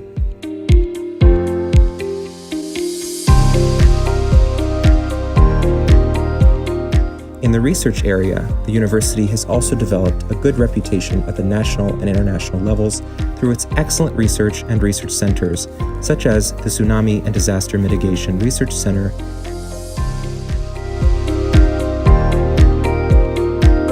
and the Atsiri Research Center. Universitas Syaifullah also publishes numerous scientific journals. Some of them have been indexed by SINTA, the Indonesian Citation Index, as Quartile 1 and 2 journals. One of the university's journals, Studies in English Language and Education Journal, has recently been indexed by Scopus, one of the most reputable journal indexing and citation databases in the scientific world. Universitas Syaifullah has actively participated in several collaborative programs with several countries in Asia and Europe. These include Erasmus Mobility and Capacity Building Program, IMT-GT University Network Program, and the Erasmus Plus Program. Universitas Syaifullah has numerous national and international collaborations with universities and companies across the globe. Through this collaboration, the university has successfully organized various academic and non-academic events which have improved the university's national and international reputations. The Joint Research and Publication Program, the Exchange Program, the Internship Program, the Disaster and Cultural Summer Camp, and the Humanitarian Program are among many others.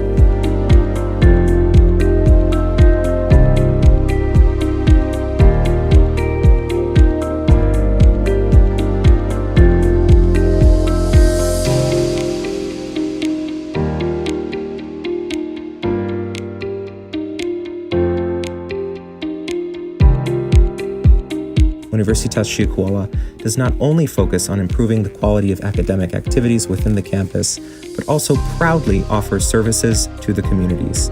These tasks are assigned to 3 units at the university: the Office of International Affairs, Career Development Center, and Entrepreneurship Center. These units help students, staff, and alumni expand their experiences in academics, business, and beyond.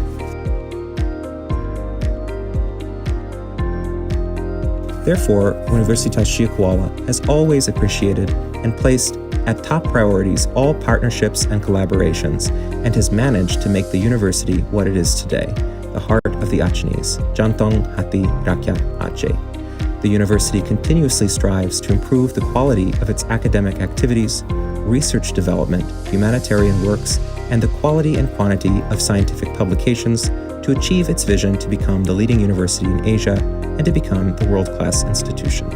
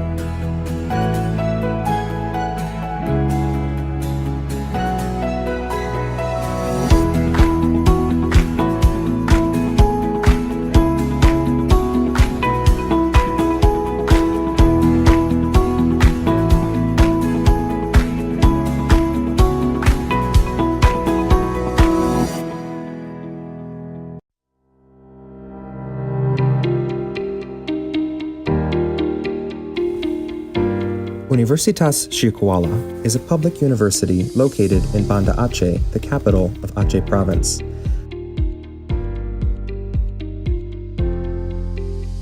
Located at the westernmost point of Sumatra Island, the province is rich with traditions, cultures, languages, and natural resources. The university is also known as the heart of the Acehnese, Jantong Hati Rakyat Aceh. It is the oldest university in Aceh, officially established on September 2nd, 1961. Universitas Syaifullah was named after an Islamic scholar of Aceh, Abdurrauf bin Ali al-Jawi Asingkali, who is also known as Tunku Syaifullah. He established an Islamic education center at a river mouth in Banda Aceh, which later became an official higher education institution. During this time, he gave great contribution to the education values and Islamic laws and regulations in Aceh.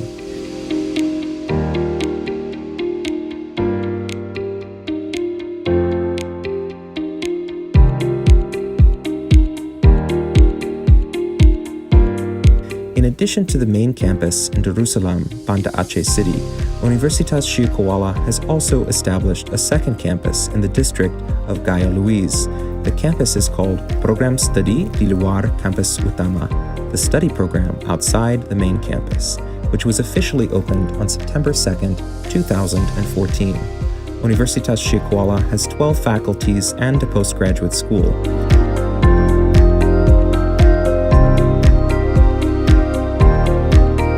The Faculty of Economics and Business, the Faculty of Veterinary Medicine, the Faculty of Law,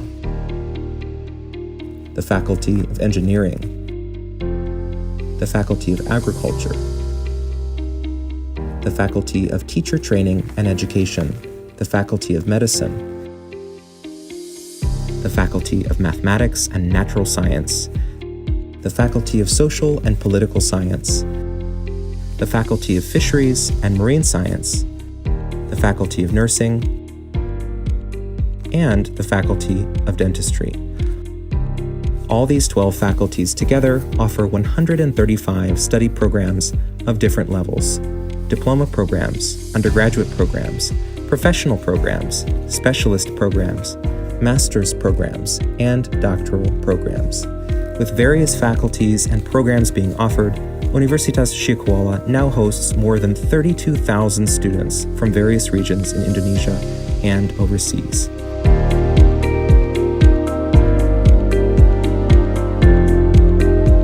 The university has received numerous awards for its achievements at both the national and the international levels. For example, with Malam Diwa electric car, Universitas Syaifullah recently won as the second fastest team to compete technical inspection in the electric class at a prestigious competition in Asia, the Shell Eco Marathon Asia competition.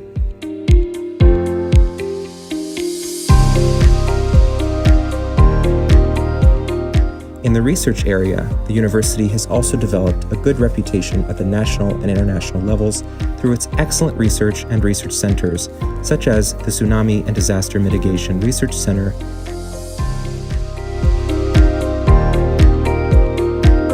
and the S.Si Research Center. Universitas Syaifullah also publishes numerous scientific journals. Some of them have been indexed by SINTA, the Indonesian Citation Index, as Quartile 1 and 2 journals. One of the university's journals, Studies in English Language and Education Journal, has recently been indexed by Scopus, one of the most reputable journal indexing and citation databases in the scientific world. Universitas Syaifullah has actively participated in several collaborative programs with several countries in Asia and Europe. These include Erasmus Mobility and Capacity Building Program, IMT-GT University Network Program, and the Erasmus Plus Program. Universitas Syaifullah has numerous national and international collaborations with universities and companies across the globe. Through this collaboration, the university has successfully organized various academic and non-academic events which have improved the university's national and international reputations. The Joint Research and Publication Program, the Exchange Program, the Internship Program, the Disaster and Cultural Summer Camp, and the Humanitarian Program are among many others.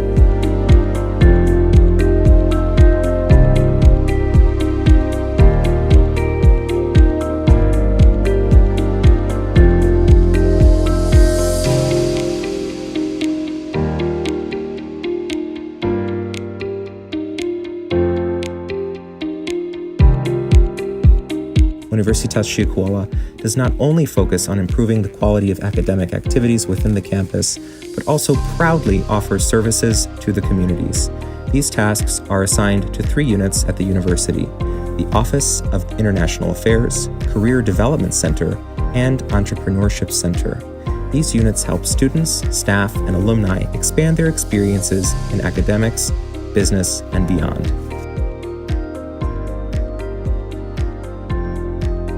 Therefore, Universitas Syaifullah has always appreciated and placed at top priorities all partnerships and collaborations, and has managed to make the university what it is today, the heart of the Acehnese, Jantung Hati Rakyat Aceh. The university continuously strives to improve the quality of its academic activities, research development, humanitarian works, and the quality and quantity of scientific publications to achieve its vision to become the leading university in Asia and to become the world-class institution.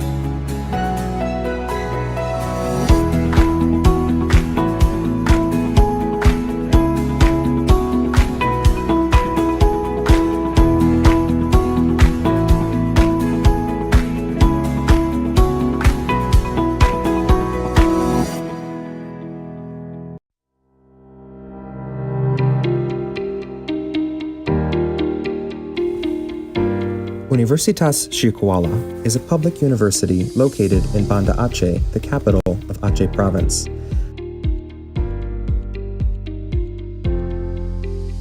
Located at the westernmost point of Sumatra Island, the province is rich with traditions, cultures, languages, and natural resources.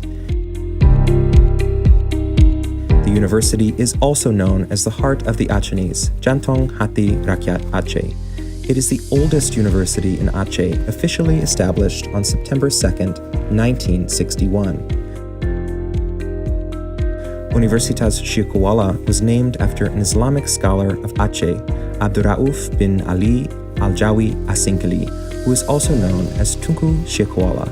He established an Islamic education center at a river mouth in Banda Aceh, which later became an official higher education institution. During this time, he gave great contribution to the education values and Islamic laws and regulations in Aceh.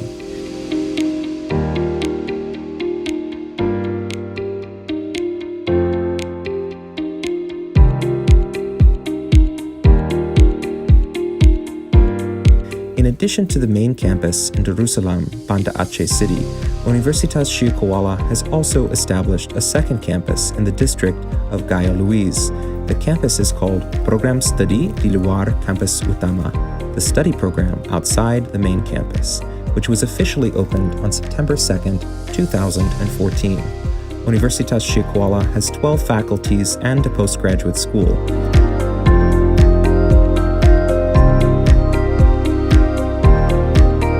The Faculty of Economics and Business, the Faculty of Veterinary Medicine, the Faculty of Law, the Faculty of Engineering, the Faculty of Agriculture, the Faculty of Teacher Training and Education, the Faculty of Medicine,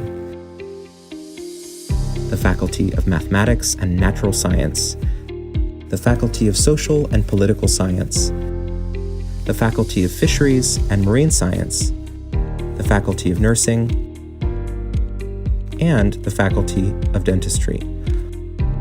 All these 12 faculties together offer 135 study programs of different levels: diploma programs, undergraduate programs, professional programs, specialist programs, master's programs, and doctoral programs. With various faculties and programs being offered, Universitas Syaifullah now hosts more than 32,000 students from various regions in Indonesia and overseas.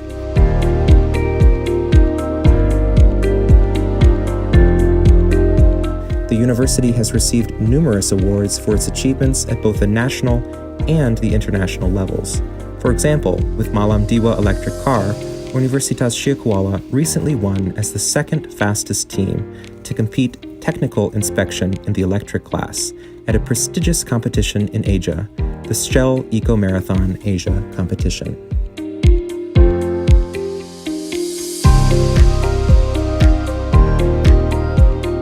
In the research area, the university has also developed a good reputation at the national and international levels through its excellent research and research centers, such as the Tsunami and Disaster Mitigation Research Center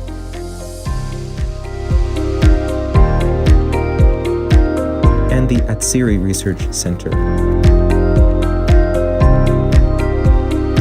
Universitas Syaifullah also publishes numerous scientific journals. Some of them have been indexed by SINTA, the Indonesian Citation Index, as Quartile 1 and 2 journals. One of the university's journals, Studies in English Language and Education Journal, has recently been indexed by Scopus, one of the most reputable journal indexing and citation databases in the scientific world. Universitas Syaifullah has actively participated in several collaborative programs with several countries in Asia and Europe. These include Erasmus Mobility and Capacity Building Program, IMT-GT University Network Program, and the Erasmus Plus Program. Universitas Syaifullah has numerous national and international collaborations with universities and companies across the globe. Through this collaboration, the university has successfully organized various academic and non-academic events which have improved the university's national and international reputations. The Joint Research and Publication Program, the Exchange Program, the Internship Program, the Disaster and Cultural Summer Camp, and the humanitarian program are among many others.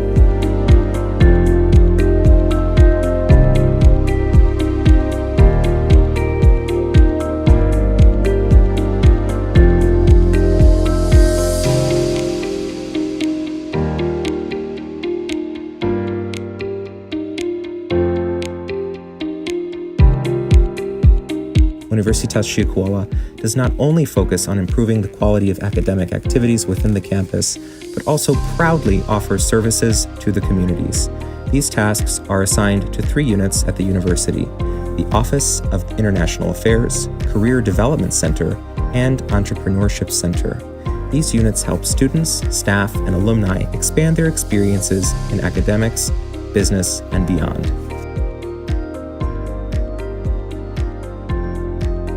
Therefore, Universitas Syaifullah has always appreciated and placed at top priorities all partnerships and collaborations, and has managed to make the university what it is today, the heart of the Acehnese, Jantung Hati Rakyat Aceh. The university continuously strives to improve the quality of its academic activities, research development, humanitarian works, and the quality and quantity of scientific publications to achieve its vision to become the leading university in Asia and to become the world-class institution.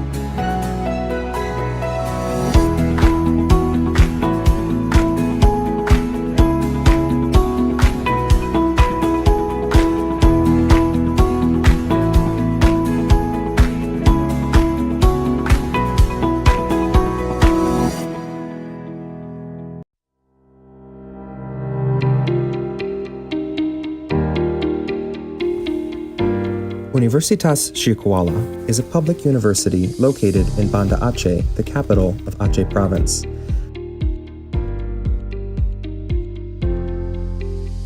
Located at the westernmost point of Sumatra Island, The province is rich with traditions, cultures, languages, and natural resources.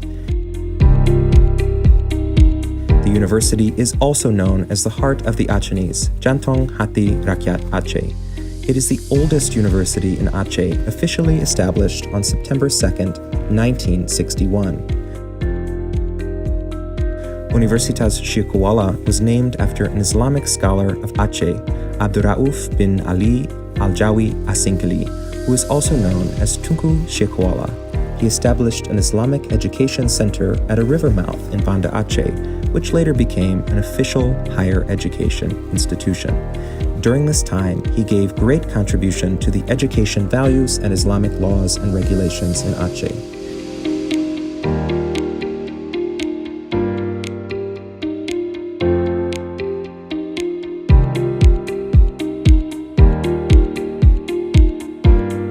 In addition to the main campus in Darussalam, Banda Aceh City, Universitas Syaifullah has also established a second campus in the district of Gaya Luiz. The campus is called Program Studi di Luar Kampus Utama, the study program outside the main campus, which was officially opened on September 2nd, 2014. Universitas Syaifullah has 12 faculties and a postgraduate school.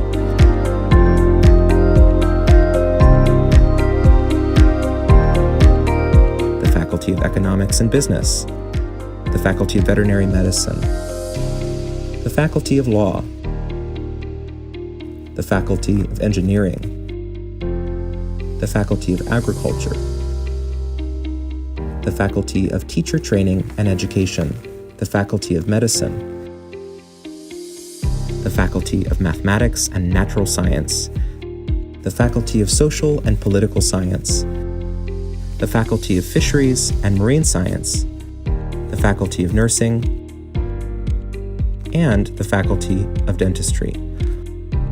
All these 12 faculties together offer 135 study programs of different levels: diploma programs, undergraduate programs, professional programs, specialist programs, master's programs, and doctoral programs. With various faculties and programs being offered, Universitas Syaifullah now hosts more than 32,000 students from various regions in Indonesia and overseas.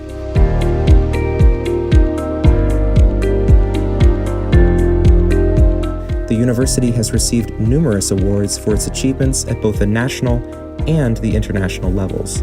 For example, with Malam Diwa electric car, Universitas Syaifullah recently won as the second fastest team to compete technical inspection in the electric class at a prestigious competition in Asia, the Shell Eco Marathon Asia competition.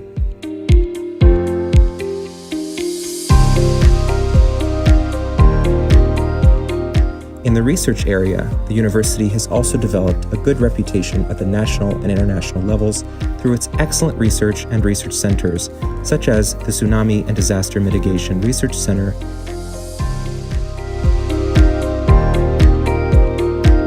and the S.Si Research Center. Universitas Syaifullah also publishes numerous scientific journals. Some of them have been indexed by SINTA, the Indonesian Citation Index, as Quartile 1 and 2 journals. One of the university's journals, Studies in English Language and Education Journal, has recently been indexed by Scopus, one of the most reputable journal indexing and citation databases in the scientific world. Universitas Syaifullah has actively participated in several collaborative programs with several countries in Asia and Europe. These include Erasmus Mobility and Capacity Building Program, IMT-GT University Network Program, and the Erasmus Plus Program. Universitas Syaifullah has numerous national and international collaborations with universities and companies across the globe. Through this collaboration, the university has successfully organized various academic and non-academic events which have improved the university's national and international reputations. The Joint Research and Publication Program, the Exchange Program, the Internship Program, the Disaster and Cultural Summer Camp, and the Humanitarian Program are among many others.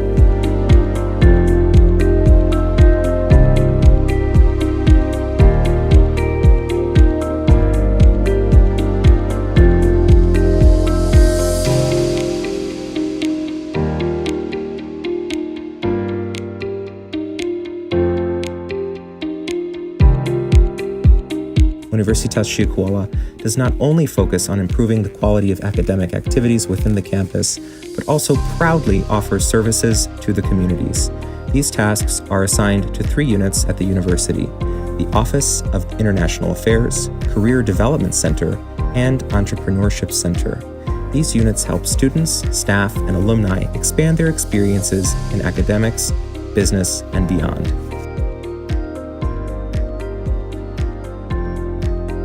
Therefore, Universitas Syaifullah has always appreciated and placed at top priorities all partnerships and collaborations, and has managed to make the university what it is today, the heart of the Acehnese, Jantong Hati Rakyat Aceh. The university continuously strives to improve the quality of its academic activities, research development, humanitarian works, and the quality and quantity of scientific publications to achieve its vision to become the leading university in Asia and to become the world-class institution.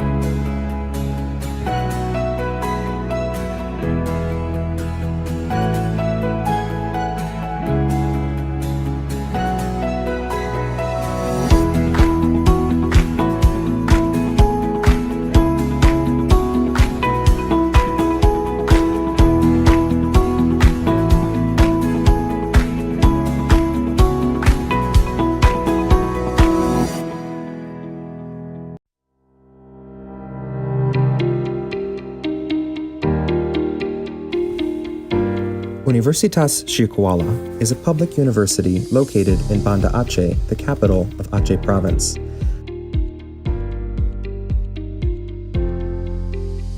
Located at the westernmost point of Sumatra Island, the province is rich with traditions, cultures, languages, and natural resources. The university is also known as the heart of the Acehnese, Jantong Hati Rakyat Aceh. It is the All the speakers, guests, and audiences, welcome back to the third session of Keynotes and Invited Speakers. Without further ado, let's begin the third session of the keynotes and invited speaker. This session will have 2 invited speakers and 1 keynote speaker, hybridly. To Insinyur S.Si Harnelly S.Si M.Si Ph.D. from Universitas Syaifullah, Indonesia, Dr. Insinyur Elly Sufriadi S.Si M.Si from Universitas Syaifullah, Indonesia, and Dr. Michelle Reed from University of Kentucky, United States of America. This session is hybrid and will be led by Dr. Insinyur Iziah M.Sc. Dr. Iziah M.Sc. received bachelor degree from Surabaya Institute Technology, Surabaya in 1987. She finished her master degree at Drexel University, Philadelphia in 1994 and doctoral degree in architecture and urban design at the University of Adelaide, Australia in 2010. She has been working as a lecturer at the Department of Architecture, Faculty of Engineering, Syaifullah University since 1995. Currently, she is the head of Architecture Department Engineering Faculty of Syaifullah University. Next, we invite our moderator, Dr. Insinyur Iziah M.Sc. Also for our invited speakers, Insinyur S.Si Harnelly S.Si M.Si Ph.D. and Dr. Insinyur Elly Sufriadi S.Si M.Si on stage. The time and place is yours.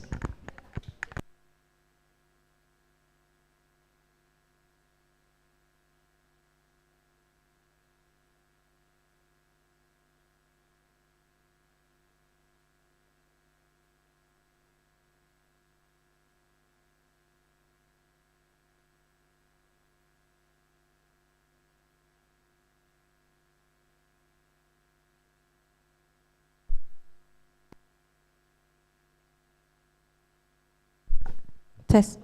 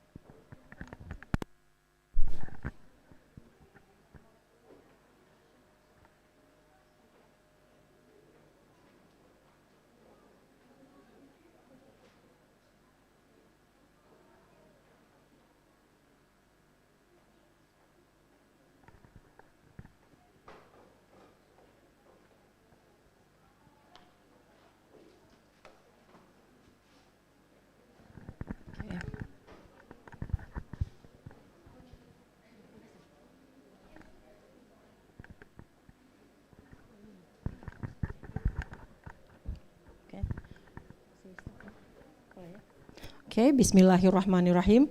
Assalamualaikum warahmatullahi wabarakatuh. Good afternoon for all.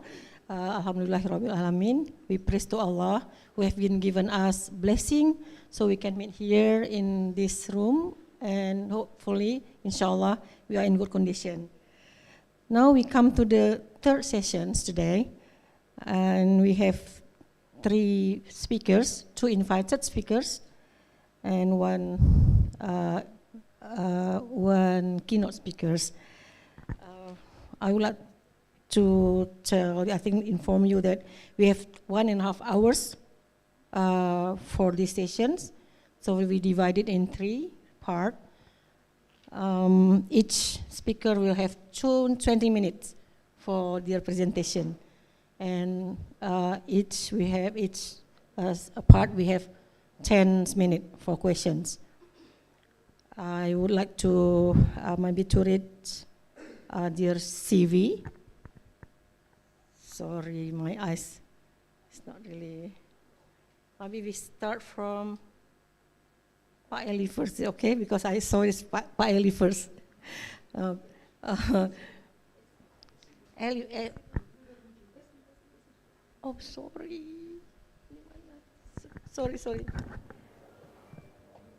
Oh, sorry. Aduh.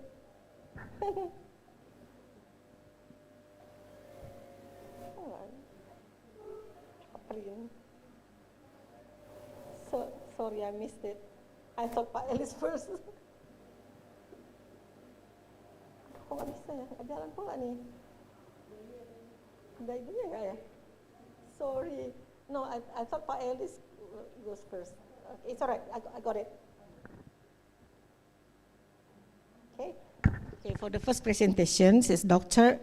S.Si Harnelly, M.Si, and she was born in Banda Aceh, January 9th, 1975. Dr. Elly got her graduated from University of Syaifullah for her bachelor degree, and then she graduated from IPB University in 2003. Then he got a Ph.D. degree in George August University in Germany.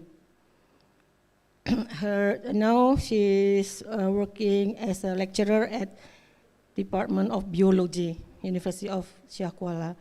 The research interest is plant genomic biopharmatic herbal medicines.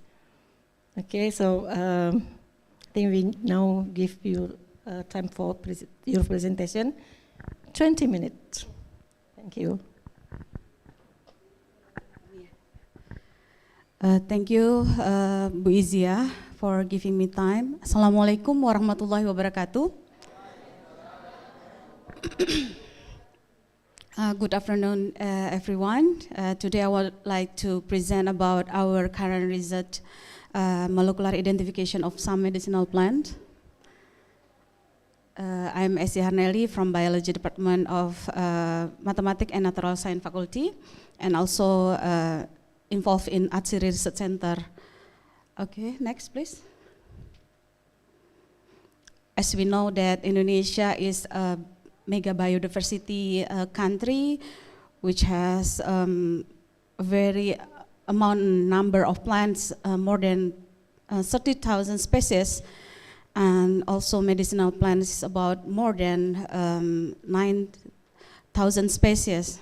And one of the very special medicinal plant, we call it Pogostemon kablin or patchouli. It is not only important as essential oil plant, but also valuable in medicinal plant. I also call this plant is a magic plant because it can cure many for medicinal, for herbal medicine or traditional medicine to treat cold, fever, wound, vomiting, headache, and etc. And also can be as aromatherapy for depression and also stress. So if you have stress, you can buy patchouli oil in our in Aceh Research Center or in apa kita punya itu Biona, not Biona, Alkina. You can buy Alkina or Ergina. Yeah, we have many product from patchouli oil, and you can use it as a depression and stress curing disease. And some other plants we try to look at zingiberacea, halia, kata Prof. Sri, halia and friends. Zingiberacea, ginger, Kasumunar ginger banglei, if you have ever heard about banglei. Turmeric kunyit in Indonesian. Javanese turmeric means temulawak in Indonesian. Galangal is lengkuas, and red galangal lengkuas merah. Okay, next please. Today I will talk you about molecular identification. Molecular identification relate to a word as barcoding. It is a fragment DNA that can be used as a marker to identify species. And DNA barcoding was established in 2003, but now the term of DNA barcoding and the research about DNA barcoding is not really really what we say really proceed, but still used to species identifier. Okay.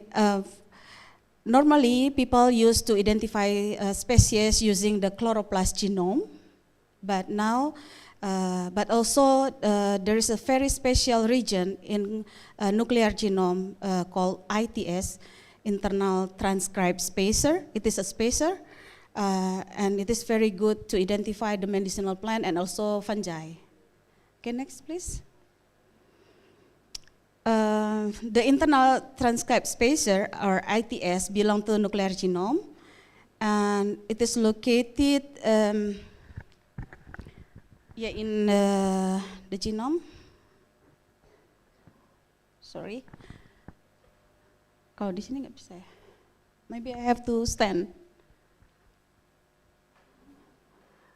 No.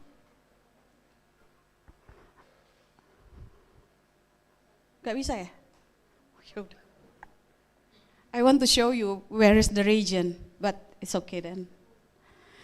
The ITS region, it is a region. It is a space. It is not a gene, but it is a region between the. It's located in the 19S and 5.8S rRNA gene, and also the total length of ITS1 and ITS2 is about 700 base pair. And why people like to use the ITS region? Because it gives better and clear result in PCR. Okay, next please. And the research method began with DNA extraction, and then try to find the good quantity and quality of DNA extraction, and do amplification with PCR, and then sequencing. Okay, next. And then the sequencing result that we get, we do the editing using the bioedit software, and then we do BLAST to NCBI BLAST, and then construct the phylogenetic tree using Mega10 software. Next. Now we go more deeper to our research.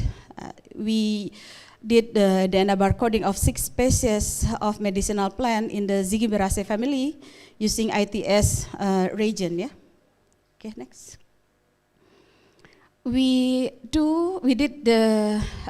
There are 6 species. 6 species: ginger, casumunar, turmeric, Javanese turmeric, galangal, and red galangal. For each species, we have 2 samples. Okay, then, and then the amplification result shows very good amplification. Again, the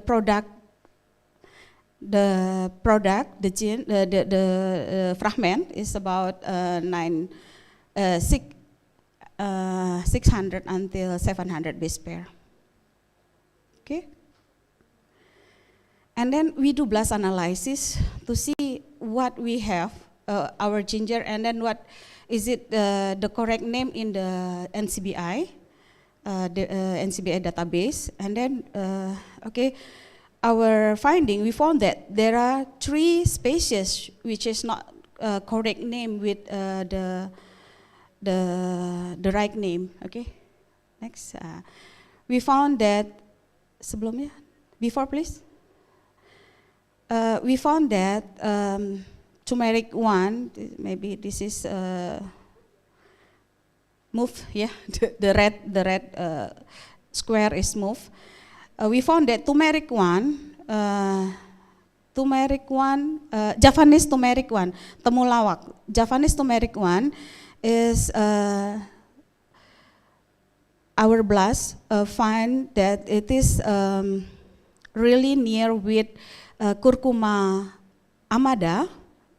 Curcuma amada means bukan, it is not the temulawak, but temu mangga.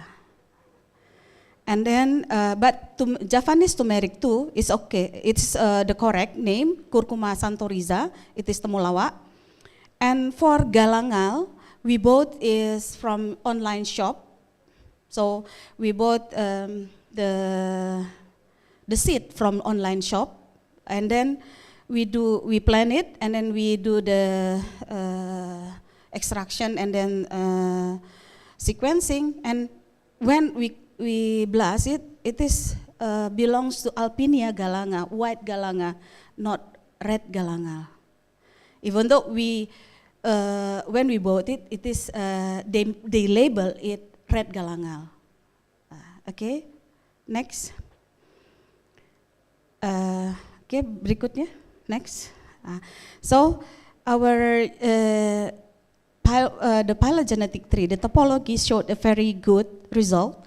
There are 3 clade, yeah, for ginger, and also for zingiber, and also for curcuma. But our red galangal and also turmeric, red galangal is not belong to red galangal, but it's belong to white galangal, clustered with white galangal. Okay, next. And then we go deeper to a morphological characteristic. We found that our turmeric, Javanese turmeric, Javanese turmeric 1, which is with blast, result closely related to temu mangga. This is different, it has different leaves character, morphological. Temulawak has a very character, a very clear character with the yellow and not yellow, purple color in the spine. But temu mangga is not. So we can make sure that our T1 sample is not temulawak, is not Javanese turmeric. It is maybe other species, we don't know, maybe temu mangga or some other zingiberacea, we don't know yet. Or maybe, yeah, it's temu mangga. Next. Okay, next. We also do the analysis and reconstruction of phylogenetic tree based on nuclear genome in the family of Zingiberaceae. We want to see the clustering. And then next. And then we got this data from NCBI, all. Next. And the result, the phylogenetic tree showed a very good separation and clustering for Zingiberaceae, Bosenbergia, Curcuma alpinia, and Amomum, and outgroup. And this all belongs to Zingiberaceae family. They grouping type according to tribes and genera. Okay. We did also the phylogenetic analysis of Lamiaceae. So Zingiberaceae, then we try to see is it ITS is good for Lamiaceae or not, and then we try for some Lamiaceae, Pogostemon cablin, our Pogostemon cablin variety Tapak Tuan in Aceh is clustered with the Pogostemon cablin in NCBI, maybe from China or from India, I don't know. And then for ortosipon itu kumis kucing. Kumis kucing, ya? Oh, misai, ya, kumis misai. Kumis mean misai. Kumis kucing. So the group of kumis kucing, and then menta, and then oregano. This belong to Lamiaceae all. And then ITS region is very good in separating this all region. Okay, next. Now we did. I want to see. How can ITS gene separated our Nilam Aceh Pogostemon cablin band in local species? Okay, it is collected from near Banda Aceh in Long, and then but the variety is the same. Tapak Tuan, Lok Semawe, Sidi Kalang, and local. Okay, then we got the DNA amplification. Okay, next. The flow is the same, yeah, blast analysis, and then we go to the tree. Next. So next. Okay. The phylogenetic tree analysis showed that the sample, the Pogostemon cablin that we get from NCBI clustered together, and then our variety from Tapak Tuan, from 5 varieties, and then from local, make one cluster together. Okay, next. And then we also look at the relationship 5 Pacholi varieties based on internal transcripts region. Okay, then we do for 5 variety, Tapak Tuan, Lok Semawe, Sidi Kalang, Pacolina 1 dan Pacolina 2. And then, okay, next, we see the next blast analysis, and then this one is very interesting because phylogenetic analysis of this sample that it showed that Pacolina make a group, but it is polytomy with the outgroup Anisomales indica. It is an outgroup, but Pacolina also sister with Sidi Kalang because Pacolina is Pacolina 1 and Pacolina 2, it is actually the variation, somaclonal variation from Sidi Kalang. So it's very nice to see that the Pacolina has not maybe not stable the genomic, maybe, I don't know, we have to do the more research about this. So, okay then. Okay, then we come to the conclusion that ITS1, ITS2 region can be promoted a good marker for molecular identification, especially for medicinal plants. This region showed that the ability for medicinal plant authentication, adulterant for herbal medicine material can be derived from closely related species or from species from other families. Okay, thank you very much.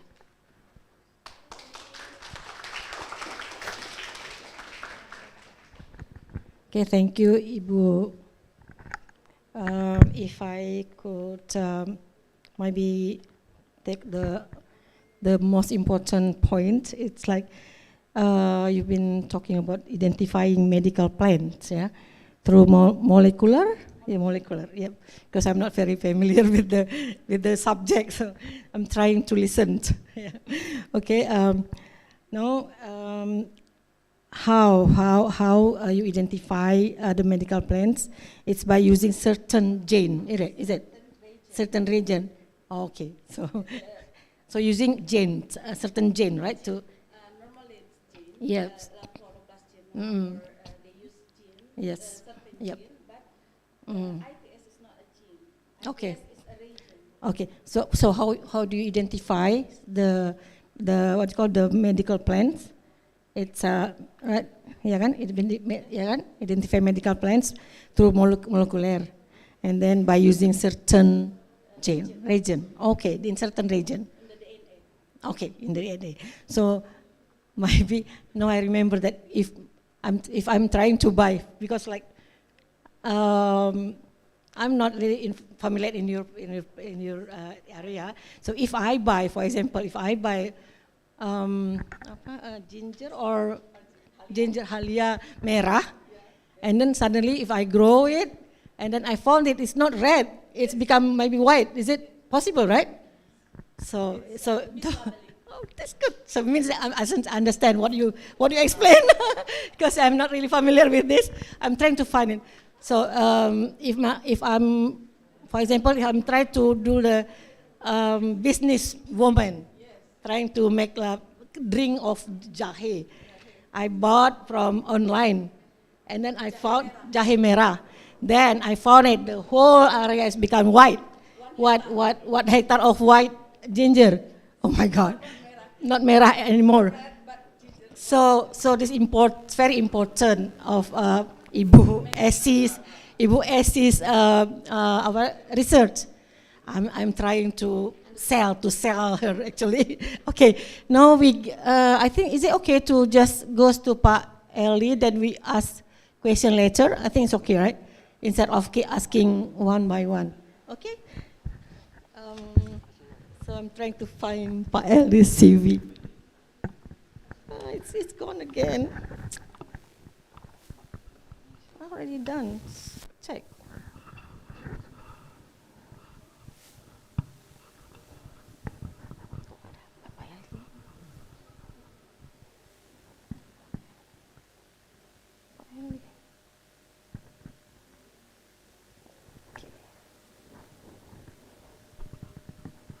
Okay, the second speaker is. I'm sorry, Elly. Okay. Okay, the second speaker is Dr. Mansur Elly Sufriadi, S.Si, M.Si. Her place of and date of birth is Aceh Selatan, March 30th in 1971. Then Pak Elly received his bachelor degrees in Bandung ITB in 1999. Then his master degree in University of Syaifullah in 2022. Then he just got a Ph.D. degree in University of Syaifullah in 2023. Congratulations, Pak Elly. And Pak Elly is as a lecturer in Faculty of Math and Natural Science, University of Syaifullah. Her current publications is partial least squares, discriminant analysis, classification for petroleum oil, adulteration, detection for Fourier transform. Is it? Yep. Okay. And his presentation today actually is about, I already did here, chemometric aided VTIR spectra analysis, a classification model for assessing chemical composition change in zeolite absorbent during petroleum oils. Okay. Yeah, okay. Pak Elly, you have 20 minutes for your presentation. Okay, time is yours now. Okay, thank you very much, Ibu Izia. Assalamualaikum warahmatullahi wabarakatuh.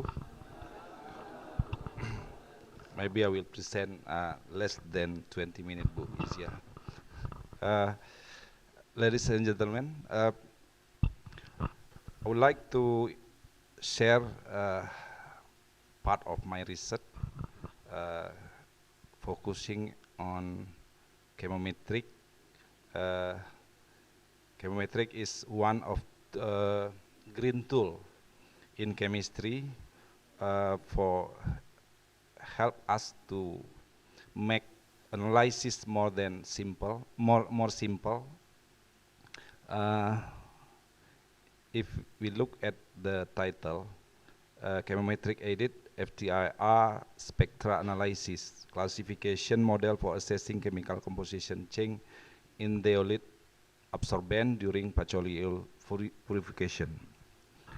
Okay, Bu Essy said essential oil or petroleum oil, yeah, can make you fresh and relax. Yeah, if you need to relax, please use petroleum oil as aromatherapy, right?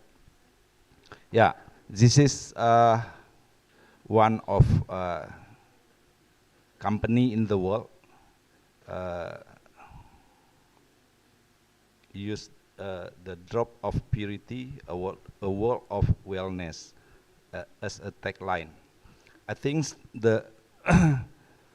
we will okay. If we look at the standard of petroleum oil using in the international trade market, we look only 8 chemical in patchouli oil must be include in requirement, and Indonesia have standard also about the quality of patchouli oil, but Indonesia exclude 8 chromatographic profile except patcholol or patchouli alcohol. That means in the international market, the standard of patchouli oil is more higher.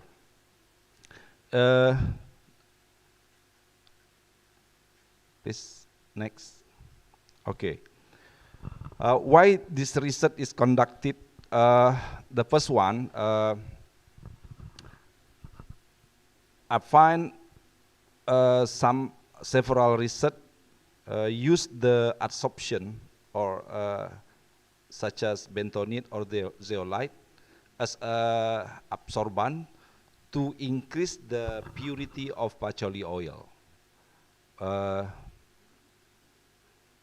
And the research has published as a matter of fact, factor leading to degradation of patchouli oil has 6 points.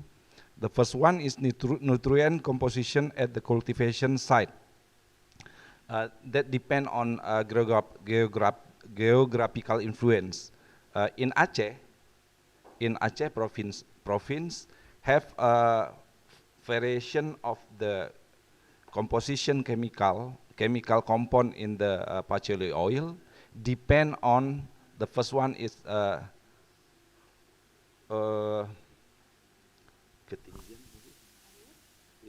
high level, and the nutrient of nutrient composition in cultivation site. That the first one will be impact to the 7 compound of the patchouli oil, and the second one leaf to steam ratio. Many people or farmer in the village lost control to make it ideal composition among leaf and stem. The point will be very influent to the content of patchouli alcohol or patcholol. If we need to take the higher of rendement, we must use more leaf than stem. And if we need high patchouli alcohol, we must increase ratio of stem. The third one, purity level of water utilized as steam source. Yeah. Many people in Aceh that the patchouli farmer lost control also about the use of water as a steam source. So that point will impact to the content of iron in the patchouli oil. And the fourth one, the packaging imply for the containment and preservation of patchouli oil. This one point also we can find in the village. Many people use the plastic, PVC to container of the patchouli oil. Using the PVC will make contaminated and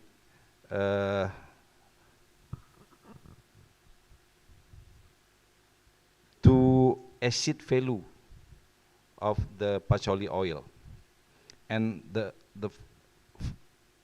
five one is moisture content during storage.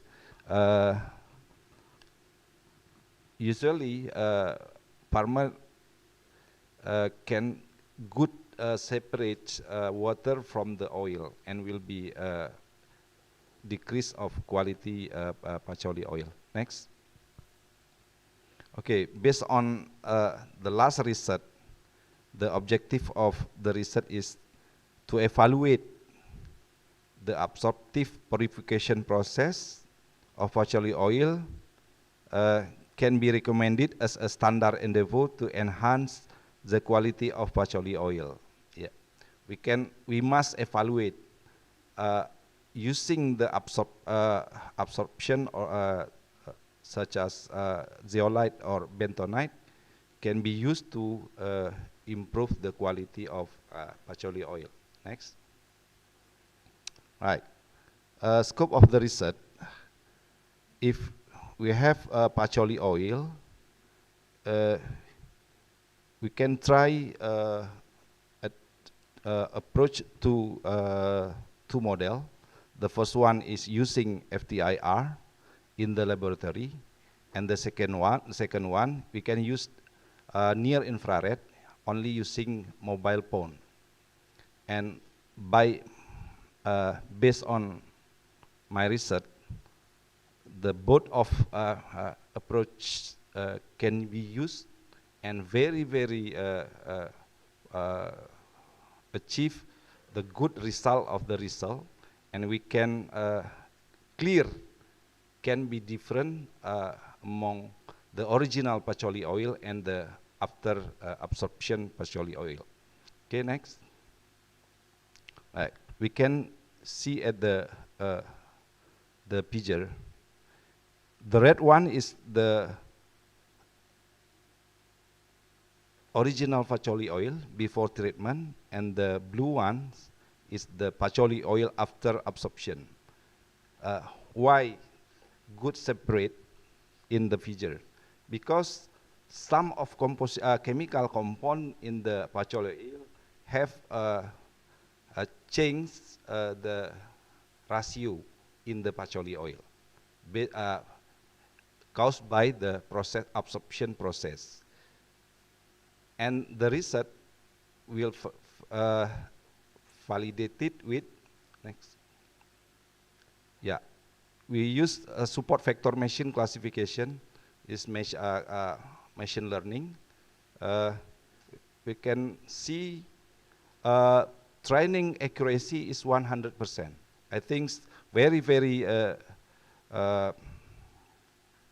comfortable the result of the research. But and validation accuracy achieve 92%.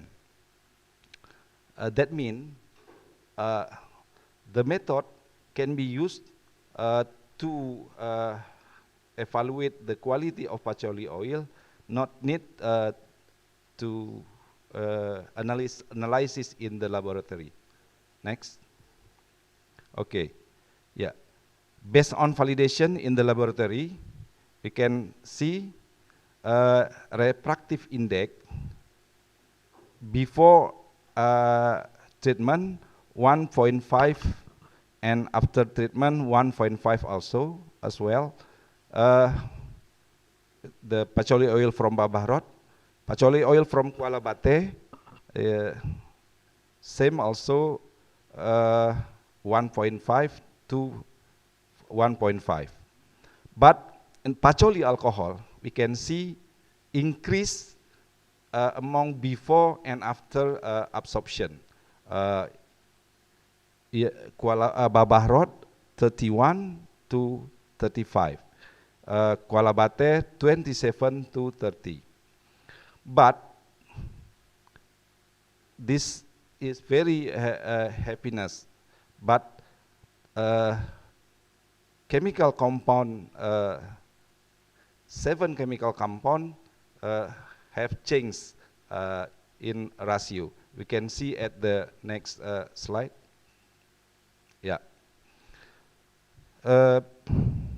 Beta pacholen before absorption 2.1 and after absorption to be 1.72. Combine from 0.03 and post-absorption increase very extreme to be 21.62. And Pacholol, okay, very good, increased from 31 to 33. Now, the result of the research can be informed as if one compound increase, the consequence is some compound will be decreased, and we must be careful. We hope the change of composition not exclude ISO standard that the last slide. Okay, that is the short information in the research. Thank you very much.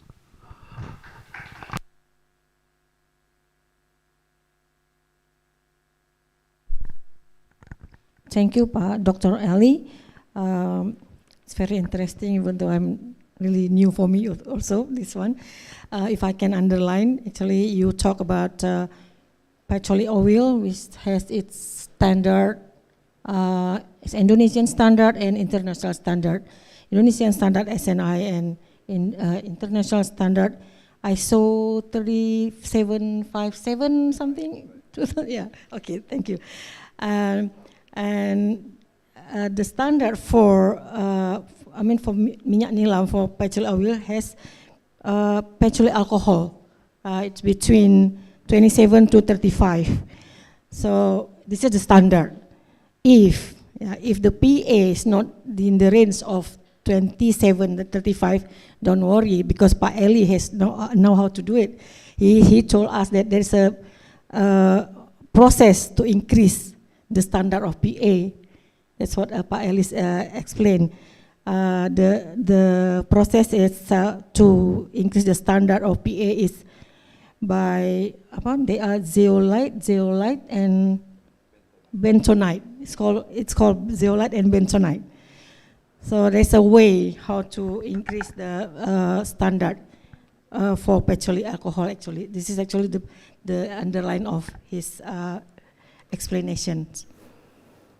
I think that's it. Yeah.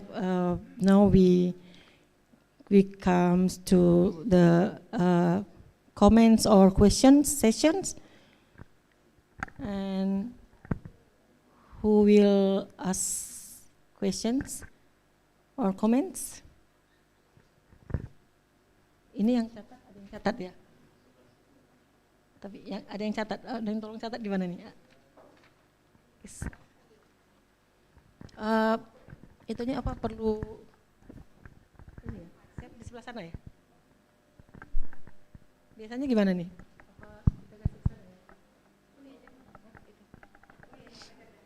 Oh ada. Tadi sebelah. In that side in.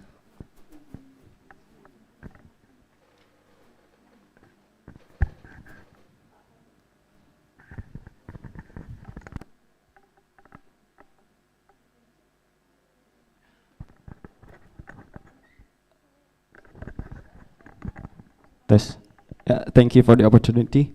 I will ask a question as orang awam in Pacholli, awam people maybe. Maybe for both Bu Essy or Pak Elly.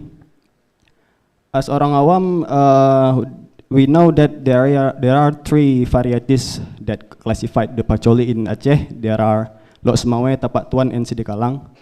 I am so curious what is significant differences between Lok Semawe, Tapak Tuan, and Sidikalang varieties, because we know that, as Bu Essy said, if we have Pacholi, Loksmawe Pacholi, we plant in Tapak Tuan, is it okay we say it's Loksmawe Pacholi?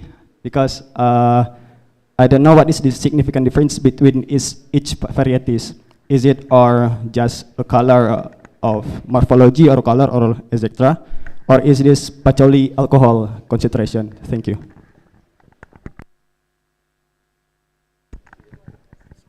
So do you want to answer now?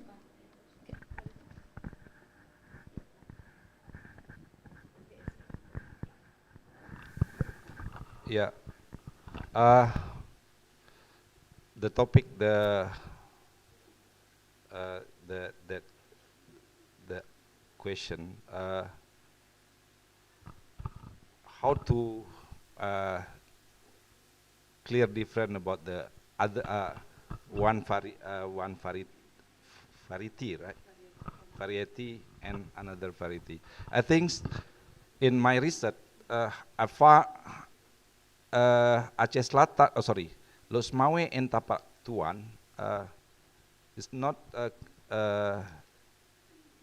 too different, except the Aceh Tapak Tuan, the acid number is more higher than the Loksmawe and Sidikalang.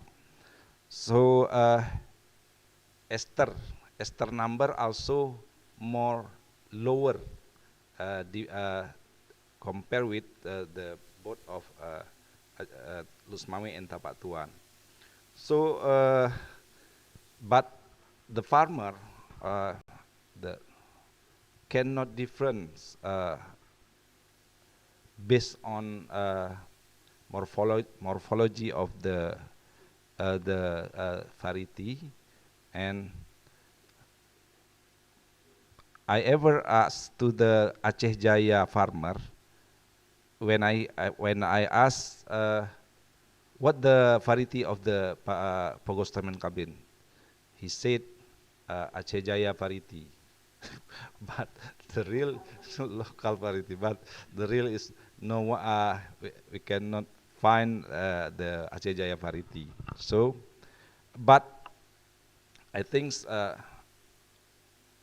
the expert of Bu Essy can be identify that,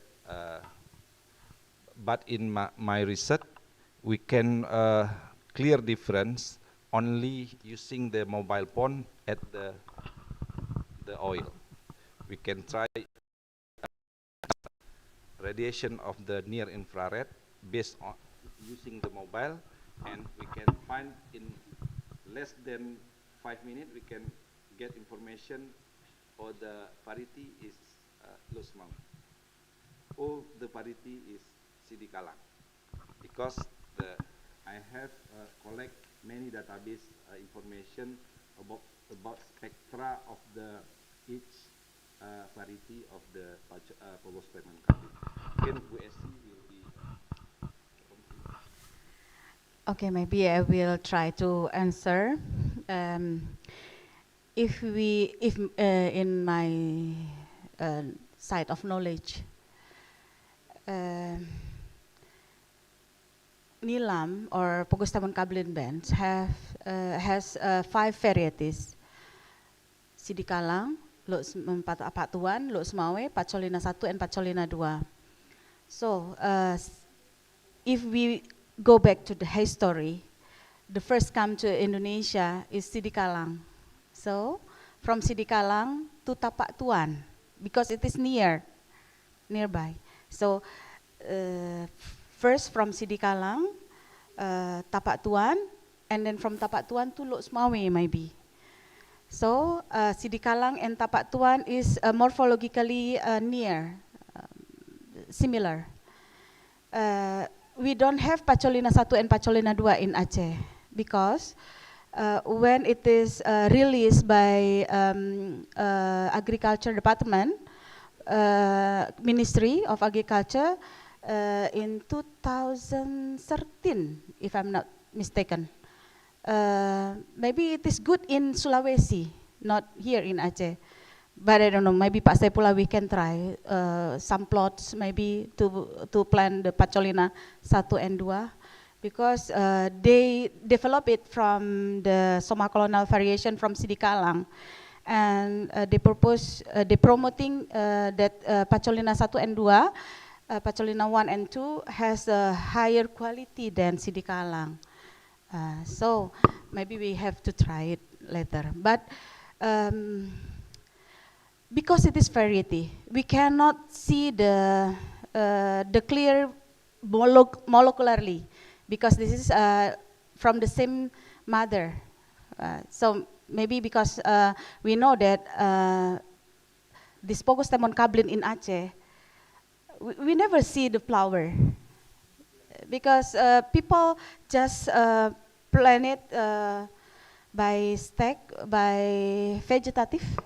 vegetatively. So it is very difficult to find the variation. So maybe the tissue culture can get the variation. We can do more variation by tissue culture, maybe to genomic stability, or by using the gamma ray or something like that, I don't know. So in my side, we cannot see the molecularly, but we can see the morphologically. For example, Sidikalang, the stem is purple, the leaves purple, maybe the above leaves. So for the quality, Pak Elly has answered before. Okay, maybe that's from me. Pak Ben. Okay, second question. Pak Ben. Maybe you can have this.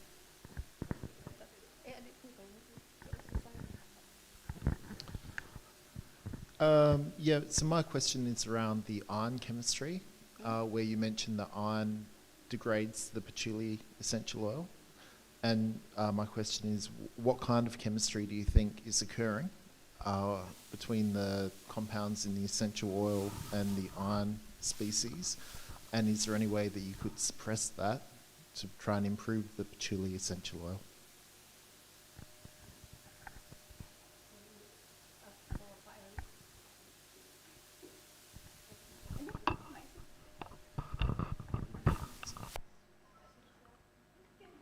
Yeah, so you mentioned the iron. Yep, iron causes degradation of the patchouli. What kind of chemistry is happening, and could you stop that chemistry using a chelator like citric acid?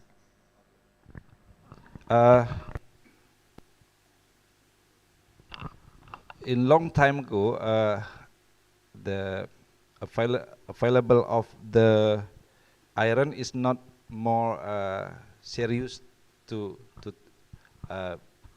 by the buyer of from the outside, but currently using patchouli is for oral also, including drug or food and beverage, but we must worry about the availability of the iron, the first one, and the second one, if the patchouli oil contain iron and make different in color, and generally the color of the patchouli will be dark, if then the not contain the iron, right? And the chemical is not so no reaction in the patchouli. If iron is not made some reaction in the patchouli, but the worry is about the healthy and the apa namanya aesthetic of the product. Maybe Pak Syaifullah can be explain more complete.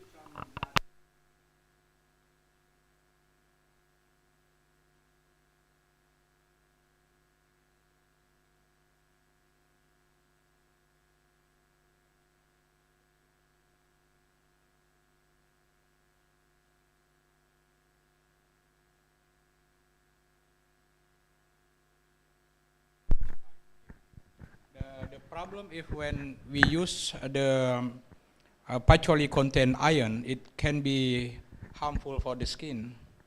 So some company from abroad, it make a requirement that should be iron free for the patchouli. And in our research center, I think I remember that 3 or 4 years ago, I did some research to remove the iron from patchouli using zeolite, right? Zeolite, and also activated carbon. So we adsorb. At that case, I agree with Pa Elly that no chemical issue there because the process will be physically adsorbed by the pore of the zeolite or bentonite or activated carbon. So the iron content in the patchouli will be adsorbed by the particle pore size, particle area, and also the pore of the particle. So will be clean. The color will be yellow, very very clean, like cooking oil. Yeah. So in this case, in our research center, for the oil that will be sent to abroad, it depends on the buyer. If they approve for around 20 or 25, that it's mean from community can directly send to abroad. But if they cannot receive the content of iron, we can do the process here. And also we can look for patchouli from community that iron free, because iron free will come from the chamber that built by stainless steel. It can be. That is some another information. Thank you. Any other question?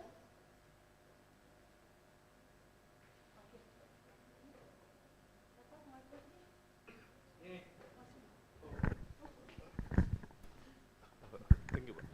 Okay, for Pak, just got one question. Two questions actually. When you say leaf to stem ratio, it might affect on the patchouli oil. What do you mean by leaf to stem? How do you mean? Can you brief us? The raw material of the distillation of patchouli is use stem and leaf. Stem and leaf. Right. But the composition or ratio among leaf and stem is not clear determined by the farmer. Yeah. So based on our research, Pak Syaifullah, we find if we use stem more than leaf, we can get the oil in low rendement. Low rendement. Yield. Low yield. But the patchouli alcohol is higher. So in terms of commercial means they want, which is better quality? More leaf or more stem? More leaf. Actually, in the leaf, it contains until 5% of the oil. For the leaf. In the leaf. In the Plus- stem, it's only 0.5. Oh. 0.5% of oil in the stem. However, in the stem is very high patchouli alcohol content, and in the leaf is standard. So when we process together, it takes 70% of the leaf and 30% of the stem mixed together, and then we can get oil with higher yield, around 3%, and also higher patchouli alcohol content mixed together. Alright. Okay. That's why we conduct a supercritical extraction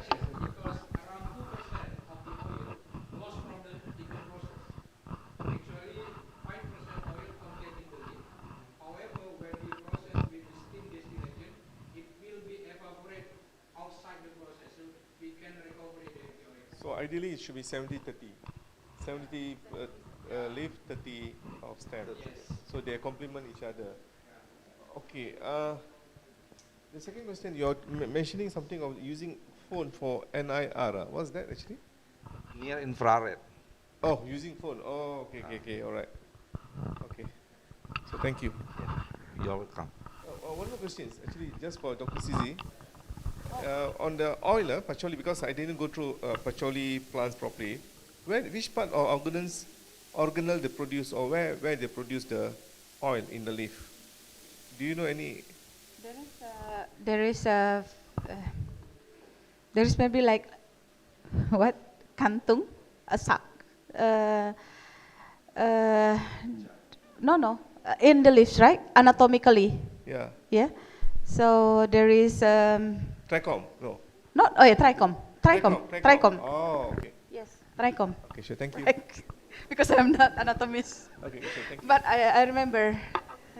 I remember one of our friends. Yeah, it's more in trichome.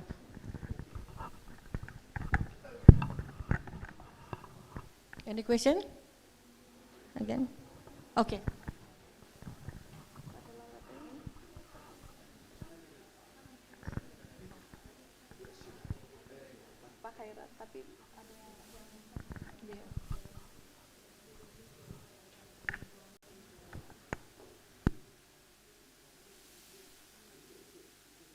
Who asked in this side? There's a question in this side or Pak Khairan? No, Pak Khairan, I think. So.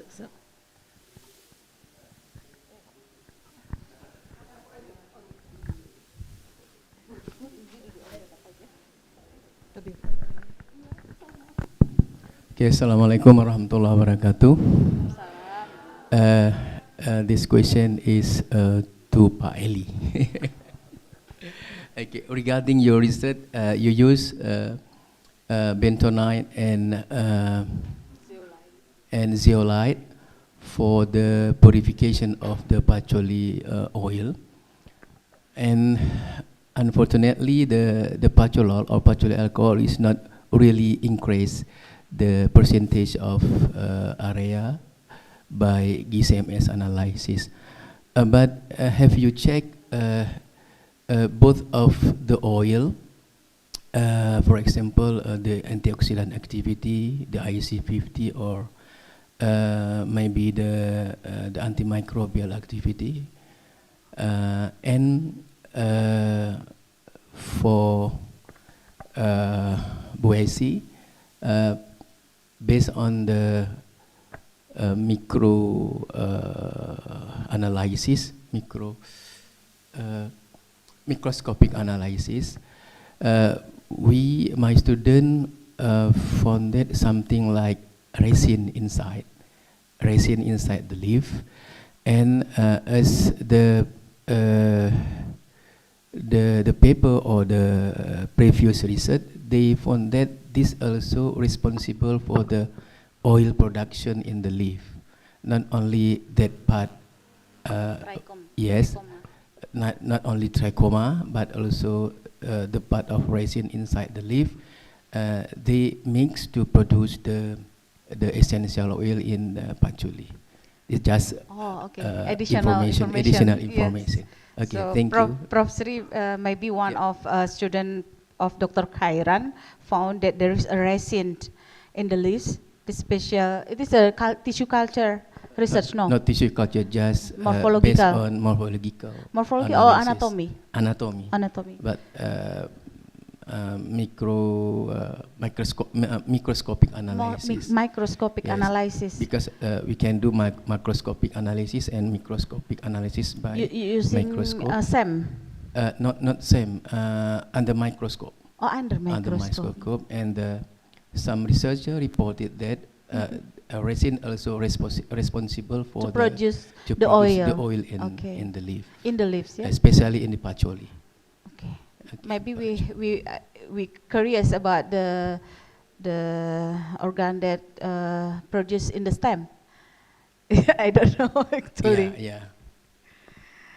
Okay, sorry. So additional information from Dr. Khairan. Okay.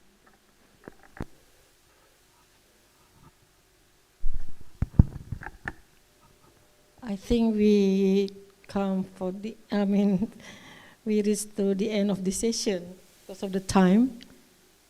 Or maybe any question? One more question? No. Yeah, okay. So I think I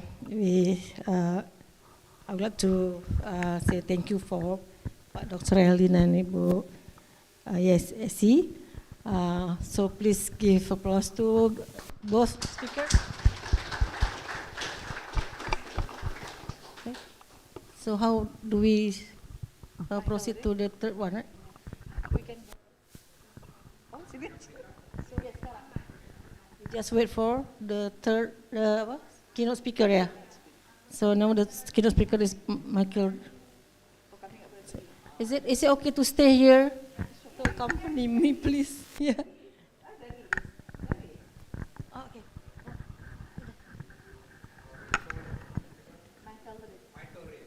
Michael.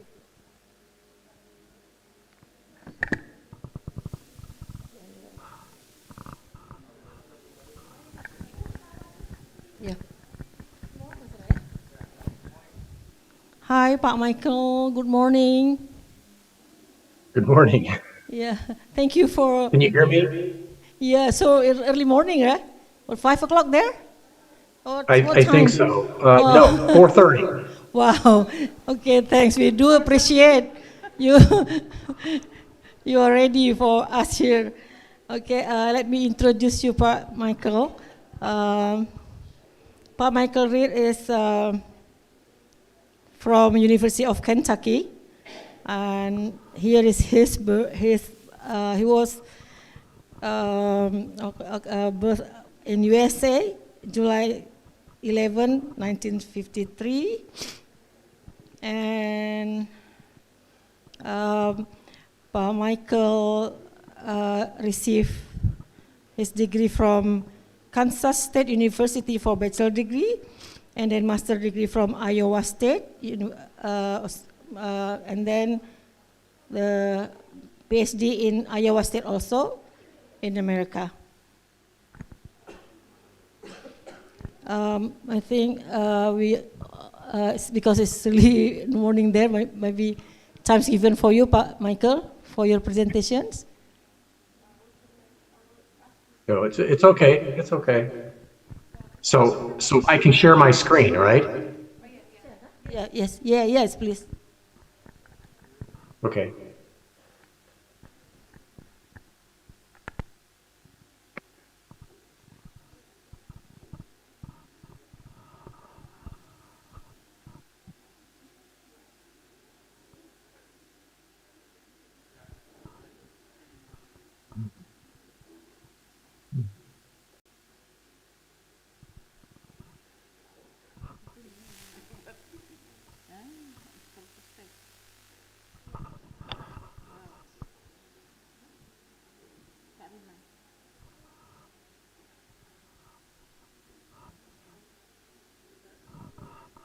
Sorry, it's being a little particular as to where I have the pictures to get a full screen. Okay, here I go.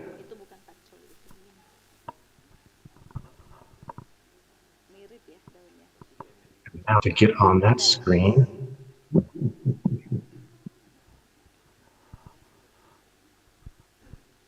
Okay. Let me put that there. So it's nice to be at the conference. I appreciate it very much. I was asked to talk about export prospects for Indonesian patchouli oil, and I'm sure there are people in the room that know a lot more about this than I do, but I think I might give you some insights that from let's say from a user perspective, that is an importing country's perspective, that could be helpful. We'll see. But here's a little outline of what I have. I'm going to talk about the current international trade for patchouli oil, and the problems that there happen to be in even measuring what the trade is, the current supply chain for Indonesian patchouli oil, the current international demand for conditions for patchouli oil and then some strategies for increasing the demand. And the only way I can go talk about this really is that there has been research done in Indonesia and other places about export patterns or supply chain management or marketing systems. And so I'll refer to that. Those people know a whole lot more about that than I do. And of course, the technical aspects of production and the extraction of the oil is far beyond me, and the chemical properties, but it does have some interesting aspects that at least analysts in the United States talk about for this this very, I guess, this essential oil. Some of the data issues is that data on patchouli oil isn't easily available. I could pay thousands of dollars. It's interesting that in the whole world of things, patchouli oil exports is very minor, but you can pay a lot of money in order to get information and data on patchouli oil, and most of it is proprietary. So the companies have bought the data from various places, probably from a government that's selling data on individual shipments of patchouli oil, and so they charge for that. And I didn't pay any money for this, but so the issues are that patchouli oil is exported and re-exported. It's processed, and it might be processed at one period. You don't know where it is. So that's what economists call intra-industry trade. And the trouble with patchouli oil is that its harmonized system code, that is the measure of its in the system, is at something like the 16-digit level. That is, you have to have 16 digits, and those data aren't. 8-digit is about as close as it is in terms of reporting those in normal channels. So it's a very fine product, very important product to Indonesia, but difficult. And there's also issues of trying to find out what level of processing is involved. But it's pretty clear that the leading, and it comes out here, the leading exporters of patchouli oil are Indonesia, India, and Singapore. But Singapore is a small nation that probably produces very little raw patchouli oil. So you can see in the second line that India and Singapore are among the 3 largest importers too. So India, which produces patchouli oil, though I don't know, it's not clear how much, imports and re-exports. Singapore basically imports probably from Indonesia and other countries, processes it in some way, maybe packages it, and then ships it on. Now the final, as far as we know, the leading final importers, are the United States, France, Switzerland, Singapore, and Spain. And the current value of exports is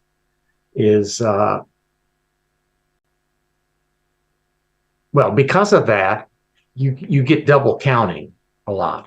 So it's difficult to estimate, but most analysts put the current trade at about $70 million. So that, in the whole scheme of things, that's pretty small. And so I think what you'll find as we go through the presentation, that it's easy to get lost in this huge market of all the products that patchouli oil is used in, and how you develop a supply chain that gets information from final buyers to producers and early in the chain processors is very difficult, very difficult. And given some of its products, it's really important that the buyers be involved, the final consumers be involved in the chain, because they've got to meet various specifications that buyers have or governments have for the product. So it's a very unusual and interesting product. I've never quite looked at anything quite like this, but so I've used this source of 4 people, 2 of whom I know, maybe 3 of whom I know, from Regional Science Inquiry, and their finding was that most, in terms of exports, most of the Indonesian exports are raw, unprocessed patchouli oil, and Indonesia probably exports for 80% of the market of the very raw, unprocessed product, but it's only around 1,500 tons. So that's a lot for an Indonesian producer, but it's not much in the whole scheme of things. And 30% of that patchouli oil probably doesn't meet international standards, so it can't be exported. Now, those standards might be set by, I'm not sure if those standards are set by the Indonesian government or if they're simply the lowest standard for an international buyer. Grown by small-scale farmers. Farmers sell raw oil to small traders or to cooperatives, and so the collection process is often the small traders that are getting there to the cooperatives, and sometimes larger traders that sell to cooperatives or directly to exporters. But basically all the processing is done outside Indonesia. So in the supply chain, the communication is difficult. If you've got small traders, there's going to be a disconnect between someone in Paris who's looking at using patchouli oil in the final aspects of their cosmetic production and getting the information that they need for patchouli oil being one ingredient in this mixture is difficult. Difficult a little bit, not because the communication system doesn't exist, it's just that it's too small to make much of an impact. And so you're dealing with large companies oftentimes, and to get them to use a patchouli oil product that they can't communicate with producers and guarantee that the product remains pure, however they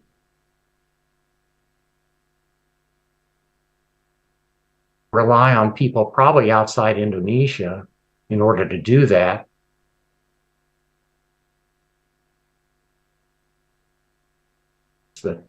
That at least the analysts here are saying that patchouli oil has a chance for.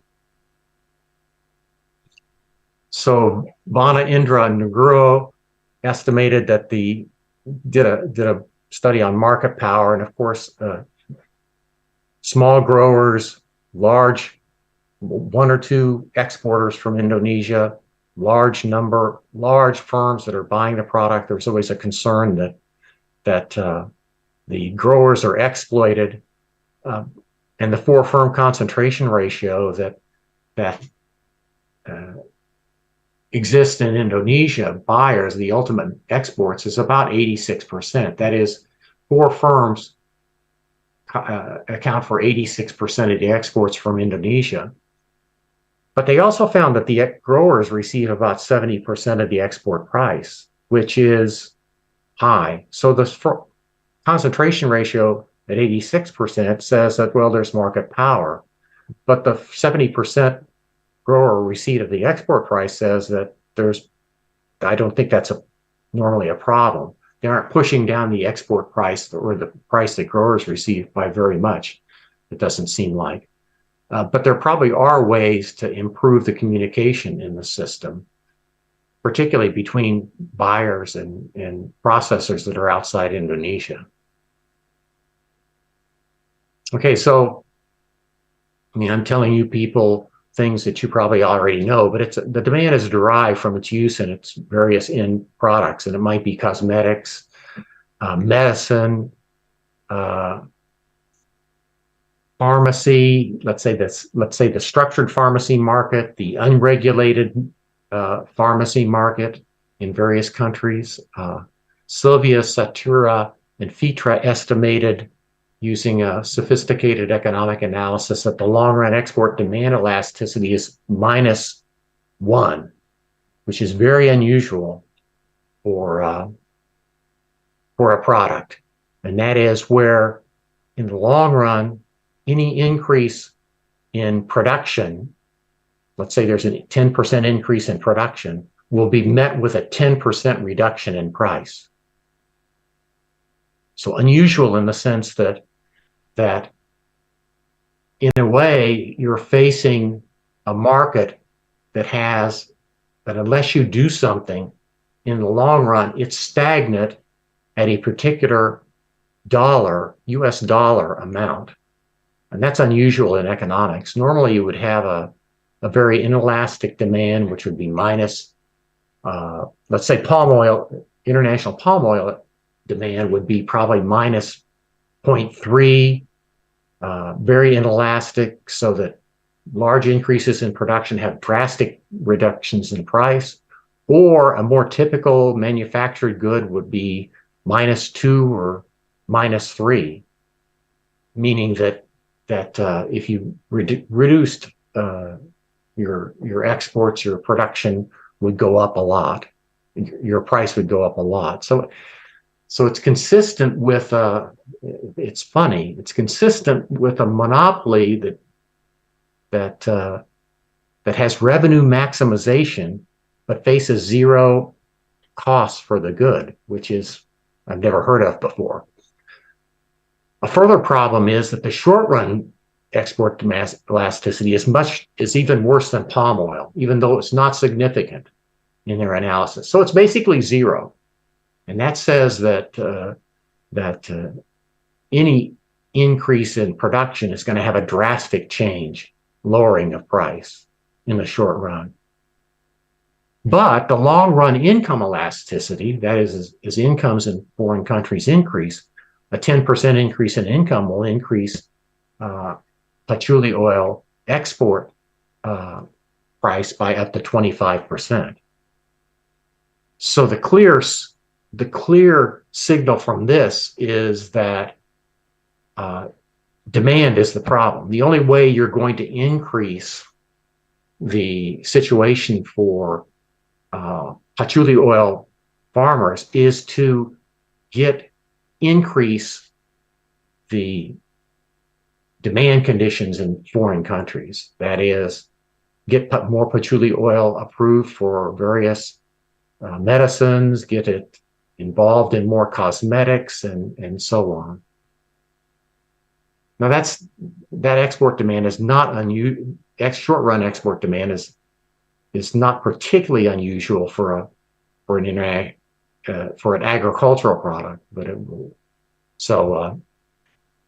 and that's consistent with the multiple researchers that observed lots of changes in price from year to year, but not really much change in export values. So any increase in quantity is met with a concomitant reduction in price. So clearly what you need to do is increase demand, because and that's, you're going to increase demand by something that goes on outside Indonesia. So increased production will simply lower price by the same percentage unless you, even in the long run, unless you power and move the demand curve. In simple economics, you got to shift the demand curve out. Moving up along the demand curve is not going to be a good strategy for patchouli oil. And that's about all I could glean from the literature. But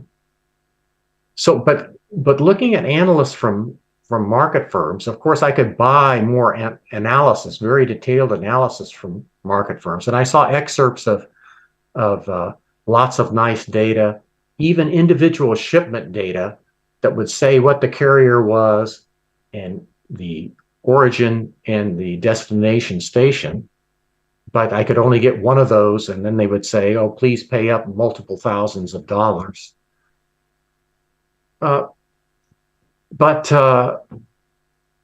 It's clear from the market analysts that the fact that there are market analysts covering such a number of market analysts covering such a small product is very interesting. Small in terms of volume. You know, you're talking millions of dollars in a billion, you know, hundreds of billions of dollar industries. But some of the things that are going for it, it's just a natural product. Of course, these days, natural products are preferred for a number of reasons. People feel, I mean, you use it in, people use it in cosmetics. They're putting it on their body. They want it to be closer to something else rather than something that's artificial or synthetic. There are health concerns that might come about. Being a natural product, make it more appealing. There are, and I'll go through this a little bit in a minute, but these products have to be tested if they're going to be used in cosmetics and health and other areas. And because it's not an animal product, there's no issues with animal cruelty, because that even a charge on social media that a certain thing has happened with respect to testing a product on an animal that does not seems cruel can crush the product. There's growing awareness of the healing properties that even raw consumption of patchouli oil or some process of almost raw patchouli oil. There are healing properties that are being discovered, and it's good for aromatherapy and respiratory issues. So there are lots and lots of uses that seem to be cropping up from the importer side, the user side, and it's seen in the, let's see, the informal literature here. Has antimicrobial and anti-inflammatory properties on skin. I saw claims for it. Can help treat acne. Can help reduce stress through serotonin effects. That is the effects on brain chemistry. It can help hair texture. It can even be involved in food applications. So all this is great. But they only expect export demand for patchouli oil to increase 3 or 4% per year. So here I'm reading all this stuff, and they're all making the same projection. So why is that? Why is it so that there's disconnect between, I'm sure growers in Indonesia and other places would love to harvest more and even plant patchouli plants, the consumers seem to be interested in it. But you're talking about 3 or 4%. Well, the problem is all the things that have to go on between production and even after the product is, probably after the product leaves, maybe before the product leaves Indonesia, that have to go on. And the whole idea that you have this research institute in Aceh might be very helpful for this. But when you get into products, some of the products that patchouli oil is into, you have difficulties with the regulations of importing countries. And the problem is that importing regulations vary by country. Except for in the EU, they're standardized, the European Union. So somebody in the supply system has to be very familiar with the importing country's regulations. That is, its labeling standards. Labeling standards are not such a big deal. I mean, the Singapore people will know about that, but in its formulation, there are restrictions on specific ingredients in certain things, and so there are certification procedures that have to be taken place by laboratories in the foreign country that have to go on. And somebody's got to do that. Somebody's got to invest money in that and get it. And in all these different uses, the procedures are not going to be different for different products, because it's the end product that has to be, it's an ingredient in the end product that is being determined. But it's also that the regulations vary so much by country. And regulatory agencies within, let's say, the United States, if it's a food product, FDA is very, very important. But in other products, there are other places. There is some overlap among regulatory agencies, which makes it very, very difficult. But there are opportunities for possibly certification procedures too, because you're in a sort of an exotic framework, and the whole idea that you could maybe label this, get it certified as a sustainable product that certifies it all the way back to producer. You could get a rainforest sustainability certification or something, but somebody's got to do that in the system and then communicate that throughout. And in having so many steps in the marketing chain between the producer and maybe even after the product leaves Indonesia presents challenges. So what happens is normally companies these days want to integrate back in, and they want to go into Indonesia to make sure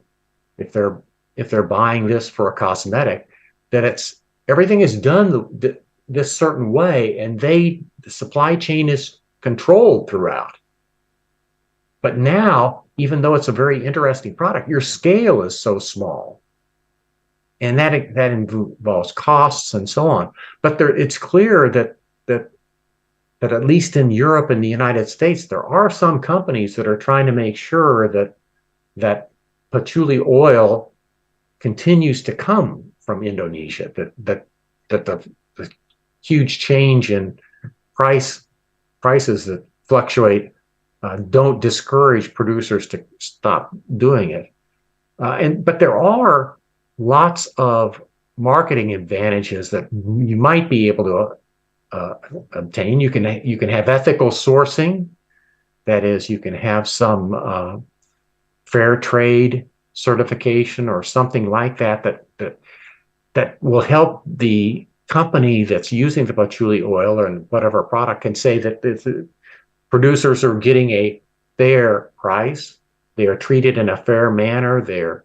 You can be assured that a certain percentage of the price is being paid to the producers.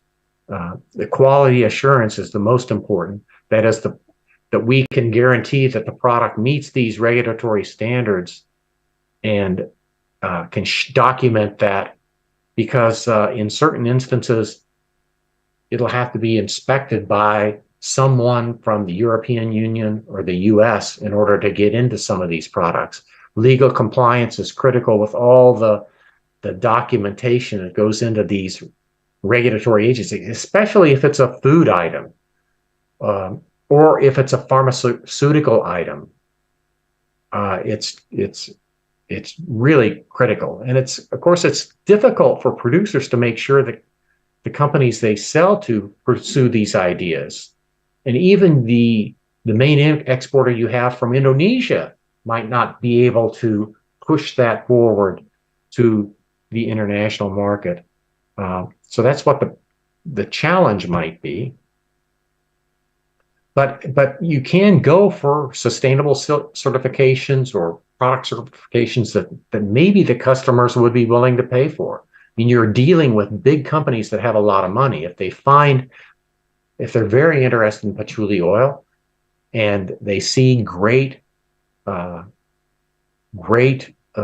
possibilities for it, they can invest money there. But Indonesia's you're a long ways from the main markets. Main consuming markets being in the United States, let's say North America and Europe. I look up on my map. And you might need to certify, you're probably going to have to certify patchouli oil's chemical makeup, purity, and safety, and have some assurance that companies are going to have some assurance that is preserved throughout the supply chain. I think that's more than I know about patchouli oil. Let me say that. But I can I'd be happy to try to answer questions if there's anything that someone has that I can answer. So, but I want to again say it's very nice that I'm to be invited to the conference and to maybe see some of my friends online again. So, thank you.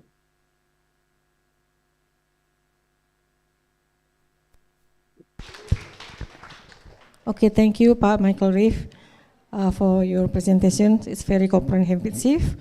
I would like to maybe to highlight a bit. You have been started your presentation with starting with explanation about the current international trade, then its demand, and then goes to the Indonesian, how the current supply chains for Indonesia, and then the strategy. I also see you underline with the patchouli oil is very hot issues because it's dealing with $1 million. And however, you also mentioned that in Indonesia, we still mostly export raw materials. Hopefully, with the establishment of IRC, maybe we can shorten the chains. So hopefully, yeah, then Universitas Syaifullah maybe will also change the connotation with selling raw materials. Now I think with the time is limited, I will ask who will give comments or questions. Raise question. Okay, Pak Elly. Okay. Ada nggak di itu, Pak? Maaf ya Pak, nggak bisa lewat.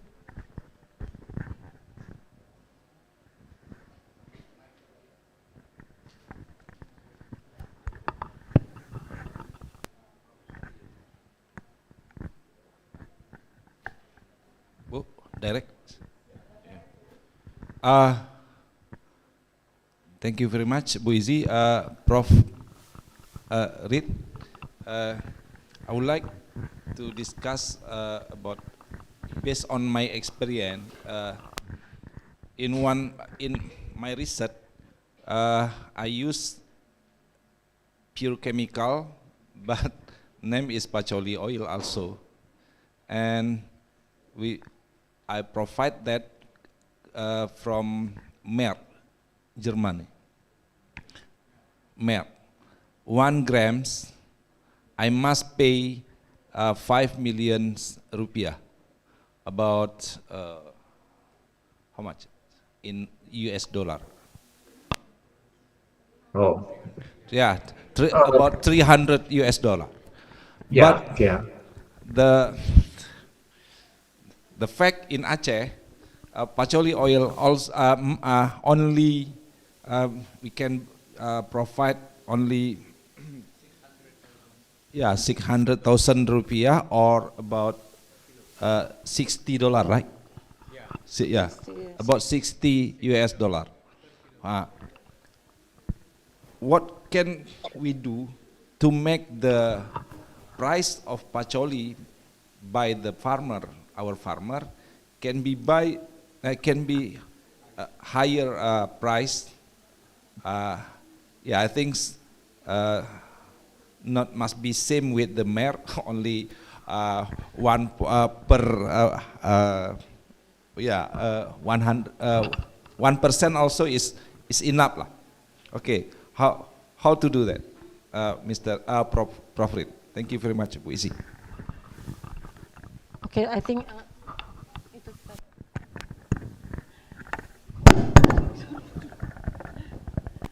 Okay, Pa Michael, can you just directly answer the question, please? Sure. Yes, thank you. You want me to answer it now? Yes, please. Yes. Okay. So yeah, remember the percentage that I quoted was versus the export price, and so that tells you all the things that are going on between the exporter and the final product in Germany, and So I didn't give you, and that percentage is really not available, but giving something from you like that gives you an idea. And that's probably not unusual for basically, is the oil used in Germany for various purposes? It's used for putting on the hands but anyway, it's processed in some way by a big company that takes a lot out of it. And the only way you can, that company is probably has a whole line of products, patchouli oil is one of them. You've got to try to develop a system that increases the value of patchouli oil for them. And I think it's difficult. I think it's difficult particularly for producers, small-time producers, to sell into that. That's not unusual at all for people that are producing products so far away. But if you can, I mean, the whole idea might be that, well, you can process it more in Indonesia, but then they might not want it anymore. So I think the key factor is to try to communicate with them somehow. Maybe your EU agricultural attaché, what we would call an attaché, to see what it is that can happen to cut the supply chain, because it might have gone through 3 hands before it even got to Germany, and then 2 other hands in Germany before it got to this final product. And so, but the factor is that if you can get it in, there's a lot of money. But then the challenge is how are you going to get? You need to convey that, well, producers aren't going to produce if you don't increase the price. I saw it was pretty clear within the analysis that producers in Indonesia are not that interested in patchouli oil at current prices, particularly if it's fluctuating so much. But somebody's got to do that, and it's a long way from a grower to some executive in, you say Merck, M-E-R-C-K, the pharmaceutical company, Merck? But anyway, whatever the company is, got to have some communication there, and it's a challenge to shorten, what we would say, shorten the supply chain and collapse it so that the producers can get more. But I don't have an answer, I'm sorry. So difficult, Pak Elly. I think it's hard, but I think someone got to do it. Okay, thank you, Pak Elly. Even though it's the times, we reach the end of the sessions, but if there's no question, one more question? No? Okay, Pak Syaifullah.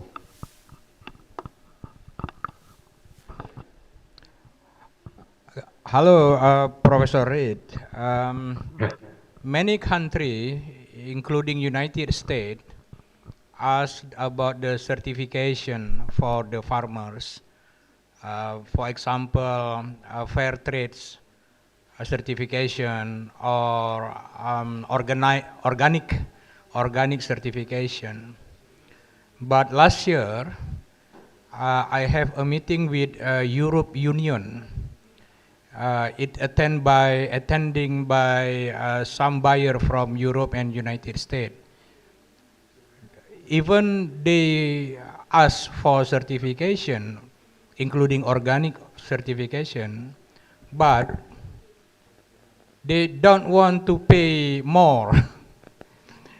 they ask they ask certification, organic certification, but they would like buy as usual. At the same price. At the same price that you pay for the certification. Yeah. What do you think about that? Thank you very much. Well, yeah. When you talk about the buyers in the U.S. and Europe, they have lots of products that they can deal with, and So what goes on in their mind, I'm not sure. But I think it's got to be clear that that's why you need to increase demand, so that there are more players out there that are looking for patchouli oil, so that they can't get away with things like that. Because if it's the only outlet that you have, you're sort of at their mercy. So if you can get if you can get the robbers and thieves competing for patchouli oil among themselves, then there are going to be less thieving and robbery going on, if you get my analogy.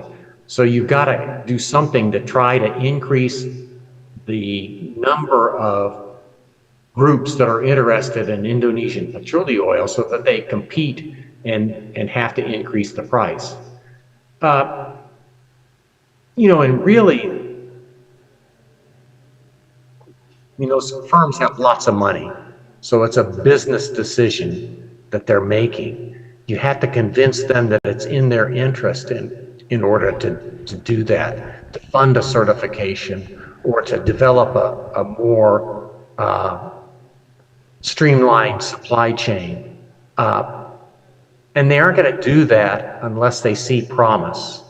And so an institute like yours that shows promise in various uses of patchouli oil is important, because it gives a credible documentation that says, hey, we've got these people coming in, we'll just go with them and see what they say. That is so other uses, other potential buyers, so that you aren't so much at the mercy of these 2 or 3 people that may not be that serious anyway, too. I know it must be frustrating, but you're suffering from a lack of size. I mean, $80 million is not a whole lot of money in the world that you're working in the world of cosmetics or health or pharmacy. It's nothing. Sorry, it didn't give you much promise, but that's the best thing you can do. Try to get more interest and more people competing for the product that you're harvesting. Okay, thank you, Prof. Rif, and thanks, Pak Saiful.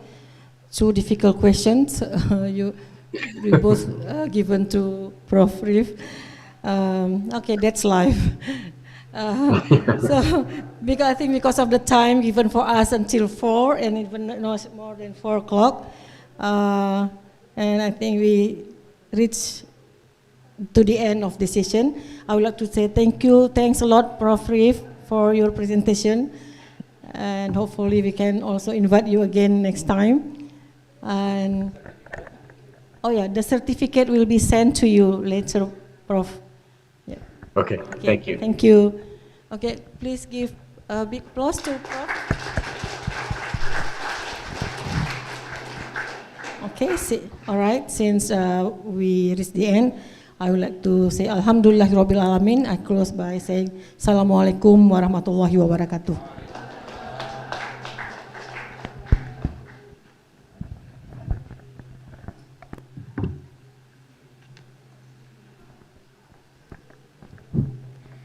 Ladies and gentlemen, as this is the end of Keynote and Invited Speakers Session 3, we would like to say thank you to Dr. Izia MSc for leading this session.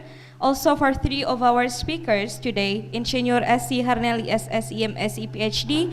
and Dr. Ingenieur Elly Sufriadi S.Si M.Si, also Dr. Michelle Reed Farr from University of Kentucky, United States of America. Let us give a big applause for all of the keynote speakers, invited speakers, and moderators for providing us so many new insights and knowledge on patchouli and essential oil.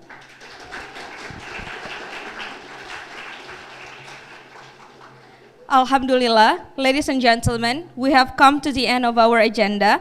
Thanks 1,000 times for the speakers, moderators, and all participants who have been a good participant in this event. May we all get much knowledge that would be useful in our life. For tomorrow's agenda, we will still have parallel session for paper presentation, workshop, and also mini expo. I represent all committees of International Conference on Patchouli and Essential Oil Research and Innovation, Iconpeori 2023, would like to say thank you for your participation. Thank you for your nice attention and see you tomorrow. Assalamualaikum warahmatullahi wabarakatuh. For the snacks, you can find outside of the building. Thank you.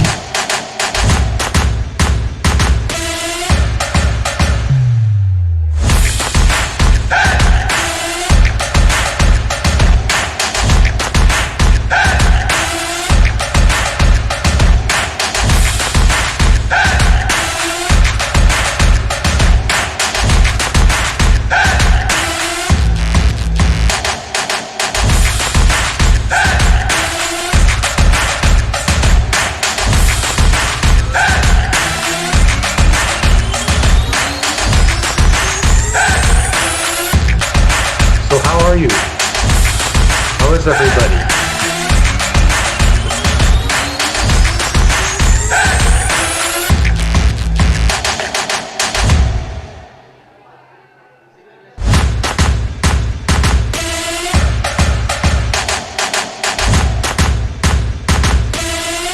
Hi. Good morning, Mike. How are you doing? I'm good. How are you? Very good. Thanks.